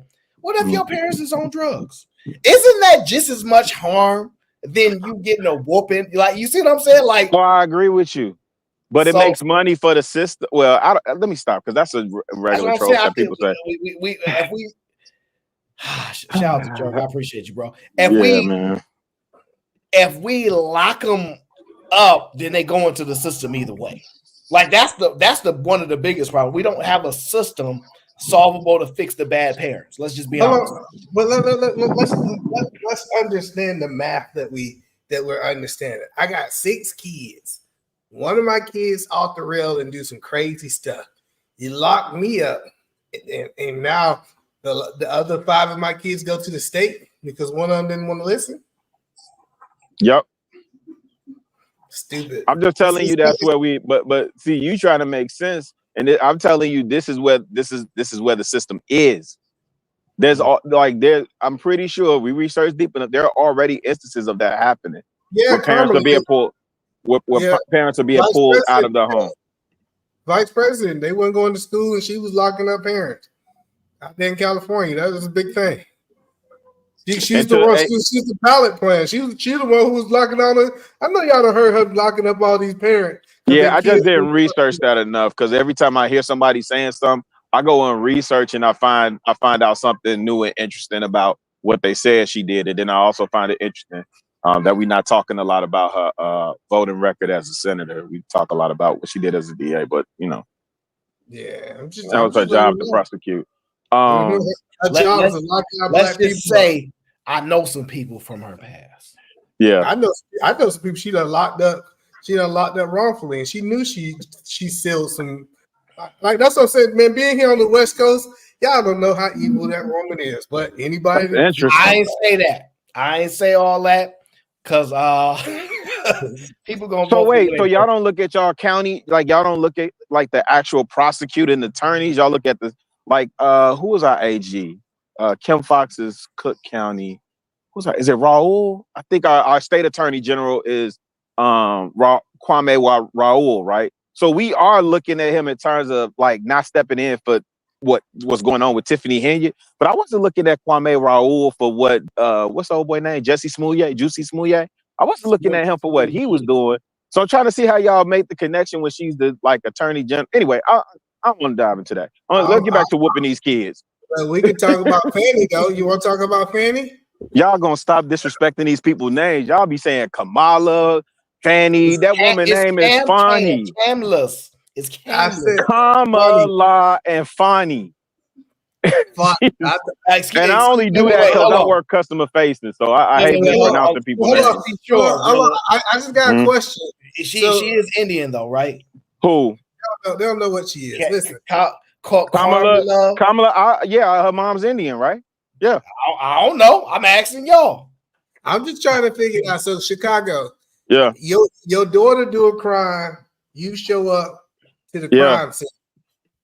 You feel like that's cool? Wait, she does something and I show up to the. Hey man, I'm on record. You Somebody just asked me the showed other up? day if my daughter did something. Am I taking the rap? No. If my daughter, you talking about what No, no, Bonnie no, did no, with no, her no, no, daughter? no. I said, I'm not showing up. No, I ain't showing up. Like if you know, I'm nah, saying, I ain't that type of Willa, daddy. that only happened in movies where they be like, the child did. oh no, it happened in It was Atlanta. me, Your Honor. I did it. It wasn't my child. Right. Like, nah, I'm not taking. But even if that was the case, well, I'm not. No, man, you finna eat all that. You earned all 20 whatever No, years I'm you just about to get. Go ahead. your job is to prosecute people. And this, and I was saying this. You know, we want to correct everybody but our children. And I tell people this all the time. Listen, if her daughter did wrong, she showed up to the crime scene with a Yeah. man that she said she no longer Yeah, that's supposed to be dumb. with. And she got her daughter off. So if it's good enough for her daughter to get off, it should be good enough for young thug to get off too. Man, he's finna have a mistrial. Aaron, I don't want to derail the show, but they just effed up all around, man. He's finna have a mistrial. Trump finna walk. They finna get her up out of there as they should, because she just showing her black tail now. That's just ridiculous what this woman is doing down there. Just even from the optics of it, G. Why is you showing up with the man that you done paid all this money to? Like, man, I'm She annoyed. said she don't care. Listen, you gotta understand. She had a point that she said, "I don't care." She said, "I seen Cam go up there in California and do what you want to do, so I'm gonna do what I want to do down here in Georgia." Okay, well, you know, you know what it's like in Georgia. Them folks, she's Fulton County DA. That's gonna fly in Fulton County. Go into some of them, go to Valdosta, go to Macon, go to Augusta, shoot, go to Athens and pull that. Who gonna check me, boo? Hey, them boys with the toys gonna let you know real quick who run things around them parts. I get it, but I'm just saying. That's crazy. Yeah, she's showing her tail, man. They finna get her up out of there. And you know, anyway. Yeah, You know, it's the funny annoying. part about it, I It's really annoying. think she's gonna get reelected. I think they're I gonna put her doubt it. right back in. See, I'm telling you, like we promote this bad behavior. Listen, we had somebody go from prosecutor to vice president and now trying to become the president of the See, United States. why you skip her senator record? I don't want to You talk see how about y'all that. keep doing that? That make me nervous when y'all do that, because I'm like, why y'all skipping her? Why y'all not crucifying her as a senator? You hold on before we derail into the politics, which I don't like, but I'm actually interested in listening to you guys talk about it a little bit. We just all jacking. No, I actually want to talk about this for a moment. I just want to catch up on the super chats because I don't want to get too far behind. Bounce Back Jack says, this is why I said parents should be responsible for all of their child's actions or crimes until their child is 25 years old. They're children, aren't they? 25-year-olds children? I don't know about that one, dog. 25. That I don't know about doing no time for the 25-year-old. Easy money. At Easy Money, children can't consent. Some minors can own things. There are levels to minorship. 11 through 14, 15 through 17, and 18 through 20. All minors, different legal status. Jack be cooking in the chat sometimes. Jack says there are different levels of maturation. It actually says maturity. I think by 16, everyone should be responsible for their actions legally and socially. I actually agree with that. Because teenager is a made up thing. Okay. Jack says they are going to use these cases to make the autonomy argument, so they implement gun control. They'll try and make it illegal to own an A.R. with children. Well, I don't think they're going to go that far because we've never been able to do that in the Americas. Why? Because everybody got a lot. Look, I'm coming in here. Anyway, Jack says, hey, give me a head nod if me being on the panel derails the show. No, we don't mind Jack derailing the show a little bit here and there. Says, I'll drop and start my vacation early. Sway really got me thinking about this. Sway was just here to get on Eda Man's nerves, okay? I don't want to be tolerated if I hinder the show. I'll just super chat. Yo, peace out. Well, why does he say yo so much? Where do you think Jack is from, y'all? Yeah, I'm never going to be able to track him down, but where do you think Jack is from? He say yo all the time. Like Chris Brown, yo. I think he's from I think he's from Nigeria. Oh, you think he might be a Nigerian, huh? It's a possibility. Shout out to Sophisticated Jerk. Salute to you. Appreciate you coming on to the show. Okay, Jack says, how about a percentage of the time goes to the parent? Like under 16, 100% of jail time, 20 and under, parents get 50%, and jail time under 26, 25%. Dang. I don't even know. This is crazy to negotiate this, but I'm kind of with Rilla. They've tried everything. Because I used to like reset, think like, yeah, maybe these parents need to go down for some of this stuff, and maybe that'll change it, because a lot of people don't want their parents harmed. You know, a lot of people like, no, my mom would, like, you know, stuff like that. So maybe that'll pull back, but I don't know. They might be relentless. The whole problem with gun laws, right? So are y'all familiar with Europe? How guns are illegal in Europe for the most part, right? You tracking all the criminals still keep guns, right? You only regulate the people who follow the law. No, that's not true. They regulate the people that break the law once they find out that they break the law. No. So say, for example, if I have never broke the law and you take my AR-15, right? But do you think the person, let me say, the guy that's in Mechanicsville do you think he care Say about his the name. law? Say the guy that beat you up. Say his name. I know it was. Go say his name. Mechanicsville. If you know, that little Woody in there. Little Woody them. Listen, that's Slat. The whole point of this gun control is for the majority part, the ones who go and get a license, they register their guns the right way, and they do all those things the right way. You regulate them, and the people who's going to break the law, they're going to get it anyway. So why would you? So I agree to that. No, I agree to that. So this is just to start to think in the conversation, but you guys start to lean on towards the president. So I'm intrigued, because I don't talk politics a lot. Are people really not going to give, you know, Kamala a chance to lead the country and mess it up if she want to? And while everybody else got a chance to mess up, why she don't get a chance? See, I actually believe that Kamala, Cam, I'm gonna call it just Cam. Disrespecting the ladies. Just so disrespectful, man. That's crazy. I think old Cam would have actually had a shot if she had not been chosen for vice president. See, I think a lot of problems. Let me tell you, I'm having these conversations. I know y'all don't talk politics over here, but I have these conversations. The question that a lot of people are saying is, what have she done over the last 3 years? How is life? Jesus Christ. All right, so wait. Did y'all ask the same thing of Pence? I know where you're gonna go with this. I got you. When was the last time we had expectations for a vice president to accomplish anything? Why are we now putting that onus on her? This year, we have never had expectations. I can tell you why. Because I think the majority of the population would say that Joe Biden is incompetent, and the responsibility of the vice president is to be competent. I mean, to fill in when your president is incompetent. Fine. She has to be officially. Doesn't she have to officially assume those duties? But let me say this, Peter, man. I'm just being honest. I know some of what you're saying is for entertainment. I just think we're in a pivotal election year.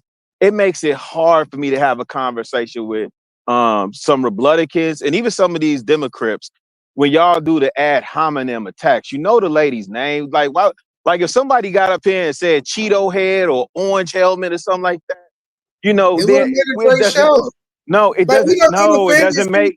No, I'm saying it doesn't make for a conversation when we actually trying to get people to see both sides of the argument. Like I'm literally looking at both ends of the spectrum. I know you already jumped in with I know you Republican, so you know I know you flagging, but I'm really neutron. So I really do be trying to have these conversations with y'all, but y'all be Cam and she effed her way in the office. Like, let's speak on her records. Let's speak on what we know about her and her record.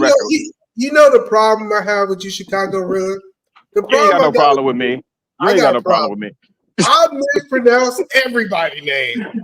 Listen, I literally mispronounce everybody's name. And now we're talking about politics. Now y'all mad that I Oh yeah, no, mispronounced. you're right. You do butcher words. I just listened to you butcher a I whole bunch of never words. pronounce He nobody's does. name right. So I'm Yeah, not yeah, taking yeah. a shot at her because I don't like her. I just don't say Why names you just right. don't say vice president? You talking about some Cam? That ain't your homie. Listen, I said Cam because Aaron told me to say Cam and it's a show. So I ain't never said Cam today. You said Oh my gosh. All right, go ahead. My bad. I'm out of bounds. I'll slow down. So Kamala, is that how you say it? I say it right. Kamala, right? And I'm still might not be saying it right because matter of fact, it's No, you adorable. good. I just want to your point, Ao, Kamala is very much so Indian, so I agree with you. Hey, but Maya fine in the mug though, dog. I ain't gonna I hold don't you. know, but listen, Go ahead. I really got to Aaron know agree who with Maya is. So, but the question that we got to ask is: do we think that Kamala is going to follow Joe Biden plan, or you think she's going to deviate from it? And see, I think that's the question that we got to ask. I know we want to say she was the vice president, and we're going to say she didn't have no control over the last 3 years. Cool, I'm good with giving you all those. But do you think that she's going to continue what he was doing, or do you think she's going to go into a different direction? And I think No, she's going to be on. She's running on the Democratic platform. So I don't even think it was a Joe Biden plan. I think it was the Democratic platform. All right, cool. So that's perfect. I mean, if she's going to continue what he's currently doing, we understand that is a recipe for disaster because we know that America have been in disaster for the last 3 years. Would you agree with that? Or Jesus Christ. I think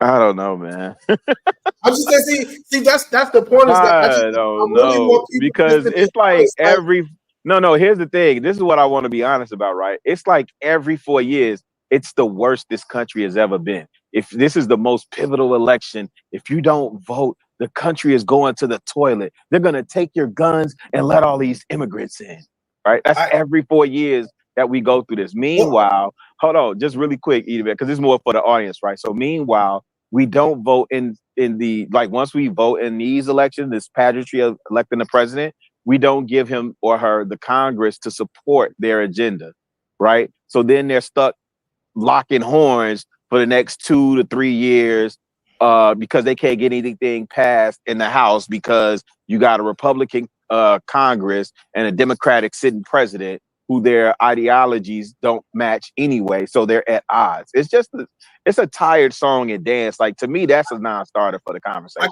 The country, the last 3 years is the worst it's ever been. Well, we can pull facts. Let's talk about it. Let's pull facts. In my lifetime, I only can speak from me being an adult. So the Great Depression was better than what we've experienced the last 3 years? I just said I only can speak when I was an adult. Absolutely not. Okay, listen, we got to speak from when I listen. And when I say this, I'm talking about from my time of being an adult. I can't tell you what happened before I was here, right? Yes, you can. Hello, he would too. I'm not gonna be credible, right? Listen. So the whole point that I'm gonna say is, if you bought a house in the last 3 years versus you buying in 2016 and 20, you felt the difference. For example, when Donald Trump was actually in office, we was getting interest rate of 2.5. Hello, listen. People over the last 3 years are getting interest rate of 5, 6, some getting 7%. Can we agree with that? That's the house market. Well, we don't have to agree if that's a fact. That's a fact. Has the housing market ever been better before Donald Trump? Like, it was the best it's ever been under Trump? In my only thing I could talk about is when I was an adult. Who was president when? Oh, you talking about in your adult life? I don't know who was president. I'm not talking we have about historically low interest rates, so you know. We're not talking about what was the interest rate in 1940, right? No. I'm just talking about since I've been an adult. I can't talk about 40 years ago. Listen, one thing I can say is I remember. Well, wait, Edith, man, I just want to level set the conversation. So remember, I'm 50, so I've been a voting adult for 32 years. Longer than you've been alive, Edith, man. That's the point. So that's why I'm saying when I'm having a conversation, my purview is a little bit different. But I think Clinton was in office when I was voting, or when I started to vote. But go ahead. He voted for Clinton. That's what he said. No, I don't know who he ran against. I just remember him being in office. I don't know. So And do I you probably remember? did because I'm in Oh, Chicago. Yeah, I probably did. Go ahead. I got you, Chicago Road. Do Yes, you sir. remember? Do you remember a time that home interest rate was like 2.2%? Because I don't remember. I don't know because my time in Atlanta, I did a lot more renting than I did buying in Atlanta, to be honest. All right, So I didn't start buying until I got back to the crib because I've been a nomad. So I've hopped from state to state a couple times. So that's the point I'm telling you is I bought a house under Donald Trump and I bought a house under that, and it was a big difference just interest wise, right? I got you. And that was your first time buying a house under Trump? Like that was your first time entering the buying market? Okay, that I was got my you. first time that I had Okay. to buy. I done got stuff through other people, but that was the first time I had to, right? Right. So then if we fast forward, I understand that when I used to go to if I had the same vehicle, when I went to the gas station, we went from me being able to put $50 in my car to me now paying $100 in my car. I understand that that's a difference. In 2016, gas was cheaper than it is today, right? And Yeah, it's not but just gas a was little bit; it's like almost double. I can't see that argument. The argument with the gas is a non-starter because like gas prices have steadily been rising. They're always rising. Like, but it's the whole point that I'm telling you is I remember at the end of Obama, gas was a certain amount. And what I was the remember certain amount? Here in Washington, it was like $4. Gas was $4 in 2016? 2015? 2015-ish in Washington, I think it was like right at maybe $3 and some cent. I know during Trump, gas in Washington was like $2 some cent. That's the point that I know it happened. Like, I'm not making it up. Another thing is, hold on. All right. Hey, I think you should pull out that red MAGA hat. I think you should pull out the wait, red pom-poms. You gotta let me Yes, sir. finish. Yes, sir. Yes, sir. Put my hat on, right? All right. So the next thing I remember is going to get a piece of steak, red meat. I understand when Donald Trump, the whole neighborhood got steaks. I was doing cookouts for the whole neighborhood. Over these last 4 years, hey man, you get hamburgers and you get hot dogs. We can't afford to get steaks for everybody. We know the price of meat have went up.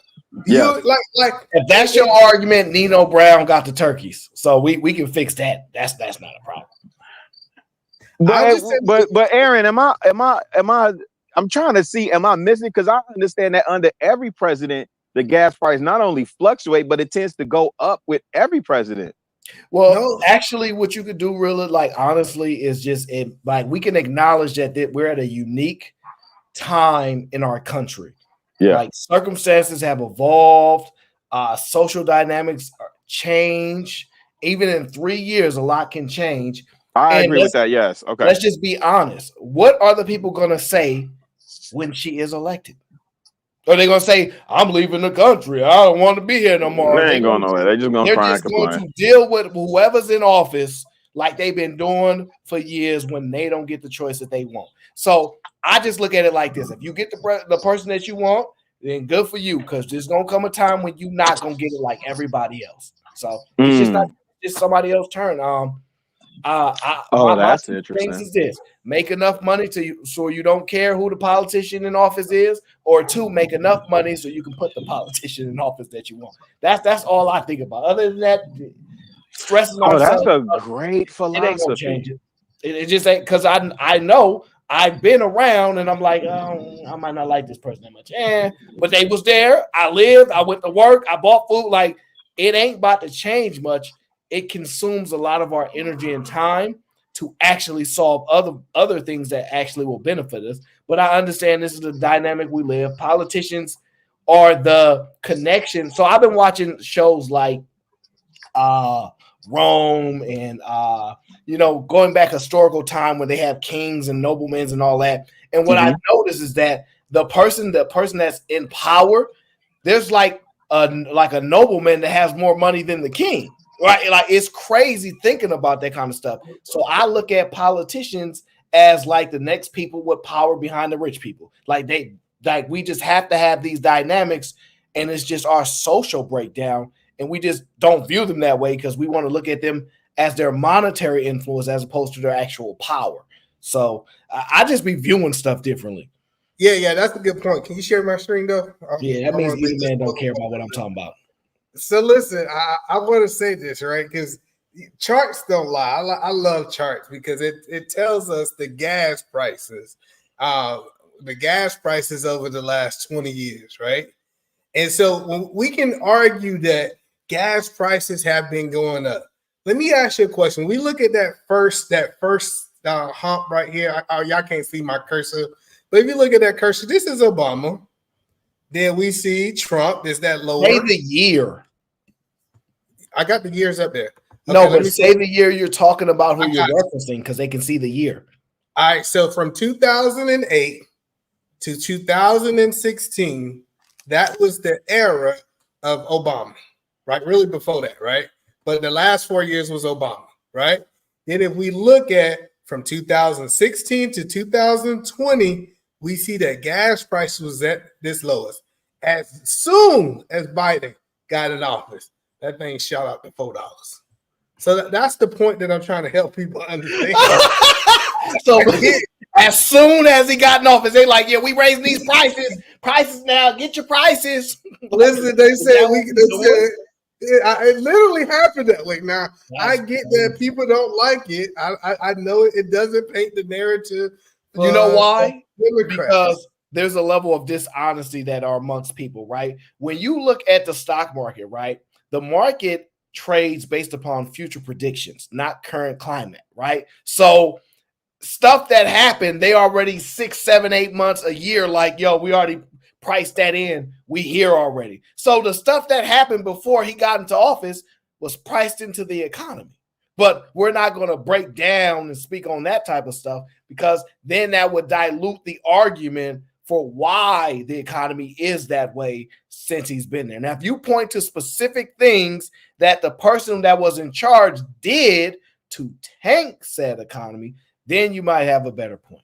Yeah, I can tell you one thing that he did. He said, let me get this monopoly money, and I'm about to start giving out. You get the money. You want 40 trillion? Let me give you 40 trillion. He just started giving money to everybody.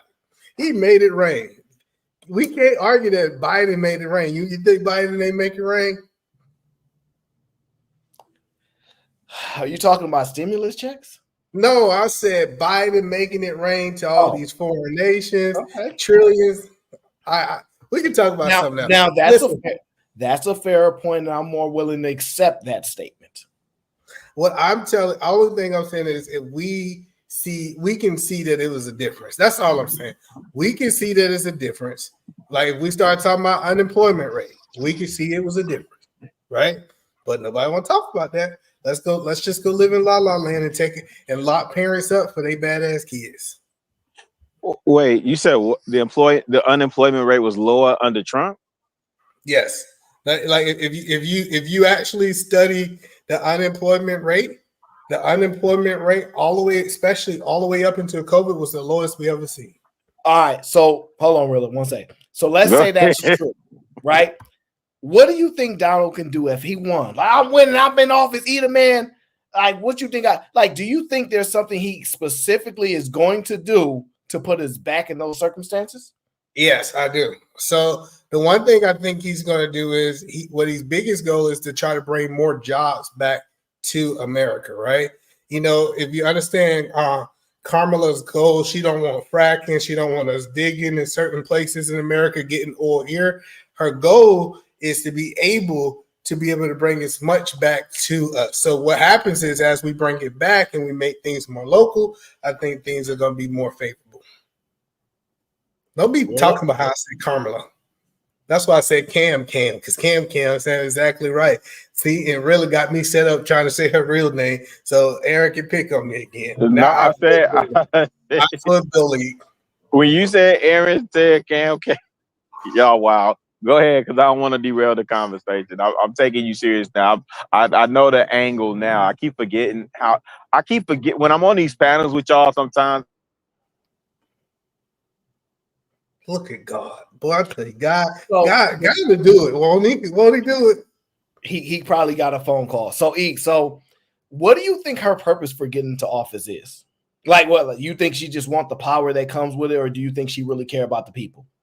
No, I think the purpose of her getting into office now is to be able to help Americans accept a woman president going forward. I think it really comes down to somebody got to break the mold, right? We got to find a way with somebody. So it's a reason that everything was calculated. It was a reason Biden announced that he was going to be president again because he didn't want any other men that can maybe be chosen above her. He made sure that he got real deep into election season before he withdrew, and he nominated her. So I really believe that the goal in the Democratic Party is to be able to have a female ruler.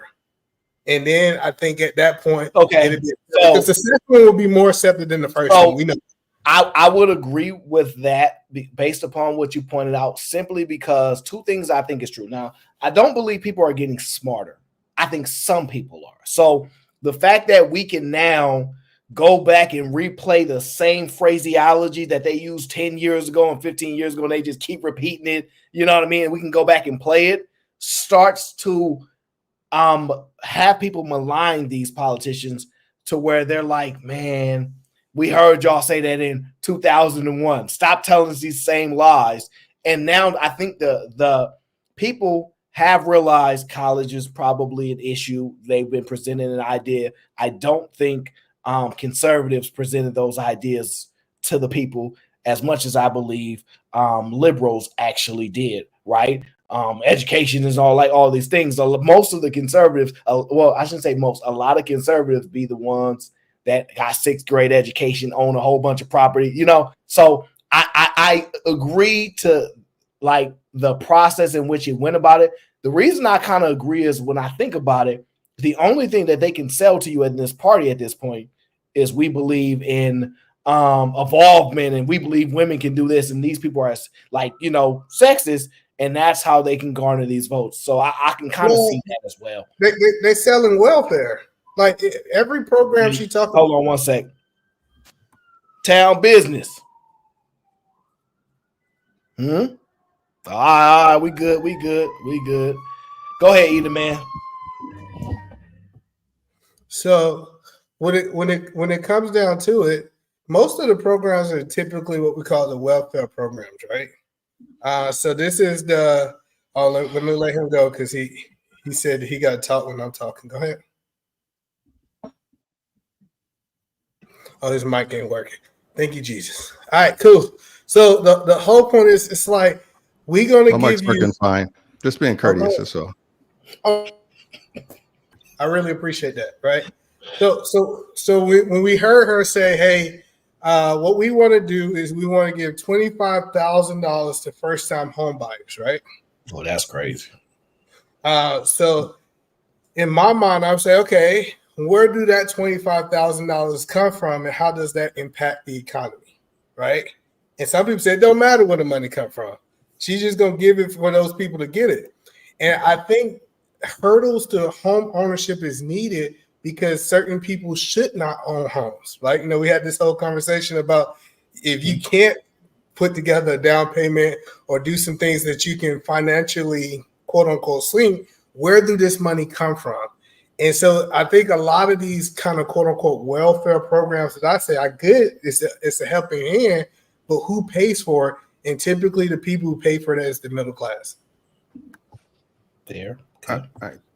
So just, I feel like Calvin Candy and Django and Chain, there's a whole lot of lies been told around this table today. The way that she's going to pay for it, most of the programs that she's talking about is going to be increased taxes on the 1%.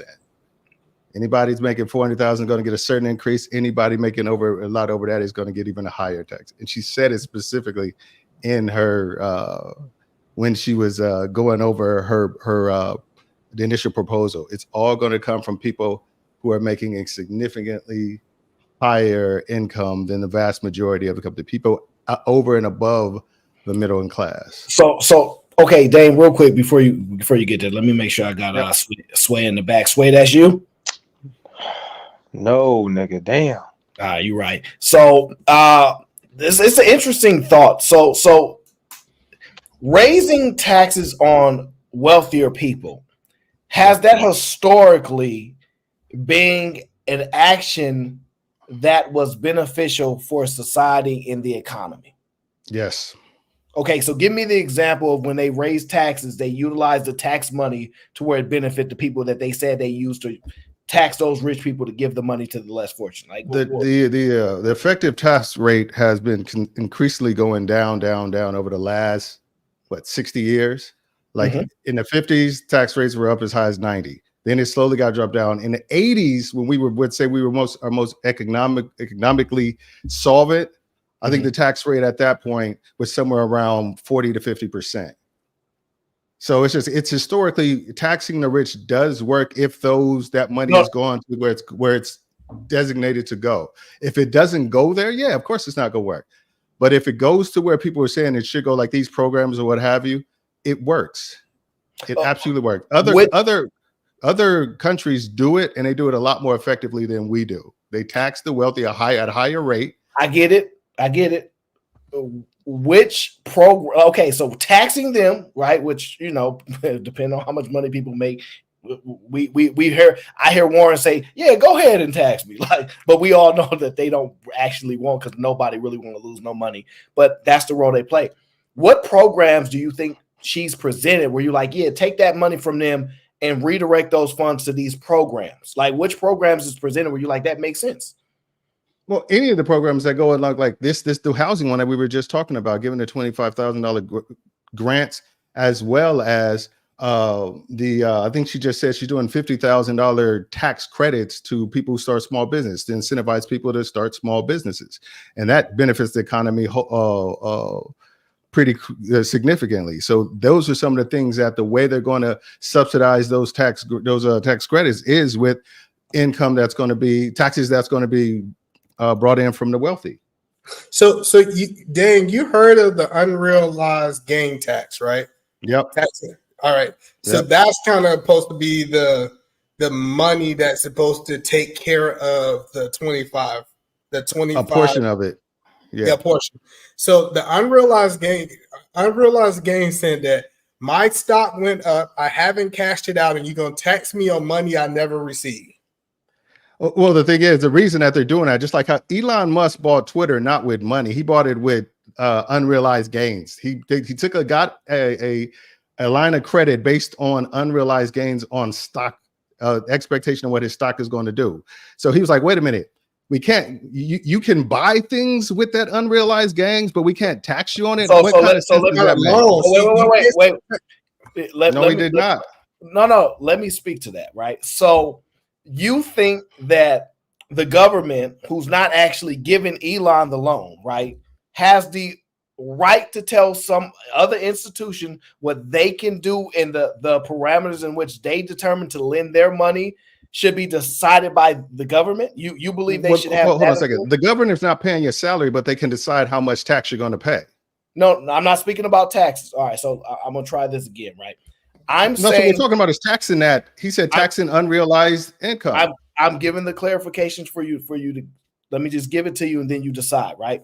So if I own a bank, right, which anybody can do, if you guys can figure a way to put it together, anybody can do, nobody's prohibited unless you're banned. And I say, yo, I want to lend my money to, I don't know, Edelman Williams, because I like his car company, and he's saying he's telling me that he could sell his car if he wanted to for $6 million. He ain't sold it yet, but he told me it's worth that on the market. I have a right to determine if I want to take that risk or not with my capital, right? So ultimately, if banks want to loan Elon Musk the money because they want to and they go under and fail, that's their right. Since when do we tax loans? We actually don't. We never have. So that doesn't make sense unless we get to tax people that get $1,000 loan, tax them too. Like it seems like targeting is happening, and there has to be some limitations to a degree to this targeting at some point. And I think it's wrong to tell a private institution on how in which they want to lend or give their money. If I want to give all my money away to charity, nobody stops me. If I want, you know what I'm saying? So I find some complications. I want to ask you a question. Does the government tax a portion of the interest you get on a loan that say the bank loans you $1 million or what have you, but they're at a interest? Does the government tax a certain percentage of that if that interest is income, becomes income? If it's income, it's income, what exactly? So I don't know why E-Man was really going to say that the interest that the government makes on it is the price. Hold on, the price of money that they're charging the loan you doesn't get taxed. No, I'm not. Wait, slow down. He's asking a specific question. That's why, like, even though he's kind of borging a little bit, like, I want to make sure that you can hear him. Fantastic. Is that you, brother? I can't stand black people. Y'all can't never just speak through the microphone. Like, I don't want to see y'all little peace signs. Okay. Well, hold on, because I want to make sure we understand what we're saying. So if I go get an estimate on my house, and my house is worth, let's say $1 million, and a bank decide to give me $300,000 on my $1 million house, are you saying that $300,000 loan that I have to pay back should be taxed? No. We're talking about a HELOC or a home equity line of credit or a home equity loan. No. Because I got one of those on one of my properties. I have a HELOC. No. So he don't want to get taxed. No. But let me finish. Let me finish. Hold on. Let me land. Okay, go ahead. And let me finish. I just want to land the point so you understand what I'm saying. So the point that I'm making is the value that you see in your home is the same value that Elon Musk have in his stock portfolio. So he go and get a loan. He don't want to be taxed on his loan. No. You're wrong, because my value is a tangible asset, not an asset that hasn't been unrealized. We're talking. You're getting conflated here. My house is a tangible asset. It's something that can be seen, measured, and weighed against, and you can borrow, and I can sell that for a certain amount. There's a difference between that. You're wrong about this. Equity is projection. But let me finish. But no. I'm not talking about what the perceived of the open, what you owe is the equity. I get it. The perceived value of what you owe over and above what you is the equity in your home. But there's a certain amount that your house is valued at that is actual value of the house. What the market is saying your house is worth is not the same as the actual value of your house. Hold on. Listen, let's go to the stock, right? What? That's crazy. What? Yo, yeah. Go ahead. Dang. Let's finish. Let's go back. Let's go back to what we were saying. And I need to correct someone. Say yes. I realized what I just said. Yes, the perceived value of your house, what the market is bearing your house, is the value of your house at the time that you're selling your house. I concede that point. But what I was saying originally was the income that's generated off of the interest that you pay to the bank for like a HELOC or the loan that you were talking about is taxable if it's profit to the bank. If the bank is making 9% interest, there's a certain amount of that is taxable to government. They pay a certain portion of that interest to the government as taxes. Absolutely. So that's the point that I'm saying is we can't tax Eli. We need to tax the bank. That's the point that I'm making. Like Eli getting the loan, buying Twitter, we can't tax him on that. Who the hell is Eli? He's saying Elon. Everybody named wrong. I keep telling y'all that. I'm gonna do it until the day I die. It's called weaponized incompetence. I seen it on the internet. Okay, go ahead. All right. So the point that I'm telling you is for her, because what she is saying is that Elon Musk need to actually be taxed for him getting a loan. And what we're telling you is that's wrong, because he got a loan just like you got a loan on your house. It's no difference. But basically, what is corporate gains tax right now on a company?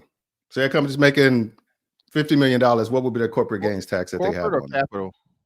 I'm sorry, that's a good one. Capital gains tax or corporate gains tax. It's the same. That tax. That's an actual tax too as well. Okay, well, I don't know what it'd be on a No, corporation. they're different though, because like capital and corporate different. Corporate. Yeah, no, I'm saying those. I just saying the two different taxes exist. I'm saying, but there's a tax on either one of those. I'm saying either one of those is fine. Basically, there's a tax on it. Yeah, but that's what you're saying. So if you're talking like Fortune 500 companies, I mean, it's going to be, I think, it's lower than what the It's lower than what you pay in tax. Some corporations pay less than what you paid in tax. Yeah, Mr. Fantastic. but you understand the reason because they employ 500 plus people. Yeah, exactly. They employ me, so you need them to stay here and keep the jobs here, so we don't end up in the situation that we're currently in with China. Well, no. What happens is the reason why those is taxes, what you're talking about is trickled out economics. You think if you tax the corporations less, it would incentivize them to keep their companies in the United States. It would incentivize them to create more business opportunities and lower pricing of their goods and services that they provide. That's exactly the premise behind trickle down economics. You're producing jobs back into the economy. So absolutely. But that is in theory. But is that the question? Is theory? That's the reason. No. Let me ask a question. Is that happening? Did that happen? They literally have a threshold for the level of employees difference between you having 10 between you having 500. Come on now. No. I'm asking you a question. Let me ask you a question. Hold on. But Dane, we got to say something important. As if I employ you, I pay half of your taxes too. You only pay what people don't know. So when my employees pay half, they don't pay their whole taxes. They pay half, and an employer pay the other half. So that's why we're incentivized to have less taxes, because we're already paying half of the taxes for every employee we have. And they have to, and Damien, they have to pay taxes on the products that they get. That's not free. Okay. Hold on one second.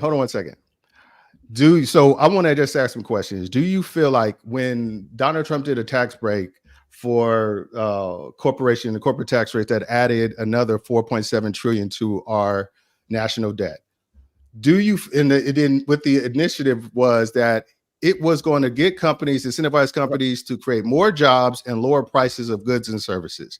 Do you think that is effectively what happened with those tax cuts that they were given? No, and I'll explain why. So the reason why it didn't happen is because a lot of those industries that he went to help, Democrats immediately cut purposely. So again, you guys always run from this. If fracking was resulting in America being able to export oil for the first time in decades, and you immediately cut that, now of course the money that could have been made, or the projected money that was made to stop gap, that 4.7 trillion million you're talking about, is never made. That's how it becomes a deficit. So hold on. And I'll tell you why you're wrong. I'm gonna tell you why you're absolutely wrong, because I'll tell you why. Because the majority of the money that they saved via the tax credits were not made to create any new businesses or lower products and services. What it was done was they used it for stock back so they could retain more ownership in their own companies. The vast majority, I think we can look it up. I think I have the stat here somewhere. I think it was like 60 or 70% of it was used for stock buyback, which just made sure they had more control over their own companies. It wasn't made to generate bring back industries, or it wasn't meant to create new opportunities for people to work. It just wasn't done. Was the money invested into this country or into a foreign nation? I'm not talking about I'm talking about the people. Basically, the stock that they got incentivized. They paid less stock with the incentive for them to create new job opportunities, as well as lower the price of the goods and services that they're providing. That did not happen because they spent the majority of this money that they made on stock buybacks. Just like most of these companies. Dame, that's not. I get the outcomes you miss on some things, but was the money invested in this country, or was it invested into a foreign nation? The money that the company saved from the incentive, the stock cuts. The tax cuts.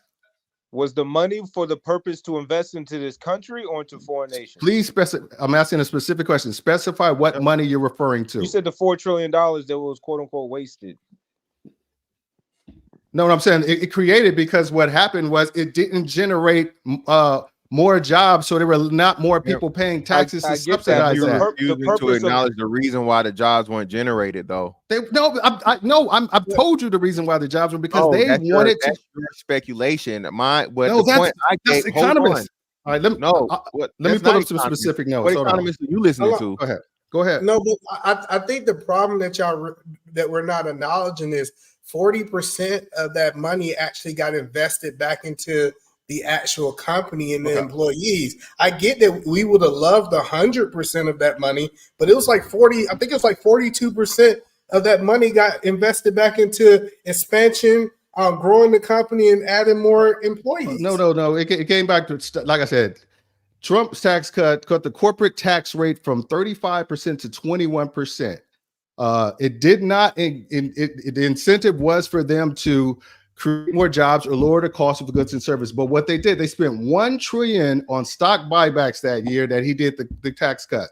So nothing trickled down to anybody else. It just incentivized them to maintain more ownership of the companies so they could have more control of the direction of the company. It had nothing to do. The other $3 trillion. See, that's the thing is, it was $4 trillion. $1 trillion they did buybacks. That's true. What happened to the other The $3 trillion was in the other $3 trillion that it said was basically what happened was it was taxes that were not being generated because we didn't have the jobs of people making the money paying taxes. Yeah, but then you're purposely leaving out the major reason for that, and that would be the whole entire, not just the country, but the world shutting down, bro. So that's why I say you're being disingenuous when you talk about $4.7 trillion when those numbers are current. It wasn't during the time that it was going on right after the bill was or the tax cuts were approved. It's overtime, and it's a fucking Democratic talking point that you guys use to make it seem like, oh, Trump fucked up. No, Trump did not fuck up. Again, Trump was generating American jobs again. All right. How many at the end of his 4 years, how many jobs did Donald Trump generate for the US? Let me see. I can tell you he lost hold on. Wait. So not up, you mean up until COVID? Because if after COVID. Yeah, well, you could after COVID. I hate when we can do that. We can do it. We gotta have a genuine conversation, brother. No, this is genuine conversation. The number is the number. The number is the number.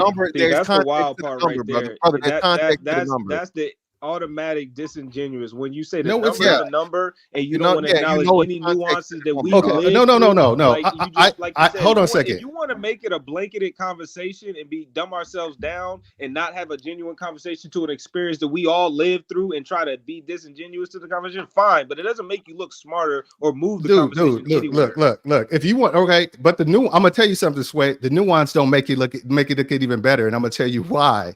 The nuance is the issue was, you want to talk about COVID. Do you feel like his response or his lack of foresight and planning contributed to how bad the economic fall was of the United States? Do you think he could have did a better job preparing our country to where it wouldn't have been such a detrimental economic fall for the United States? Do you feel like he could have done anything different? Do you feel like he could have done something different? No, don't do that. Don't do this. Now you're being disingenuous now, asking a question with a question. We're not questioning what I'm not questioning what he did. If you answer with a question, you're being disingenuous. It seems like you're the one questioning what he did and he could do better. So I'm trying to understand. You felt that there was different things he could have did. I asked you a very specific question. You can't answer your own question. Hold on, Sway, just real quick. Let me hop in, Sway, just real quick. So hold on. So the answer to your question prior to COVID was 160 million, and it was the most. It was the There's most. No way he did 160 million. There's nobody in 20 years has there's not been 160 million jobs. Brother, we're not interrupting you, and we're just trying to have a civil, political discourse. These people need to. This is important. These people need to know these things. If there's people who are confused, and you stand 160 million and wiped by one person, brother, one presidency. Aaron, I want to share my screen so this brother can see this, because this comes from the official government White House. What's the name, bro? Okay, yeah, it's White House archives. Okay, you said Donald Trump. Okay, cool. I'm waiting. Let me know when you're ready. Fantastic. I'm ready. Go ahead. Okay. Lowest unemployment rate in 50 years. Yeah, lowest unemployment rate clearly for black men. No. Before coronavirus spread from China across the globe, President Trump helped America build a strong economy. In history, median household income rose to their highest levels in 2019. While poverty rate hit an all-time low, under Trump administration, more Americans were employed than ever before, 160 million. And the unemployment wasn't jobs created. That's how many. Brother, hold on. I promise you, as soon as I'm done reading, you can have it. And the unemployment rate fell to a 50-year low, which is accurate, which was tracking. That is, all these things are true. So again, if you want to include COVID-19, everything goes to shit because we know what happened. The whole fucking world shut down, and y'all purposely say that shit, knowing that again everything shut down for a whole fucking year. So any traction that he had made was destroyed in not even a whole year. And then he tried to open the what's name back up. That's what made y'all talk about this 4.7 trillion, but don't talk about the what. I think he asked for 2 or 4 billion, what it was, to reopen and restart the country. And what did Democrats do? Killed it. No, we're not giving you the fucking money. No, we're not gonna give you the money. No, we're not gonna give you the money. Then as soon as fucking Biden got in there, what they do? They throw all the money away to a foreign fucking nation, like Sway said. Okay. All right. First things first. I want to address the statement you made. Do you concede that you gave an erroneous statement, said he created 160 million jobs? Well, I just read it. You were mistaken. Well, you were mistaken when you said he created 160 million jobs. Were you mistaken? Well, no. I'm asking Mr. Fantastic a very specific, pointed question. Your statement was. Hold on, wait. He under Trump administration, more American. No, you're right. So no, you're right. I am mistaken. Creating 160 million jobs. That's not accurate. 160 million jobs had. You're right. Okay. So those are how many people were working. Okay, I missed 100. But okay. So again, not semantics, but you technically I was wrong. But I at the same time, the most people in the history of America were working with over 160 million people working. How about that? Okay. And then I want to ask you, so I want to go back to my original question. Let's just say not even, but let's take COVID out, because how many jobs from 2017 to 2019? 7 million new jobs. America gained 7 million new jobs. Cool. All right. And then because of do you feel like at any way his inaction or his lack of foresight when it came to pandemic made that issue, kind of created the issue that the economy failed as bad as it did, that we're going such dire straits? No way possible. Hold on, and let me go into detail when you say this. Okay. So first off, the political game was played with American lives. The premise was known that the whole thing was a lie from the beginning. He was listening to and pretty much being put into a catch-22 of where, if you don't shut everything down or you don't do this, Americans are going to die. And it was projected to be in the millions at that time, millions of deaths. Okay. Now you follow that from the experts, quote unquote, which we know come now to find out the experts were POSs, right? And you follow what the experts and the numbers say for the sake of the people, but it doesn't turn out to be that. And I don't know how you're going to blame him when he reopened the country. He took off the things and said, hey, we need to open back up and get everything back into flow. It's been stopped enough. We got enough vaccines out here, so on and so forth. Let's open back up. These Democratic governors decided to keep things shut down. These Democratic governors decided to keep people from working and jobs closed, and killed the most small businesses in the history of the country purposely over unnecessary, health, whatever, and all these different things and so on and so forth. So no, I'm not going to blame Donald Trump when Donald Trump started the country back up, but you had individual states and the governor saying, no, we're not doing it. Okay. I want to everything that you're talking about was at the tail end when it got to its very highest peak and its worst. I'm talking about the question I asked. And if we want to get into disingenuous, this is what I have from Trump supporters. And I'm telling you, I asked. Hold on, let me finish. Okay, good. Then I appreciate that. I want to answer your question directly. No. Let me just finish this with Mr. Fantastic. You feel free to jump in. The question I asked was, Could he have done something different to lessen the economic impact that the COVID had on the United States? That was my initial question. And then hold on. You said no, but then you gave me everything he did at the end when COVID was at its peak, not prior to that, to prevent. And that's one of the main things a president should do. Should have foresight in order COVID? to. Wait. No, Yeah, hold on. No, Yeah, don't be disingenuous. All I'm saying is. All I'm saying is this. Is like you see something is coming. You see it's impacting other people. It's not like it just happened to us. It happened in Europe and it happened in Asia. Asian company in Europe in European countries, the same thing was headed. They took different steps and mitigate the damage to the economy as well as to lives lost. Hold on. Yeah, they killed their citizens. They did. Yes, they did. China, bro. My bad. Go ahead, Edie, man. You got it. No, Bro. hold on. Because the crazy part about it is we got to understand that we run two different types. Hold on. We run two different types of systems. First of all, in China, they were saying if you come outside, you was going to jail. Like in America, we can't say, hey, if you come outside, you going to jail. We're going to do martial law. Like, hold on. So the question, but I want to answer your question genuinely. Could he did something better? In my opinion, yes, he could. But every quarterback, when I watch football on Monday night and I'm watching a playback of what he did, I can say every quarterback could have did something better when I'm looking hindsight on 2020. My whole goal is I think he did the best thing in the moment, but looking back on it, anybody can do better if we look back and say, what could somebody did better? I take your point. I receive your point, but what I want to say is this. The difference is you can tell somebody's understanding and their competency by the way they see and they view the issue. Like, for example, his thing was, it's going to be here, it's going to go away. It's going to be here, it's going to go away. It never was, this is getting serious. We're going to start the process of taking steps to protect citizens, or he could have done that, but he get up for the first 4 months that it started. He said it was something. It's not a big deal. Don't worry about it. It's not going to affect anything. It's going to come and it's going to go and things like. And then wait a second. And then he did an interview on tape with Bob Woodward saying, I lied to the American people because that's what I'm supposed to do.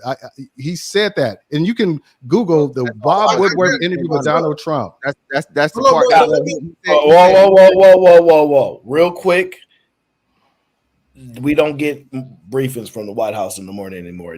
They just stopped like out of nowhere for the night. So there's some accuracy to that. I actually talk about that a lot. Like, do y'all notice that they don't bring that up? They don't talk about it. No, nothing. It just remarkably just disappeared after us one day, and they were done. Not even no follow-up like this is going well. Nothing. No more briefs. There's a reason for that. So I found some truth to the statement. It is what it is, though. He hid it from the American people. He said to the American that he had an opportunity to say, you guys need to take precautions to protect yourself so we can mitigate the danger of this thing. But he did not want it to look like he was doing a bad job and knew that it could potentially affect our economy. He didn't have an idea of how bad it was going to get. But a bad economy. Hold on, let me finish the statement. Please let me finish the statement, gentlemen. We'll let you finish. He didn't know. He wasn't able to predict how bad it would get. But he didn't want any negative impact to the economy because he thought it may impact his ability to get reelected as president. I can agree to that. But he was right. He was exactly right. The people, you're talking about. Like, hold on, brother. You told us to be quiet. He was quiet. Sorry, brother. Okay, so again, you talk about him lying to the American people. Well, everybody else outside of him lied to the American people. First starting with Fauci and then starting with every fucking Democratic person in the country. What are we talking? So everybody's wrong, but who's more wrong? Okay. Can I He said, hey, whoa. He said, hey, this thing's gonna come and go. Hey, is this, so on and so forth, blah, blah, blah, and we'll be out of this. His projections were actually right. But because of the pressures of people saying, like you said, the people at risk, the people in danger, bro, we didn't hit anywhere near, even still to this day, the numbers that were quoted to be lost. And now we come to find out, and we can't talk about certain stuff, that the numbers were manipulated. We'll say that. Okay. Can I say one thing? You got it, Sway. Go ahead, Sway. So this is the thing, right? This is how I see it objectively, because I don't give a fuck about neither one of these motherfuckers. So I always see it objectively. I don't give a fuck about party, so or liking the person. Anyways, I give a fuck about Trump.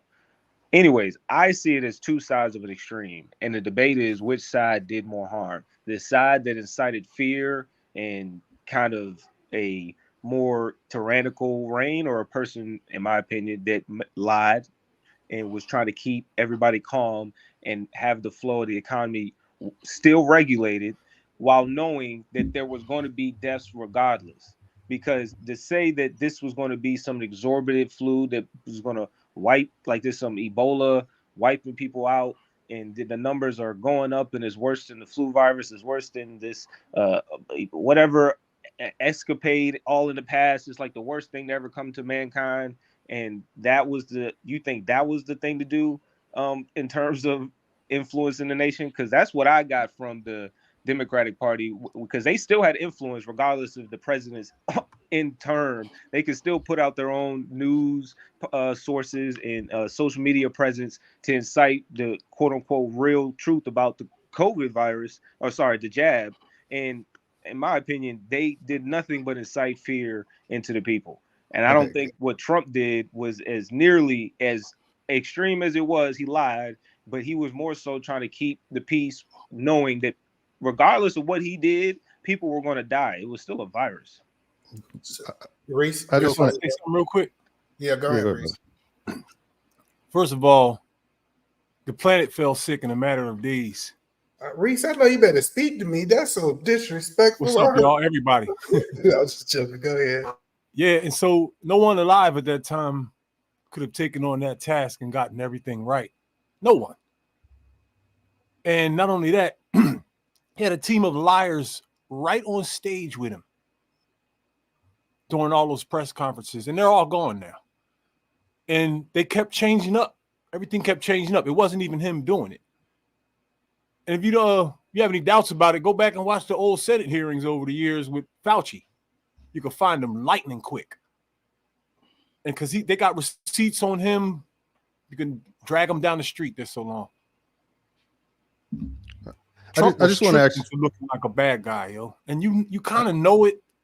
I don't understand what's going on, because you were here on the earth when everyone else was 6 years ago. Things were much, much better. There were no wars on the planet, and now in the last 4 years, you literally got 4 nations that ain't even here no more. Afghanistan ain't Afghanistan no more. Gaza ain't Gaza no more. Hawaii ain't Hawaii no more. Ukraine ain't Ukraine no more. The whole world has gone to shit. It doesn't even make sense how you can align yourself with those people. Okay, I want to just address something. I want to ask you, the people on this panel, and brothers, any brothers feel like they can answer this question. You got 2 scenarios right now. You working for a company that you enjoy working for, you're making a good salary, good living on it. The company's not doing so well. Would you rather your boss say, you know what, Ida, man, we're not doing so well. We're going to try to make this thing do as well as we can, get it back online, but we're not doing well, and there may be some layoffs coming down the line. You might want to get yourself prepared for some possible layoffs. If you feel like you want to start looking for other opportunities, go ahead and do that. Or would you rather have a person say, we're going to be fine. Don't worry about it. I know what you heard stuff in the mud. We're going to be fine. You don't got to worry about it. You don't got to be fine. You keep your job. You don't sell your house. You don't do anything. You don't do anything necessarily to protect yourself. Just keep on coming to work every day doing your job. You would have to have a person feed you that shit or telling you what's really going on. No. So running a business, the best thing you could do is say, we going to be fine. Because if they start panicking and we start and all the income we start losing, like we already in a bad situation. So I need everybody working and I need everybody focusing on their task. So if it's a way that we can make it out of here, it's gonna make it out of here because they working their butt off. But if I start derailing my people that work for me to start looking for other jobs and making other privileges, it's a guarantee I'm gonna fail. So I think people don't understand from a business point of view. No, tell your people it's going to be fine. You're not answering the question in the premise that it was set. The premise was you're saying from the employer. Of course, the employer wants to lie. I'm saying you as the employee. I'll ask Aaron to ask as the employee. Yeah. Would you rather hear what's going on as the employee, not the employer? The employer, of course, they're going to be like, we're going to be fine, because like everything that Eda Man said is it's valid. You don't want people to start panicking, quitting, leaving a job. But if you say you just had that manager that you and him was tight or what have you, would you want him to tell you this is what's going on? You may have to protect yourself and you may have to get yourself in a better situation, or would you want that person to keep you in the dark and say it's going to be fine, it's going to be fine, and then all of a sudden you lose your job? Yeah, as an employee, I would want to know.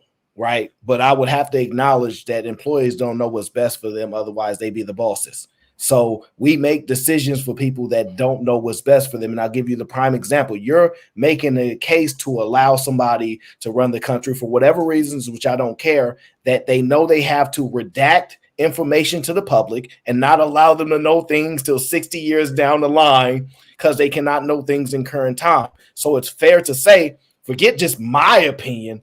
You're literally, no matter who you support, the government is going to do that to the American people because they have an inability to do these things and operate under circumstances, which is, it is what it is. We have to protect the people from themselves. I agree with that. I agree with that sentiment wholeheartedly, except if it's the cases where you are part of keeping yourself safe. Like the government say that, for example, the Bay of Pigs, possible Bay of Pigs invasion in Cuba back in the day, where we thought that Cuban was going to do a strike against the United States. I can understand, like, you know, if it's nothing that if we're controlling it behind the scenes, you don't need to get people all panic and all that kind of shit. But if there's an active role you need to take in protecting yourself, which is, you know, you asked me the question. $1 million question, Eda, because I feel like I'm the youngest here, so I'm probably the only one that's been in only an employee role his whole life.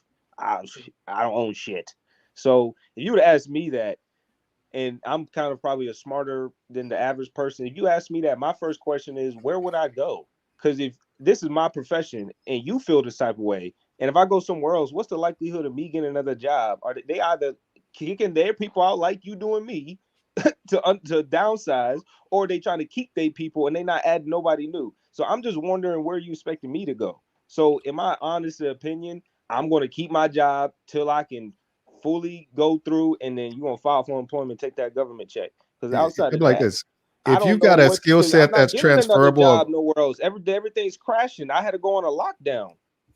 I don't all I'm saying understand. is this. That's the reality of the situation. You weren't getting another job. If you have a skill set or if that is have, transferable, the average person got a skill set, or are they? What were we going to Come on now. I think most people are not skilled labor. They're unskilled labor, my guy. If we got to go back to the conversation, where were you going to go in COVID? Like him giving us bad news, it was no other country to go to where COVID wasn't at. It was nowhere else to go. I was using that as an example of people letting you know what's going on so you can take to protect yourself. Maybe you avoid. If I'm a server, I'll tell you where am I going to go? What would you do different? Hold on, this is the question, Damien. First of all, that was my reality during the situation. Where the fuck was I going?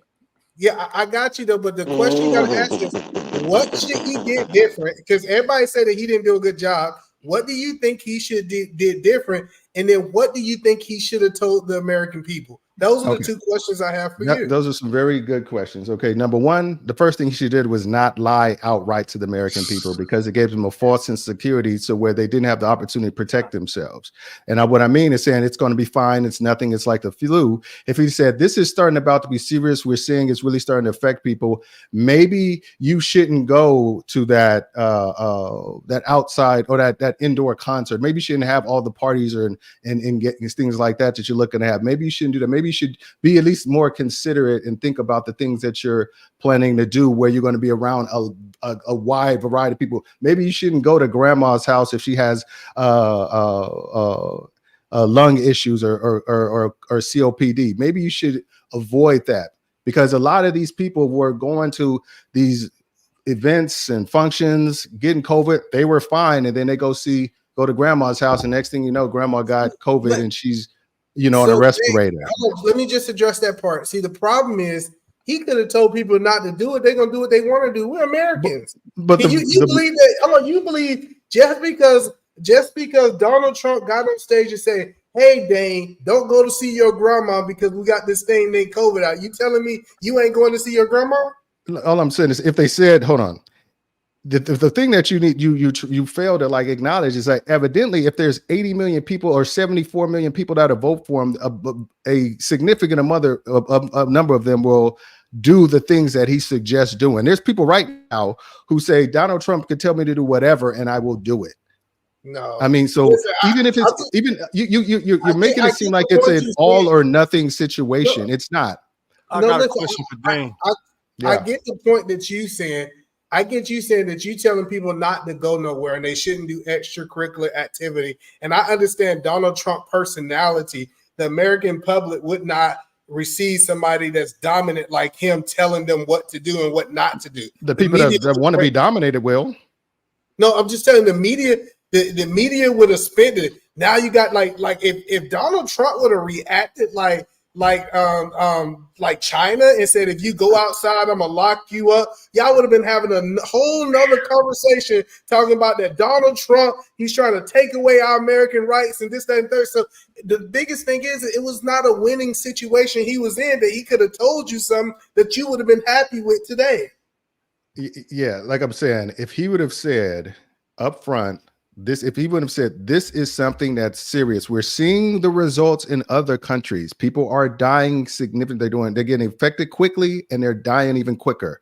If he would have said that this is something that's serious. So we as a country are going to start precautions to keep you safe. If he comes from a place of, here's my concern for you, and I want to do this to protect you, that's the job I took on as a president, as the steward of the United States, the American people, and said, this is what I'm doing to protect you guys.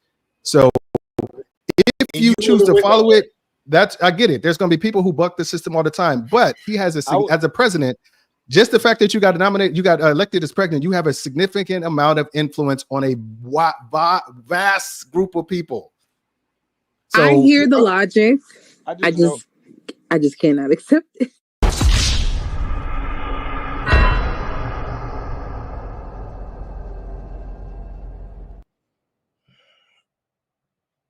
Logically, we have reached the conclusion of the Aaron O Show. I thank you guys for joining me. I hope you guys enjoyed the conversation today. You may take it with what you may and run with it. But we've reached my time frame today. You guys have a wonderful night. Get some sleep, drink more water, take care of your families, and make sure you leave a like and a comment at the end of the video, as it does help out the channel. Until next time.